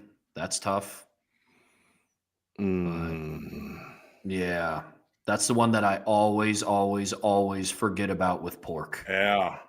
Is no more bacon, which is a huge thing for me. I'd still sell pork, and I'd have to just live without having bacon. But it would be tough. It'd be tough. Mm-hmm. Yeah, I think sausage is also pork. I'm not a big sausage guy, so I could live with that. My wife makes a really nice pork tenderloin. She'll put in like potatoes and onions and peppers, and pretty good. But yeah, chicken and beef. Yep. Buy, sell, hold. The Notre Dame and Michigan State rivalry will be renewed, and more games will be scheduled down the line after the 2027 and 2028 series. I'm going to hope by that one. I've said this before. That's my one Big Ten rivalry that I would absolutely love to see back on the schedule. I've said I'd be okay if you didn't want to play them every year and you went 2 on with them, home and away, and then 2 on with Purdue, and then 2 on with Michigan State, 2 on Purdue. But I feel like Michigan State and or Purdue should always be on your schedule. One of those teams should always be on your schedule. And if Notre Dame would say, hey, we want to schedule a Big Ten team on top of USC that we're going to play every year, Michigan State would be my pick. I just think that's a better rivalry than any of the other Big Ten rivalries. And I don't count USC as a Big Ten rivalry. That's just a different – they're in the Big Ten now, but that's a different type of deal. I have no interest in scheduling a rivalry with Michigan. You know my stance on that. I despise that program. I despise that rivalry. I despise so much about the history between those two schools. And when Michigan was fighting so hard to keep Notre Dame out of the Big Ten, the Western Conference also, Michigan State was one of Notre Dame's few allies trying to make that happen. That's why I've always have respect for Michigan State as a program in that regard. There's some other things about Michigan State I don't necessarily liked over the years, but in that regard, I like it. And I've enjoyed the games between those two teams more. I don't know what it is, but there's just something about those gold helmets against those green helmets in games that I just like. Like growing up as a kid, when Notre Dame would play at Michigan State, they'd have the gold, white, gold, and then you'd have all that green, the green helmet in Michigan State, the green jersey, and the green field. There's just something about that aesthetically that I liked. So yeah, I'd go that one. Yeah, we've talked about this one before.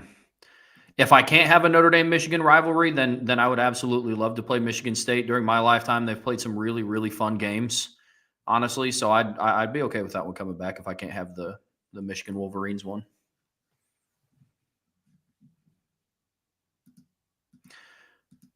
Buy, sell, hold. Coach Jonathan Smith at Michigan State reaching his fullest potential at Michigan State is between an 8-4 to 11-1 record. I buy that. More 8-9 win seasons than 11 win seasons, but I buy that. Yeah, I'd say it's somewhere in like the more realistically 8 to 9 win seasons, but could see an 11-1 season in there for sure. Yeah. More 10-2s than 11-1s. Agreed. More 9-3s than 10-2s, but yeah, I see that. Buy, sell, hold. Chocolate ice cream, vanilla ice cream, and chocolate vanilla swirl. I'm assuming that's what he means by twist. Well, that depends on what kind of ice cream we're talking about. If we're talking about like scooped ice cream, then it's chocolate, vanilla, then twist, or then some sort of mix. But if we're talking about like we go to Golden Corral and they got the ice cream machine and they got chocolate, vanilla, and swirl, the swirl's the way to go, man. You're getting a little bit of everything. It just depends on what kind of ice cream we're talking about.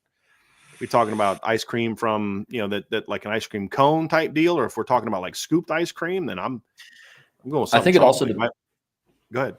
I think it also depends on how you're going to use it. I mean, if I'm going to have like a sundae or something where I'm like adding a lot of stuff into it, I'm probably going to go vanilla, if I'm being honest. Yeah. And this is me personally. I know Lauren's a big chocolate ice cream no matter what. Unless it's Breyer's vanilla bean, then she'll just eat that plain. But she's weird with food, man. I hope she's not watching. She knows my stance. But yeah, I mean, twist. I'm with you though. Like if I'm going out to like a restaurant, like a buffet where they have an ice cream machine, I'm getting twist every single time. 100%. But if I'm getting something like a milkshake or a sundae or something like that, then give me vanilla. Oddly enough, but if I'm going to go get like an ice cream cone, I would like to have chocolate ice cream. It's to me, it's situational.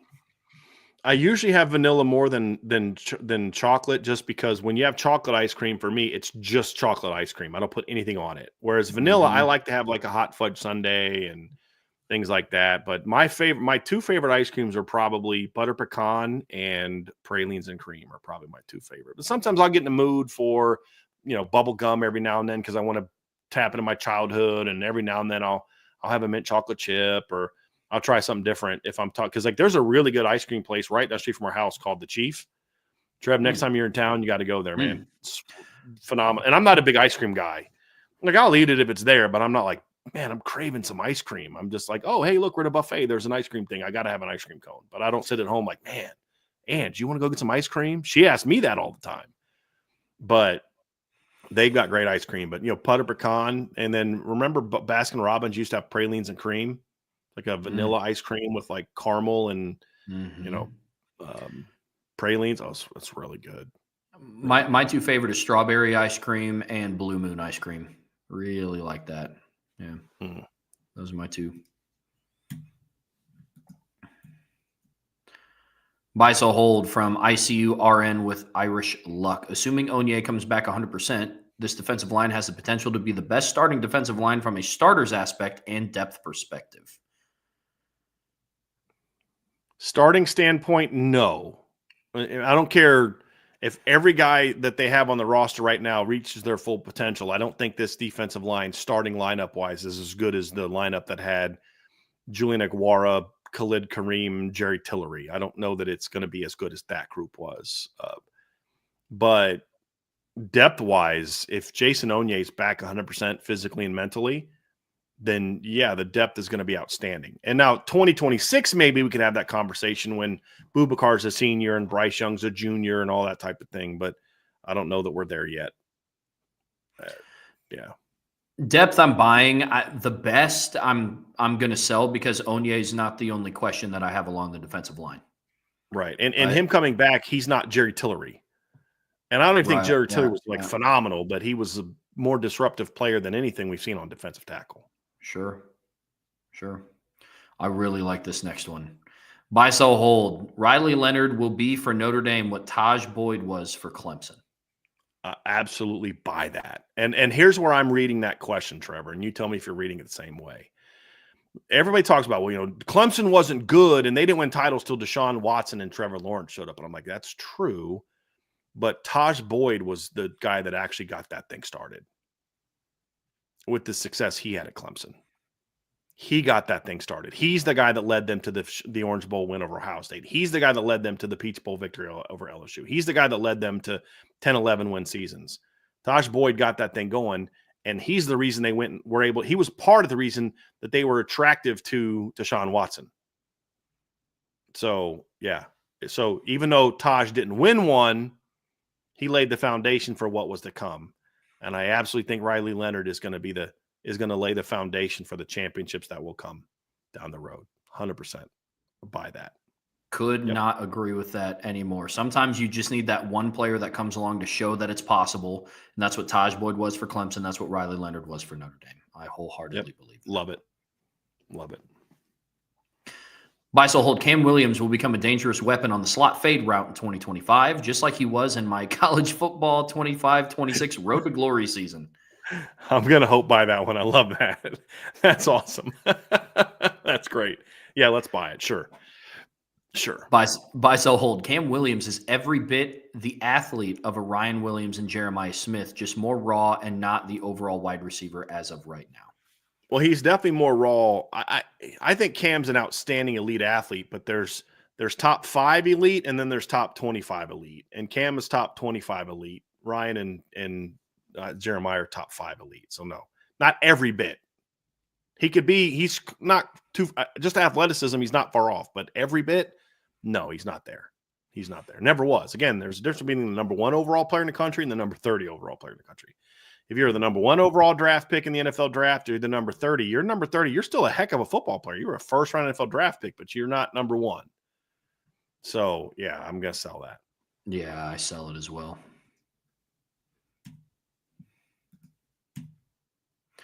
Buy, sell, hold. Denbrock needs to get more out of the tight ends in 2025. Buy. Look, buy. More big plays and especially run blocking, Trevor. I mean, even if that's the only thing that improves from last year's run blocking, the pass game is exactly the same. That's a much-needed boost. Much-needed boost. I mean, look, I will go as far to say this. Just consistent level of effort in run blocking from whoever tight end 1 is out of that room is going to be an improvement than what it was in 2024. I have no issue saying that. Buy, sell, hold from Riker Ferg. North Carolina football to hire Brian Belichick as the next safeties coach. Once this hire is confirmed, it's the best example of how nepotism works. I guess. I mean, I don't know anything about Brian Belichick other than he's Bill Belichick's kid, right? I don't. But I'm looking at his resume. Wasn't he an NFL assistant for like the last 5 years? I was pulling up his resume. I know part of that was his dad, but I can't speak to this one with any kind of knowledge because I don't know what kind of coach he is. Now, I'll say this.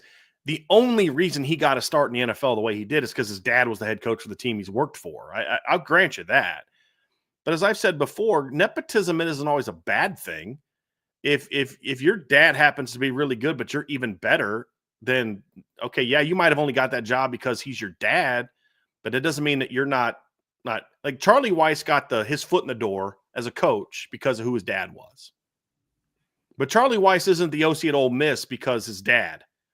He's the OC at Ole Miss because he's earned it with the job he's done working for Lane Kiffin at FAU and other stops. He's earned it. Sure, the nepotism aspect, if you want to use it as a bad word, as I take it here, certainly got his foot in the door in ways that I wouldn't have had that opportunity coming out, where my dad was a UPS truck driver, knew no one, so I had no one to kind of help me get my foot in the door before I was ready for it. But I don't begrudge him for that. God bless him. But once he got on that stage, he had to earn his chops. And Charlie Jr.'s done that. He's earned the reputation he has now. And so I don't have an issue with coaches who get opportunities because of who their parents are, as long as once they're there, anything that comes beyond that is earned. That's all I ask for. So I'm not one of those people that like just gets mad because, well, you only have that business because you inherited it from your dad. Yeah, but it's 10 times bigger now because of what I've done with it. Well, then props to you. You know what I mean? Like, you shouldn't be punished because your parent was successful. And I think that's how we've kind of turned this. You just, well, you should have to start over from scratch. Why? Why should he have to do that? As long as someone proves they have the chops. What I dislike is when someone gets an opportunity who's not qualified for it. That's my issue. I don't have a problem that Charlie Weiss Jr. got his foot in the door because of who his dad was. I would have only had a problem with it if he wasn't qualified to be that. And the success he's had since he got his foot in the door because of who his dad did showed that he was qualified for it. Like Lane Kiffin's success, did he get an opportunity at an age that others wouldn't because his dad was Monty Kiffin? Of course, but look at what he did once he got that opportunity. Kyle Shanahan got opportunities as a coach because his dad was Mike Shanahan. But what has he done with those opportunities? I think he's done pretty well. He's shown that he was qualified. It's the coaches and the people you see that get those opportunities, and you're like, dude, this guy sucks as a coach. But it keeps getting recycled because he's so-and-so's kid. That's more of my problem. But I have no problem with it otherwise. As long as you get your foot in the door, fine, but you got to then earn the rest. But, yeah, I mean, this is clearly nepotism. I just don't know if it's necessarily a bad example or a okay example. That's the only thing I don't know, because I don't know a dang thing about Brian Belichick. Or his son, Steve. Or is it Steve? The other one? Yeah, it's Steve. He's the defensive coordinator right now at Washington, I think. But, I mean, Brian Belichick was the safeties coach this past season for the Patriots after Bill had been essentially asked to step down. So I don't look at this as nepotism as a bad thing, just because it's not like Brian Belichick was an accountant and now his dad is asking for a safeties coach, and because Brian played it in high school, he's now going to be the safeties coach for the University of North Carolina. I'm with you, Brian. I'm with you.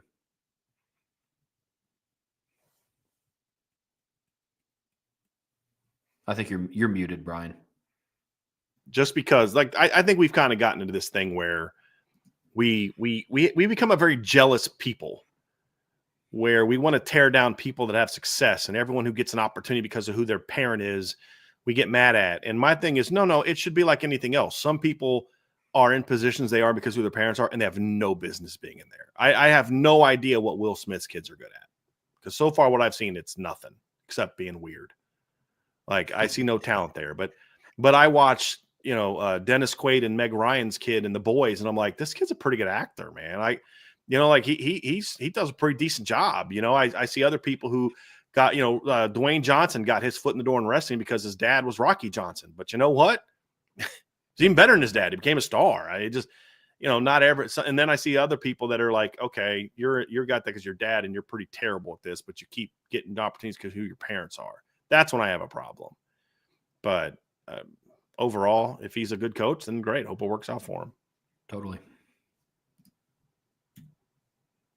Buy, sell, hold. In the next couple of years, we will learn how Marcus Freeman handles being a celebrity leader and how he handles his ego. Here's a history reference. George Washington and Julius Caesar both had opportunities to be kings. One did and one didn't. That's a great example too, man. And that's why one was murdered by his friends and the other one was considered one of the greatest humans to ever live. You know what I mean? But man, that is a really good one. Really good one. I think that's an absolute buy. Marcus Freeman has quickly become a celebrity. Does he lose sight of what got him here? And he cares more about his celebrity, which means the things that he put a great deal of attention towards that resulted in the team going on the run they had fall by the wayside? Or does he kind of say, hey, look, these things kind of take care of themselves. My people manage this appearance, that appearance, whatever, but my focus is still number one on this football team. Then he'll handle it well. I don't know the answer to this. None of us do. We all know what we hope, and he'll be fine. That's fine. You hope so. I hope so, and we think that's going to be true, but we don't know that because he didn't become a celebrity till like November of this year, maybe December of this year. So how's he going to be? He wasn't a celebrity on September 7th. Sure wasn't. That's the question. That's the question. I don't know how he's going to handle it. I hope he handles it well. I don't know that. I hope he does too. Look, I'll say this. I hope that Marcus Freeman can remain to do both, because I do think that like his image is also good for Notre Dame. I think it's exposed. It's great exposure. Where it starts to become an issue is when it starts getting in the way of football operations. Yep. Yeah, I go through and I think, I mean, Nick Saban was in The Blind Side. Yeah, he was in a whole movie, but it's not a big role, obviously. And he was playing the role of a football coach. But but it never, doing things like that, going on different shows, different radio shows, anything like that, it never affected the product on the field. So if Marcus Freeman wants to go and do all these different things, I have no problem with it. As long as it doesn't affect, as long as the stories don't start coming out of he's now no longer out on the recruiting trail grinding like he doesn't have the open door policy he used to have with his players. They can't come and talk to him. He's not as available to be that head coach and work with this and work with that. That's when it becomes a problem. When it starts to take away from you being the head coach that you said you wanted to be, where you look out for your players, you develop young men, you're doing all those type of things, then that's where it's a problem. Totally. That's where it's a problem. And that will I will say this, what you've struck on here, Riker, this is going to be what determines whether Marcus Freeman ultimately is a championship coach or not. How he handles the celebrity that's come over the last year will determine whether or not he becomes a legendary coach or just a guy that had a couple good years, who was good looking and personable and for a period of time was really well liked, but then he kind of went by the wayside. We've seen coaches like that before. And they're hot for a real short period of time, and then because they couldn't handle that success. And we're going to find out. That's the only thing that could stop him from being a phenomenal run. That's the only thing that will stop Marcus Freeman from going on a really impressive run the next 5 years, is that right there. 100%. Couldn't agree more. Last one, Trev. Buy, sell, hold from. Hold on a second. We have a super chat we'll get to after this one. This is the last of the submissions. We have a super chat from John A1 that we'll bring up. You got it. Buy, sell, hold from Walk On Carry Off 78. Notre Dame can no longer be considered O-line U since its last great O-line was 2020 with Eichenberg, Banks, Hainsey, Patterson. That 4-year hiatus will end in 2025 through 2027 with 3 consecutive top 5 rooms. I sell that because there's been other things that have shown, like the 22 and 23 offensive lines weren't great, but they still had to have a top 5 overall draft pick and a second-round draft pick off their offensive line last year. Jarrett Patterson went to the NFL. I believe he's starting, if I'm correct. Wasn't he starting for the Texans this year or last? Last year he was, yeah. No, I don't view that. No, I don't agree that they're not O-line U, because they're still producing high-level NFL draft picks. And now, if you go another couple, go ahead, Trev. I was going to say, and they're still attracting high-level caliber players. Right. I mean, they're getting Charles Jagasaw, they're getting Will Black. Right. And there's been a couple years the offensive line wasn't as good as we hoped it would be, but I mean, they were semifinalists for the Joe Moore Award this year. I mean, I think, and the only year where the offensive line was bad was 21. It's been at least good to solid. There's been times last year where it was a problem, but it hasn't been like, oh man, your offensive line sucks. 2021 it did. Yeah. But, and I don't know that anyone has emerged as that team that, I mean, Army won the freaking Joe Moore Award this year. So Washington won it last year. It's not like, Bama's offensive line has taken a step back. Ohio State hasn't exactly been putting out great offensive lines. Michigan had a chance there for a while to where they were about to go, and then they've taken a big step back. So their success was a very short period of time. So, but to your point, I buy the fact that over the next 3 years, they're going to reestablish the conversation to where there's no more doubt about it over these next few years. Yes, I do believe that better happen. And if it doesn't, then that means Joe Rudolph did something bad. But I think that's what we're going to see. I do. Agreed. I do. And then we're going to end things, Trev, we have a super chat from our guy, John A1.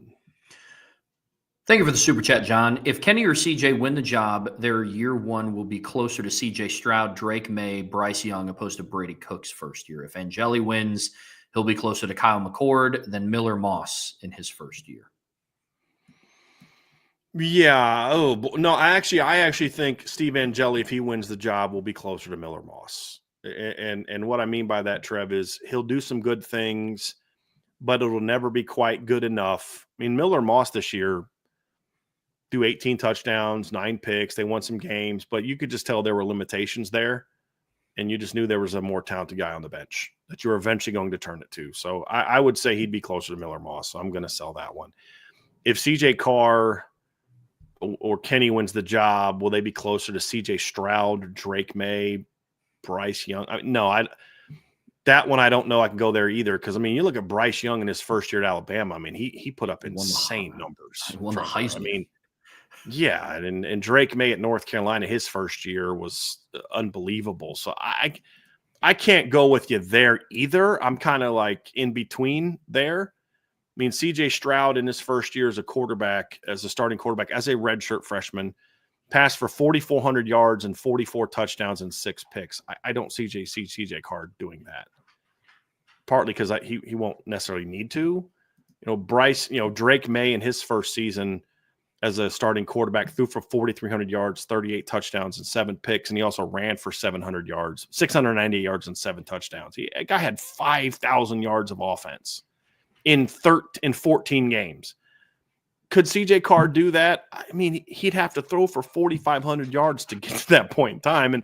And with the makeup of this team, I just don't think they're going to ask him to do that. They're not going to ask, your starting quarterback to do what Bryce Young did in 2021, where he threw for 47 touchdowns and almost 4,900 yards in 15 games. They're just not going to ask him to do that. They're going to Alabama that year ran for 150 yards a game and only 4.1 yards per carry. They're just a way better running operation than what that team was. And so that's why I'm not, they needed Drake May to be that, because if he wasn't that, they weren't going to win. He was their leading rusher that year. That's not going to be the case this year. They're not going to need that kind of success. When you look at Ohio State in 2022, you had Mayan Williams as your leading rusher. Travion Henderson was banged up all year. He wasn't 100%. I don't know that CJ Stroud would have been asked to do all the things he did in 2022 if it wasn't for the fact that, 2021, I looked at the wrong year. That was actually Travion's breakout year, so that was a little bit of exception. They were a little bit good at both. I was looking at the 2022 numbers. But I just don't know that they're going to need him to do that, and I don't think they're going to have an offense that's scoring 45, 46 points a game like some of those other teams. I think it's going to be better, but that's a big jump in 1 year. So, and he's not Jaden Daniels. He's not a guy that's going to throw for 3,800 yards and run for 1,000.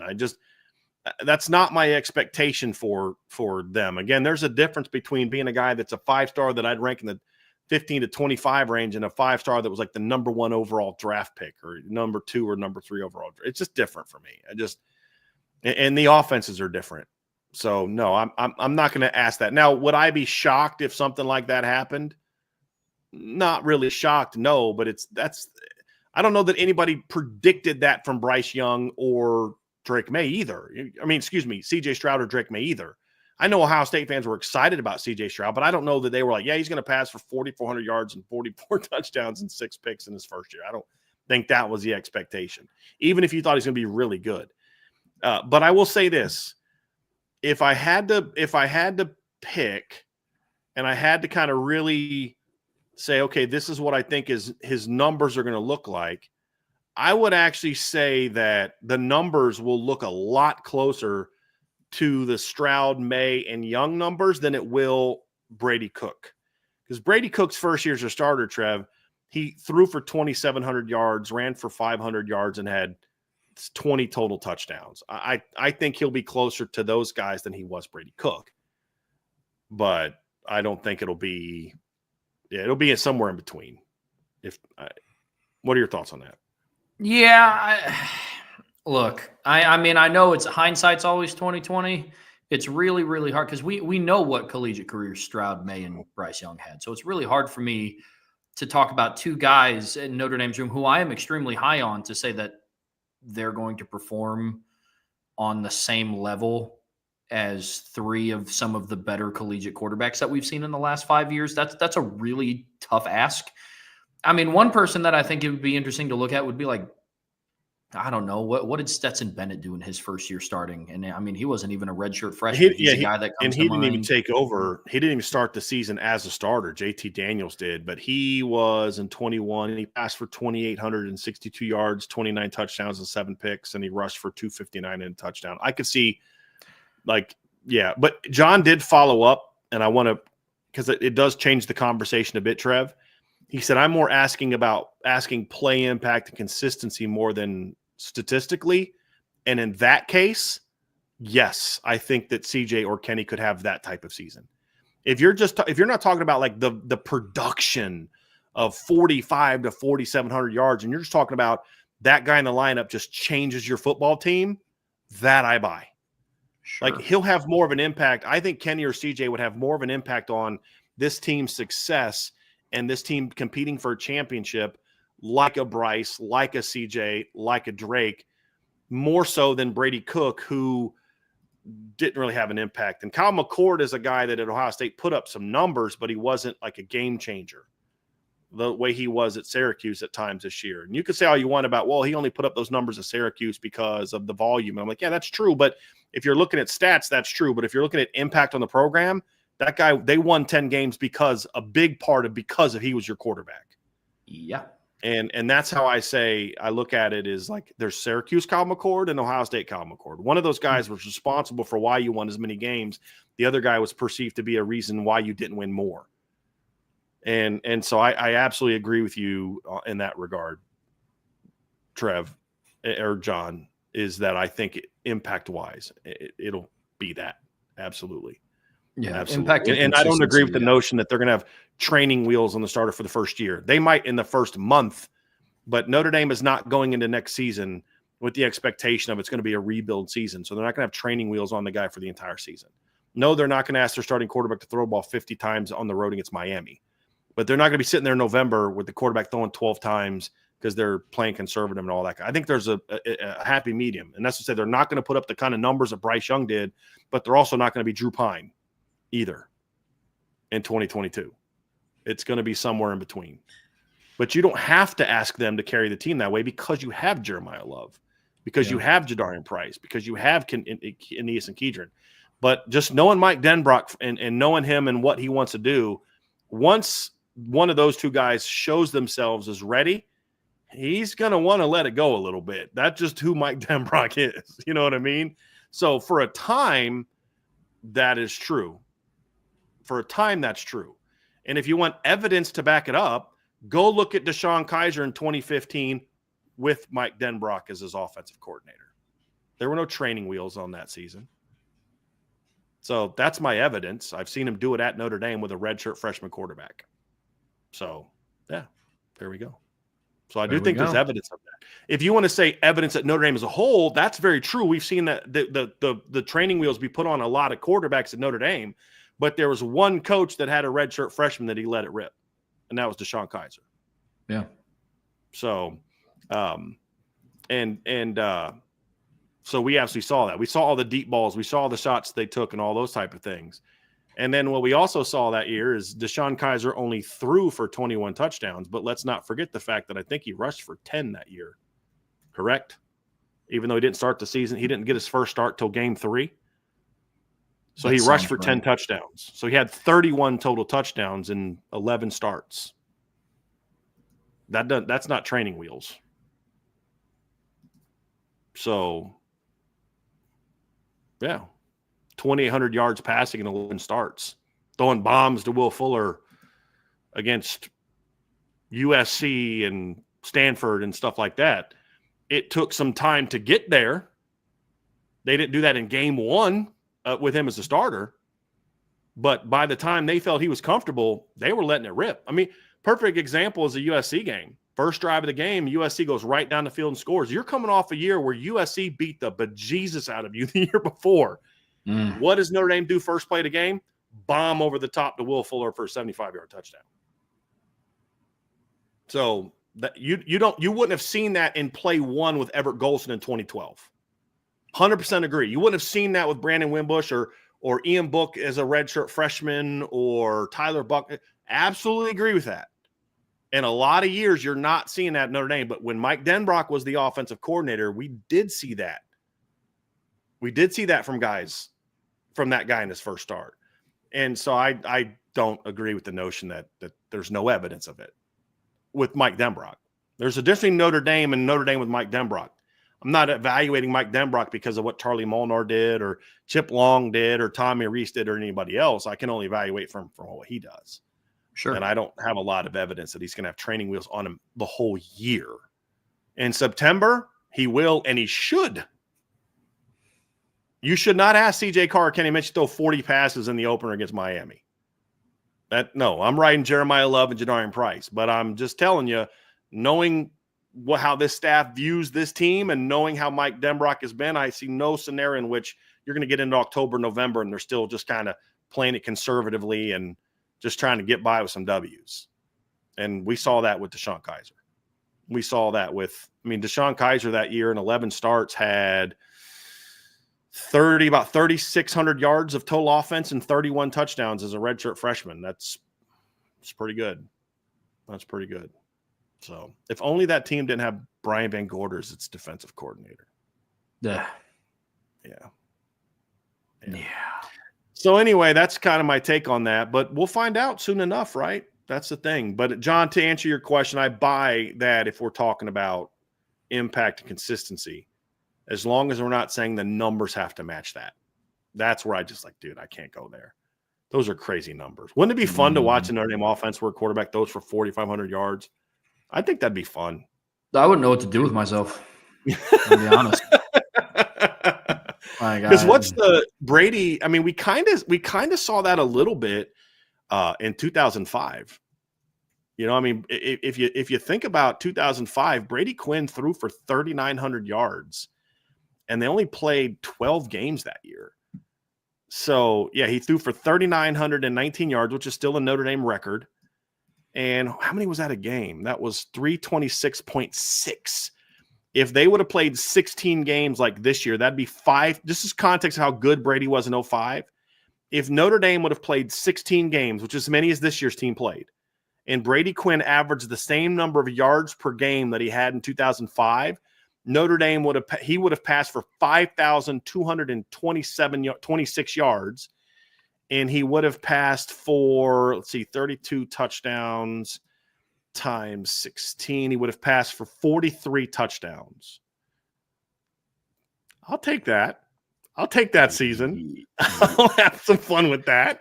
Listen, man, I will just take his 2005 season as it was, man. At this point, look, it's going to be a really, really fun day when Notre Dame's getting ready to play in a big game. You see all the keys to victory players to watch in for the Notre Dame guys, and it's the quarterback and receivers. Obviously, Jeremiah Love will be in it this upcoming season, but it's not going to be your center, your right guard, and your running back. Here's the players to watch today. You know what I mean? It's all right, we get it. Notre Dame runs the ball. That's I always want Notre Dame to be a team that can run the ball. Always want to be a team that can run the ball. It's like we said yesterday, Trev. When we break down, I'm not asking Notre Dame to go out there and be a team that throws the ball 40 sometimes a game. Like when you look at what did Bryce Young, I know he had a very high yards per attempt average, but like you look at Drake May in 2022 through 30, he's averaged 36.9 attempts per game. Bryce Young in 2021 averaged 36.5 attempts per game. And then you look at C.J. Stroud in 2021 was his first season, correct? And he attempted 36.8 attempts per game. I'm okay if Notre Dame's quarterbacks are 30, 29, 30, like Will Howard was this year, 29 attempts a game, 70% per completion rate, high, what was his yards per attempt? 9.5 yards per attempt. 4,010 yards in 16 games, 9.5 per attempt. I can live with that. If it's 3,800 yards at 9.5 yards per attempt, but you're still rushing for $190 to $200 a game, I can live with that. I'll say this. with Notre Dame's rushing offense the way that it has been over the last, call it 5 years, and their defense the way that it has been over the last 3, I just want Notre Dame's passing offense to be a viable option. Like the conversation changes for us from, and if they stop the run, insert whatever tagline that we've had over the last couple seasons. Hopefully now they can push the ball down the field. Hopefully now, you know what I mean? Hopefully Riley is feeling it that day. Because if not, there's going to be a lot of questions. And I want it to where we're talking about on Thursdays in the season, keys to victory. It's remain balanced. They're going to look to shut down the run. So it's CJ or Kenny or Steve is efficient today. Hopefully they run this concept. It's more schematic discussions. It's not, I hope they can do it. So like that's where I'm at, man. That's absolutely correct. I hope they can throw for more than 90 yards in their next game against Georgia. You know, yeah. No. But again, you can be that without losing your identity as a running team. Totally. That's what I'm saying. Like, I don't see Notre Dame ever throwing for the kind of yards that they did at Alabama. I don't see because I don't see them ever needing to do that or desiring to do that. I still think this is a team that if Mike Denbrock was building this offense the way that he wants to build this offense, you're talking about averaging 280 yards a game passing and about 200 yards a game rushing, to 210 or, add, if they get to 500 yards a game. Cause like, what were they? Let's see yards total offense this year. There was 2 teams over 500 this year. That's it. It was Ole Miss and Miami, Florida. The next best were 480. So, I mean, you're seeing the impact of the fewer plays. Whereas in 2022, there were 6 teams above, 500 yards a game. There was 10 in 2020. There was 7 in 2019. There was 10 in 2017. And there was 9 in 2017. You look at 2023, there was only 3. And in 2024, there was only 2. Well, Mike Denbrock had one of those seasons, and I don't think we're not going to expect Notre Dame to have 540 yards of offense like he did at LSU. Sure. But let's say they're at like 480. 480 is a reasonable number. That puts them as a top 5 to 8 offense. This year, it'll put them at number 5. Last year, it would have put him at number 9 at 480 yards. I think that's reasonable for Notre Dame to eventually get to when things are really cooking. Maybe not this year, but eventually get to.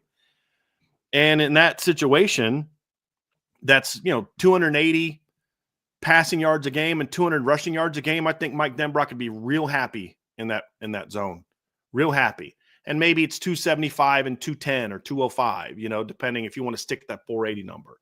But I think that's what he wants. Well, that 280 yards a game in a 13 game season, which is kind of for context of what that is, that has you thrown for 3,640 yards. That's pretty good, but that's not like, oh my God, you're the next Joe Burrow.